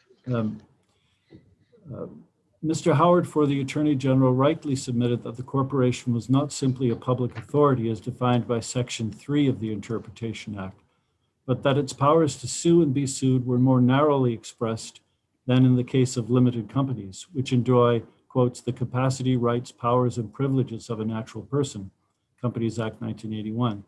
And while the corporation has some of the attributes of a private company, its management structure is distinctive in that its board does not operate by majority vote, but requires the support of the mayor and at least 2 aldermen. Moreover, its officers are all elected. And paragraph 12, the corporation is ultimately controlled by those who elect its officers. The following persons are eligible to vote in municipal elections, and those were the provisions as they were at that time. In paragraph 13, in summary, the corporation is a public corporation whose officers are democratically elected to run the municipal affairs of the corporation. It is an instrument of local government exercising powers devolved upon it by the central government. Its constitution, somewhat like that of the United Nations Security Council, as regards the 5 permanent members, requires all significant decisions to be approved by the mayor and majority of aldermen. Where those officers cannot agree upon a proposed course of action, the corporation will be deadlocked and incapable of authorizing any action. So that concluding sentence of the then Chief Justice dealt with a particular time of dysfunction of the corporation, but it's we submit that it is authority for the proposition that the corporation is an instrument of local government exercising powers devolved upon it. And we'd next refer your lordship to paragraph 15, or tab 15, which is the litigation regarding to a parking ordinance passed by resolution of the corporation. And that Court of Appeal decision was in 2017 with Scott Baker as president giving the judgment. Yes. At paragraph 9, the corporation provided, the legislation provided, Section 38.3 provides for the various conditions subject to which ordinances may be made. Section 38.3D being the application of the affirmative resolution procedure to the various categories of levying money set out in 38.2N and O. It will be noted, for example, that levying a rate on a valuation unit involves an assessment, whilst there is some initial attraction in Mr. Deal's argument that the latter categories in Section 38.3D are qualified by the former, which all relate to ports. This cannot, I think, be so when one takes into account the wording of 38.2. It is also logical that the affirmative resolution procedure should apply to all types of activity that involve the raising of money rather than those in some way related to the ports of Hamilton and St. George's. Now, that was by way of showing that the corporation had to follow, and there was argument about whether the wording in that legislation, which says the corporation may enact an ordinance, and the court that said when a piece of legislation says that a public body may do something, it means they can't do it in a way other than that is provided by the legislation. But I bring your lordship's attention to this paragraph 19 of that same decision by the Court of Appeal, which stated as follows: the corporation is a public body whose powers derive from the 1923 Act as amended. As Laws J, as he then was, said in R.V. Somerset County Council, ex parte Fewings, 1995 decision, public bodies and private persons are both subject to the rule of law. Nothing could be more elementary, but the principles which govern their relationship with the law are wholly different. For private persons, the rule is that you may do anything that the law does not prohibit. It means that the freedoms of the private citizen are not conditional upon some distinct and affirmative justification for which he must burrow in the law books. Such a notion would be anathema to our English legal traditions. But for public bodies, the rule is opposite, and so of another character altogether. It is that any action to be taken must be justified by positive law. A public body has no heritage of legal rights which it enjoys for its own sake. At every turn, all its dealings constitute the fulfillment of the duties which it owes to others. Indeed, it exists for no other purpose. It is in this sense that it has no rights of its own, no axe to grind beyond its public responsibility, a responsibility which defines its purpose and justifies its existence. Under our law, this is true of every public body. The rule is necessary in order to protect the people from arbitrary interference by those set in power over them. And the court concluded, I gratefully accept this as a correct statement of the law. The case referred to ex parte Fewings in Somerset County Council was a case involving the prohibition by the county council of stag hunting on its premises. And the court found that although it might have been a laudable effort by the county council to prevent that to stop that blood sport, it actually wasn't permitted to do so. And and the decision of the county council was struck down.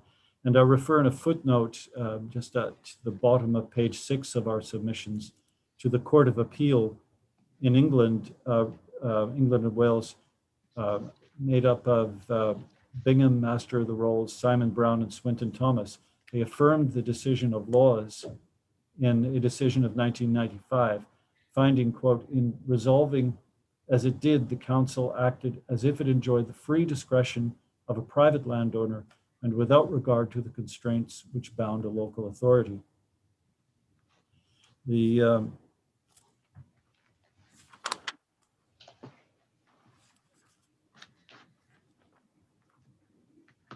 So the proposition that a statutory corporation such as the municipality are completely unlike a commercial company. There's no less authority than the Privy Council in a case involving the Corporation of Hamilton.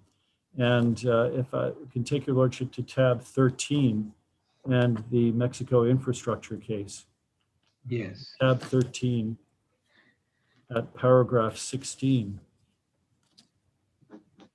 And the Privy Council in that case said, unlike a commercial company, the corporation has no object clause. What's the paragraph? That's paragraph 16 of tab 13. Yes, I have that. I have that, yes. The corporation has no object clause setting out the purposes for which it was incorporated, those purposes must be identified by interpreting the enactments which constitute the corporation. Power to make ordinances provides important guidance on its functions, as it had in the 1793 Act quoted above. The 1923 Act confers powers to make ordinance for specific purposes, such as running the Port of Hamilton, maintaining highways, regulating markets, controlling the construction of buildings, maintaining the water supply, and regulating places of public entertainment. And then it goes on to quote from Section 38, which deals with ordinances, which the Court of Appeal in another matter has dealt with, and we quoted from that. So the Privy Council also dealt with the corporation's ability to deal with land at paragraph 22. And that's the same tab, paragraph 20 and 22. Well, 19 is to the same effect. Pardon me? Paragraph 19 is to the same effect as paragraph 16. Right. Right. Now, I don't need to take your lordship, except to 22. The board considers that the powers in section 20 are clearly to enable the corporation to carry out its functions, and they are not conferred for the purposes of some separate and independent purpose of investing or trading in land. And Yes. to bring home the point, the Privy Council returns to that at paragraph 49. And they referred to the argument which was prominent in that case about the stadium or a theater owned by the corporation, paragraph Yes. 49. And perhaps I can just draw your attention without belaboring it to the last sentence of paragraph 49. The corporation was not given power, as commercial companies often are, to carry out any function that might advantageously be carried out. So it is not a corporate person and not an individual. Now, so my final reference on this, what one would think was an uncontroversial point, is made in the Hazel and Hammersmith case. And we note that the corporation has perpetual succession, and Section 8 of the Municipalities Act defines the corporation as the mayor and councillors. But the Hazel and Hammersmith case, that's tab 16. And I'd refer your lordship to the page 562H, 562. So your lordship may be familiar with the Hazel and Hammersmith case. It was where a local authority in England entered into swap transactions and were caught out, and then claimed that they had no authority to enter into such transactions, and the banks. What a fashionable stand for corporations to take nowadays. Pardon me? What a fashionable stand for Yes. municipal authorities to Yes, take. very fashionable. So the point that was taken on behalf of the banks is dealt with at the final part, the final paragraph on page 562. Finally, the banks deployed an argument described by the Court of Appeal as a somewhat arcane point. The argument proceeds on the basis that though the incorporated Hammersmith and Fulham Borough can only act by the unincorporated Hammersmith and Fulham Borough Council, and though the powers of the council are limited by the 1972 Act, the borough acting by the council has all the powers of a natural person and is not confined by the 1972 Act. Therefore, any swap transaction entered into by the borough was lawful. It is conceded that neither the borough nor the council could lawfully devote monies held as part of the general rate fund in order to comply with swap transaction obligations, because the general rate fund may only be expended by the council and solely for purposes authorized under the 1972 Act and other statutes. But it is contended that there might be some property, perhaps generously donated to the borough, which was in some way not held by the borough acting by the council for the benefit of the ratepayers, or which, although held for the benefit of the taxpayers, was not subject to the same inhibitions as the general rate fund and other property held for the benefit of ratepayers. This argument strikes me as being not so much arcane as absurd. And a little farther down on the page at D, the court concludes, for the purposes of the reference here, a corporation created by or under statute has no power except the powers granted expressly or by implication by that statute. As will appear, the corporation in the present case was a hybrid created by royal charter issued pursuant to a statute. Sutton's hospital case did not deal with this situation. But then to conclude, at the middle of page 564, the court concludes that however the local authorities created, whether by royal charter or by enactment, the extent of the powers exercisable by a corporation created by a charter granted pursuant to the statute will depend on the true construction and intent of the statute. So our submission on this point is that the corporation, whether administered by elected or appointed official, does not have the, quote, powers, rights, or privileges of a natural person, as the language of the Companies Act states. If it assists my friend, my lord, this is not in dispute. We accept that point.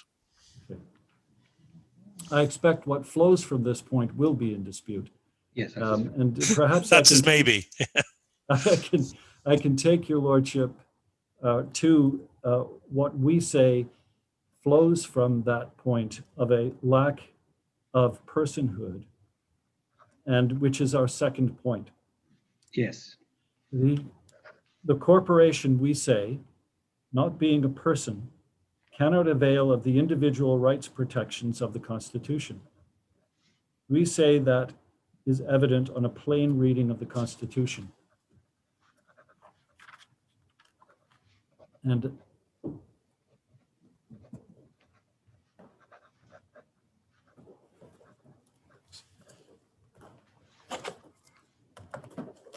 so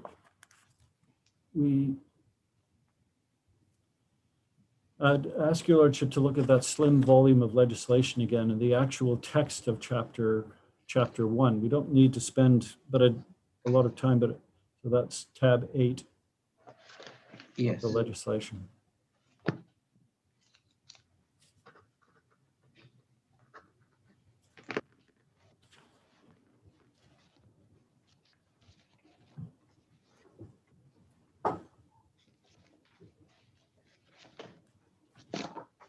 Yes. So the chapter 1 is entitled Protection of Fundamental Rights and Freedoms of the Individual. And whereas section 1, whereas every person in Bermuda is entitled to the fundamental rights and freedoms of the individual, that is to say, has the right, whatever his race, place of origin, political opinions, and so on, but subject to the rights and freedoms of others, and for the public interest to each and all of the following, namely, life, liberty, security of the person, protection of the law, and so on. For relevant purposes, then, protection for the privacy of his home and other property, and from deprivation of property without compensation. So then if you go to the continuation of the main paragraph, the subsequent provisions of this chapter shall have effect for the purpose of affording protection to the aforesaid rights and freedoms, subject to the limitations as are contained in those provisions, being limitations designed to ensure that the enjoyment of the rights and said rights and freedoms by any individual does not prejudice the rights of other freedoms of others or the public interest. So we do not take the point that this provision is a mere preamble. It has legal effect because we say you need it to make sense of Section 13. Because and we're on all fours, I would say, in case Your Lordship might think I've misstated. We're on all fours with the finding of the Court of Appeal in Inchcup and Ferguson and in others. This is a section 1 that has legal effect, clearly. As an aid to interpretation. Yes, exactly. And if you notice that section, an odd, perhaps not odd, but an interesting page 21 of that section 13 of the Constitution relating to deprivation of property states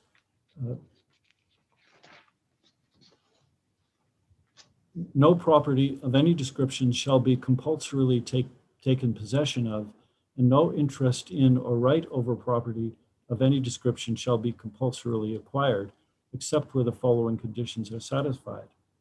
Now, it doesn't specifically say in that section, it just is a broad proposition, doesn't say to whom it applies, but you need to have section 1 in order to realize that that is only a right that can be claimed by a person, by an individual. It is an individual right. A corporation is not a person. That's our point, simply put. It's not a person. It has some of the attributes of a corporate person. It is said to have perpetual succession, which just means it doesn't need to be reconstituted every time the person of the mayor and councillors change. So how did the bank in the Lawrence case manage to launch the lawsuit? Well, we can get to the bank in the Lawrence case, but as I understand it, it was a corporation which was given the powers, either given through its powers, through its statutory powers, the powers of an individual for certain purposes, or a personhood in the same sense that a Companies Act was. We'll have to get to that case, and we can have a look at that. Yes. Caribbean case. But it's clear, and our point is that because the corporation hasn't been given personhood by its statute, it doesn't have it. Companies Act companies are given personhood. And what flows from that? The constitutional provision dealing with deprivation of property, one would think would be quite important to commercial entities. I'm sorry, what was one would question? think that it would be quite important for commercial entities. Article 13, Section 13, dealing with deprivation of property. I mean, say for example, the government decided to nationalize the assets of companies incorporated in Bermuda. Would they not have even the company incorporated by private act, for instance? There was a company referred to in argument earlier that is incorporated by a private act, but it has private purposes, it has shareholders, and clearly then it has the type of personhood contemplated by the individual rights protections enumerated in Section 1. There's a good reason why, when Your Lordship asked, I believe, whether there was a case that you could be referred to in which a public entity created by statute has successfully made a claim for deprivation of property, constitutional deprivation of property. And I don't think you can be referred to one, because I don't think there is one. That wasn't, I mean, my thinking wasn't based so much on whether a company, a municipal corporation was a person or not. It was more based on the premise that if the corporation, the municipal corporation, is really has assets for public trust or public use, and it is in an argument with the central government, it's unlikely that in that context it can assert that the assets have been deprived as far as the central government is concerned. It was that sort of argument. But I wasn't focused on as to whether a corporation can properly be categorized as a person. What does the Interpretation Act say in relation to the definition of person? So we've provided the Interpretation Act at provisions at tab 9 of our legislation bundle. Yes.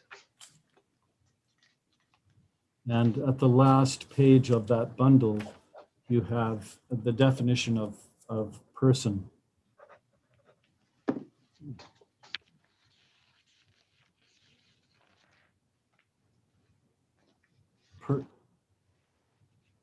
And the drafters have said as follows: person includes any company or association or body of persons, whether corporate or unincorporate.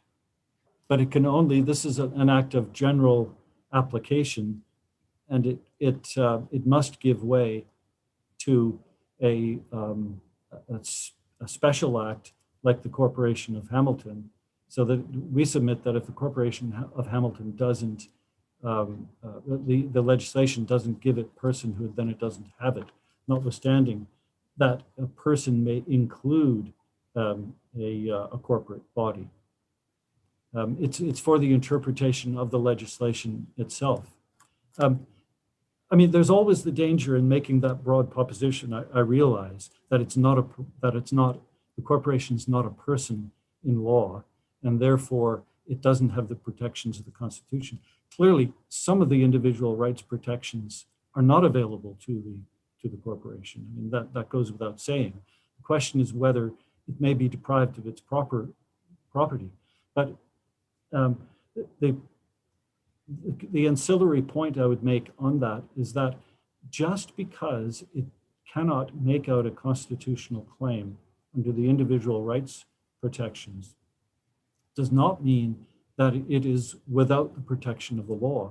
And I take the corporation's point is that all the legislative changes deprives it in some way not only of its property, but access to the courts. And the courts have actually addressed that issue, and I bring your lordship to the, even though its constitutional claims are unsustainable on that basis, there are other bases which we'll get to. We don't think there's even a prima facie case of a taking of property. But Mr. Howard, just on this, I mean, the definition in the Interpretation Act of person is as wide as you can get to. It says includes any company or association or body of person, whether corporate or unincorporate. I mean, that just about covers the entire universe. Right. It includes it if it's the legislation, the specific legislation governing it, gives it personhood or gives it the attributes of personhood. But isn't that circular? Because one is looking at the definition of what is a person in the Interpretation Act, and the Interpretation Act has decided to define it in the widest term possible. Mm-hmm. It does define it in wide terms, but if a legislation specifically said, for instance, that the corporation, well, you have the Companies Act says specifically that companies under that act have personhood. The absence of that, we say, must mean something. And it may have certain. Just take this position. It's only recently under the Companies Act that the companies have the same powers as humans, as individuals. Prior to that, as you may know, that there used to be a long list of object clauses, because that's only what the company could do. It was very similar to the position in relation to the Corporation of Hamilton.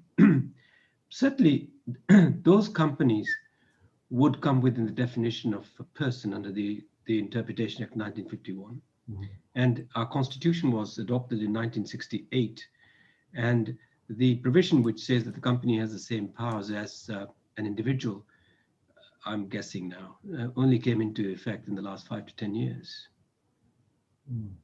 So, I mean, before the Constitution came in, there were common law rights. And without belaboring the point of personhood, what I can do is take your lordship to cases which show that access to the corporation, even though it's not access to the Constitution, even though it's not available in any particular case, does not preclude right of redress under the common law. And that. But what is your point on this? I mean, your point, I thought you were saying that the company, the corporation cannot make a claim either under clause 1 or clause 13. Is that what you're saying? Pardon me? Are you saying, I thought you were submitting that as a result of the argument based on personhood, you were saying that the Corporation of Hamilton could not make a claim under Section 1 of the Constitution and Section 13 of the Constitution. Is that your submission? That's the submission. That is the submission. They do not have personhood. But the corollary of that is that they are not without the protection of the law. So although it's constitutional claims we submit are unsustainable, it's not left without access to the court. And in a previous case by the former Chief Justice, yes, the court, that's the case at tab 10 of our submissions.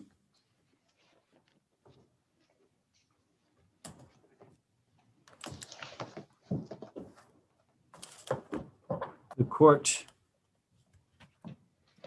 touched on that's at paragraph 21. Now, this was a case in which constitutional claims were argued, but the court didn't make a ruling. And at paragraph 21, the court stated, accordingly, I accept Mr. Dunch's submission on behalf of the minister that A, the scope of the stewardship power falls to be determined on a case-by-case basis, depending on the factual context. Sorry, where are you? Which paragraph? Which paragraph? Paragraph 21.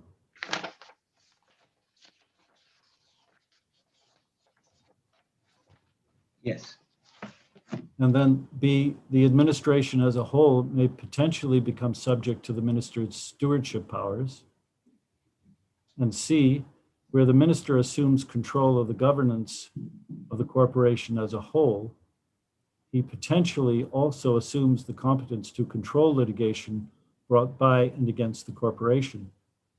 However, the extent of such control will depend on the character of the litigation and all the circumstances of the case, because of the importance of the statutory presumption that legislation is not intended to interfere with fundamental rights, including right of access to the court.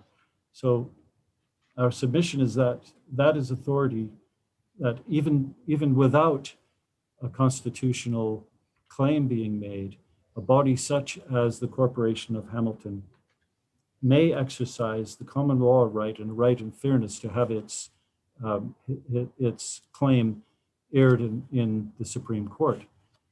So it's not, even though we make the bold statement that it's not a person and it doesn't have the individual rights protections reserved to individuals and persons in the Constitution, it's not bereft of rights.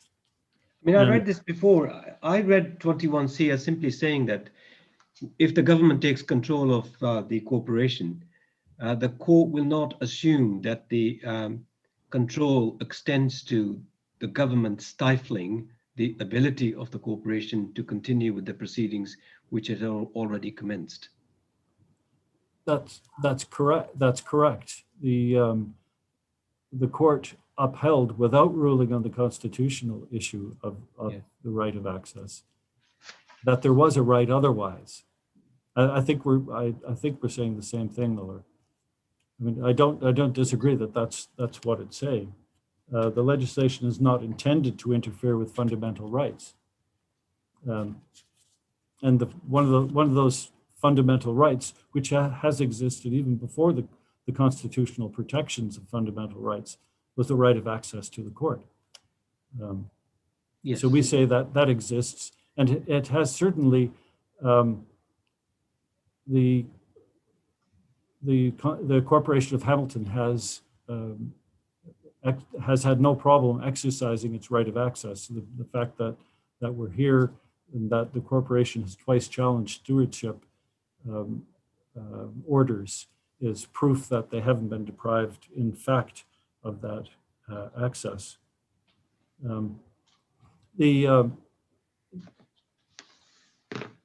Just on the point of what access the corporation may make to defend its fundamental rights, I'd refer your lordship to tab 23 and the McLeod decision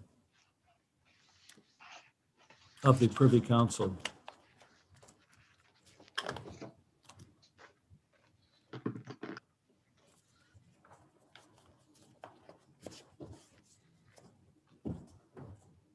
And in particular, if you turn, unfortunately, the pages aren't numbered, but I would ask your lordship to go to the very last page in that tab. Yes. On the top of the page.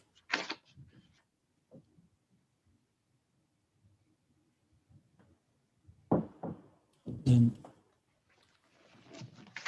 the Judicial Committee has previously had occasion to draw attention to the necessity of vigilance on the part of the Supreme Court to prevent misuse by litigants of the important safeguard of the rights and freedoms enshrined in sections 4 and 5, that is provided by the right to apply to the High Court for redress under section 14. Two specific forms of such misuse have previously been dealt with in judgments of the Judicial Committee. And perhaps I can let your lordship just read through that yourself.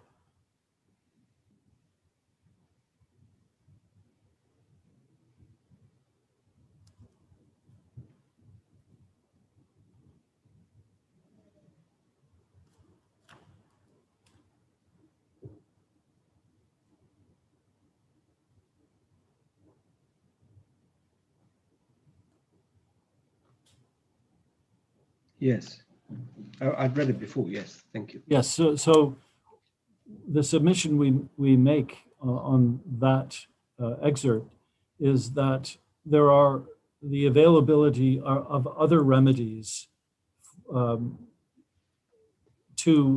the common law or what might be broadly called fundamental rights for any applicant to court to have his or her case heard. And in any given matter involving the interactions between the government of Bermuda and the Corporation of Hamilton. Corporation of Hamilton, although restricted in its abilities to claim under the Constitution, is still has the availability of the right of access to the court, and that should be made by it first before making a constitutional claim. So that if you, the provision in section 15 shores up, we support that, we submit that argument, because section 15 of the Constitution, and if I can refer your lordship to that, that is at tab 8 of our legislation bundle.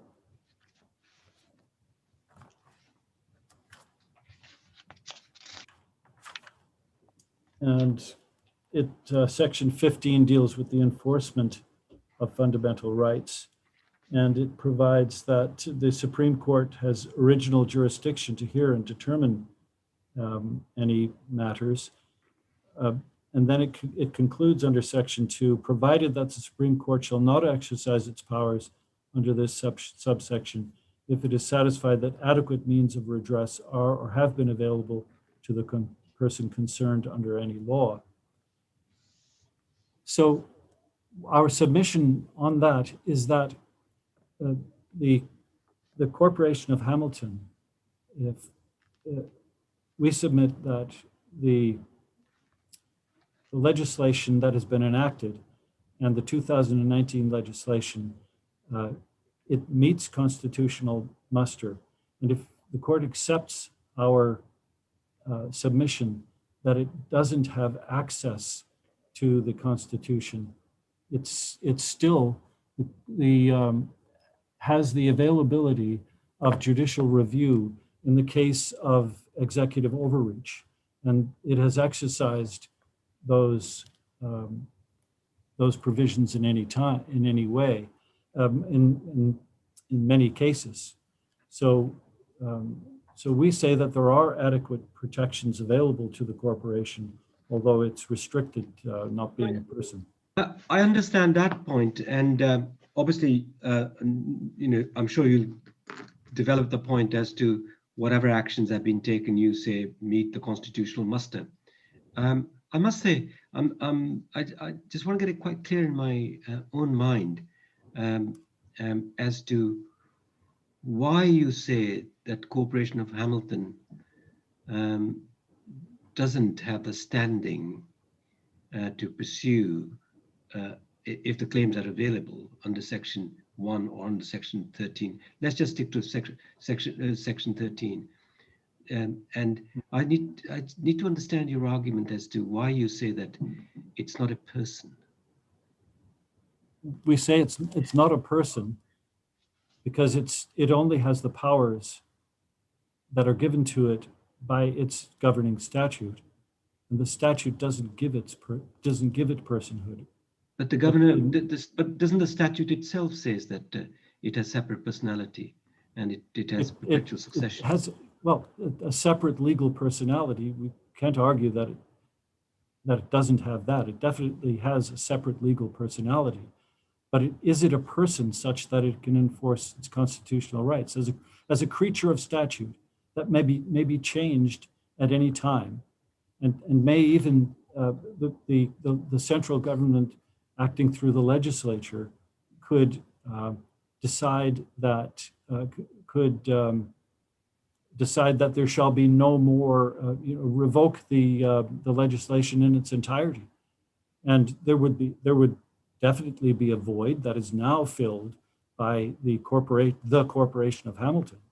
But if the legislature tomorrow said there shall be no more Corporation of Hamilton, it could do so, but somebody would. That would be then, but until that time, surely the corporation exists, and the corporation is a person within the definition of the Interpretation Act.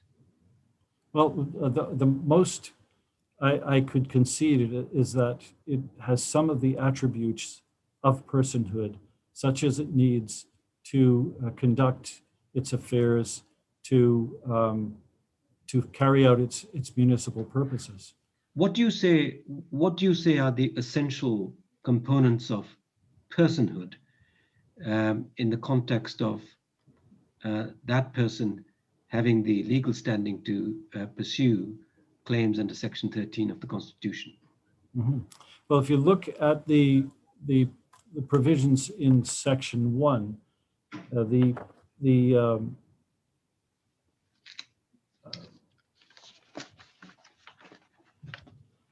so it's a person is somebody who actually owns property, and in relation to property rights, for instance, it would be somebody who has unrestricted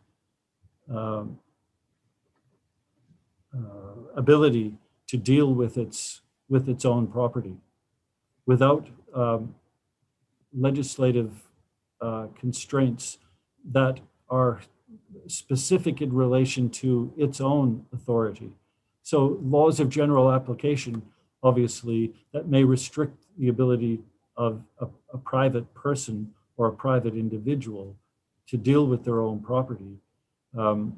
Obviously, there have to be some of those restrictions, but otherwise they may conduct their affairs for private gain. They may give away all their own money. They may convert all their assets into a trust, and they may operate outside the strict confines of a special purpose legislative vehicle, such as the Municipalities Act.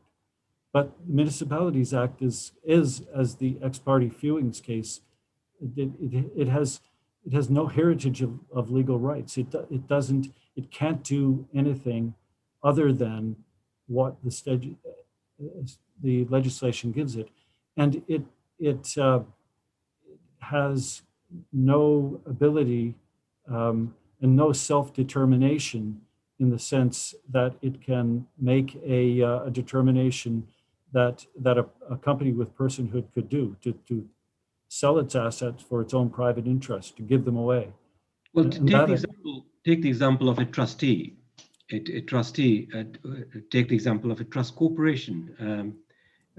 Let's not mention any, but a commercial trust corporation in Bermuda is holding assets on behalf of its clients. As a matter of general law, it owes fiduciary obligations to those people who have the beneficiaries.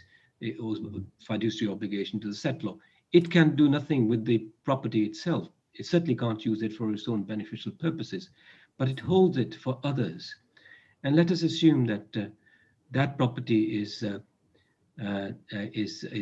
taken away by the government when the government has no entitlement.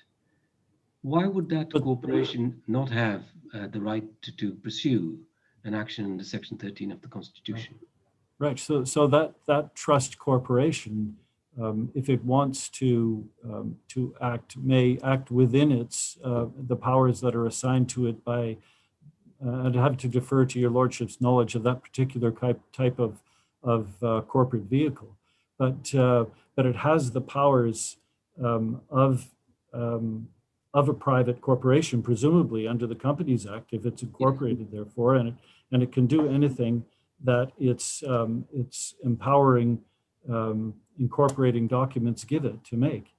But the Corporation of Hamilton is restricted. It can't act in any way outside its governing statute. But certainly it has the power to sue and be sued. That's correct. That's so that it can defend and its presumably rights. it has the power to sue to recover its property. Pardon me? Presumably it has the power to recover its property if it's been taken away wrongfully. Right. So if it can sue if somebody for instance claimed staked a claim to property that is owned and administered by the corporation, then the corporation has the right to come to the Supreme Court to determine its rights in that matter. That's no more than a matter of convenience for the corporation, but that doesn't make it an individual in the sense that the individual rights protections of the Constitution apply. I suppose this is, I can see your lordship is troubled by this, and I think there is, that's one point. I think yes, we get to the same point by looking at essentially whether the corporation has raised a prima facie case about being deprived of its properties. So yes, subject to any further questions on that point, I would look at the section of our submissions. That's fine. Do you want to do it now, or do you want to start tomorrow? It's 4:30. I'm in your lordship's hands on that. I'm happy to stop now. It's a natural break in the submissions. Well, is it natural break? Let's make a fresh start in the morning. In that case. Thank you. So in that case, we will adjourn and resume tomorrow morning at 9:30, and look forward to hearing from you again then. At 9:30. Okay. Lord. Yes. Thank you. Thank you, my lord.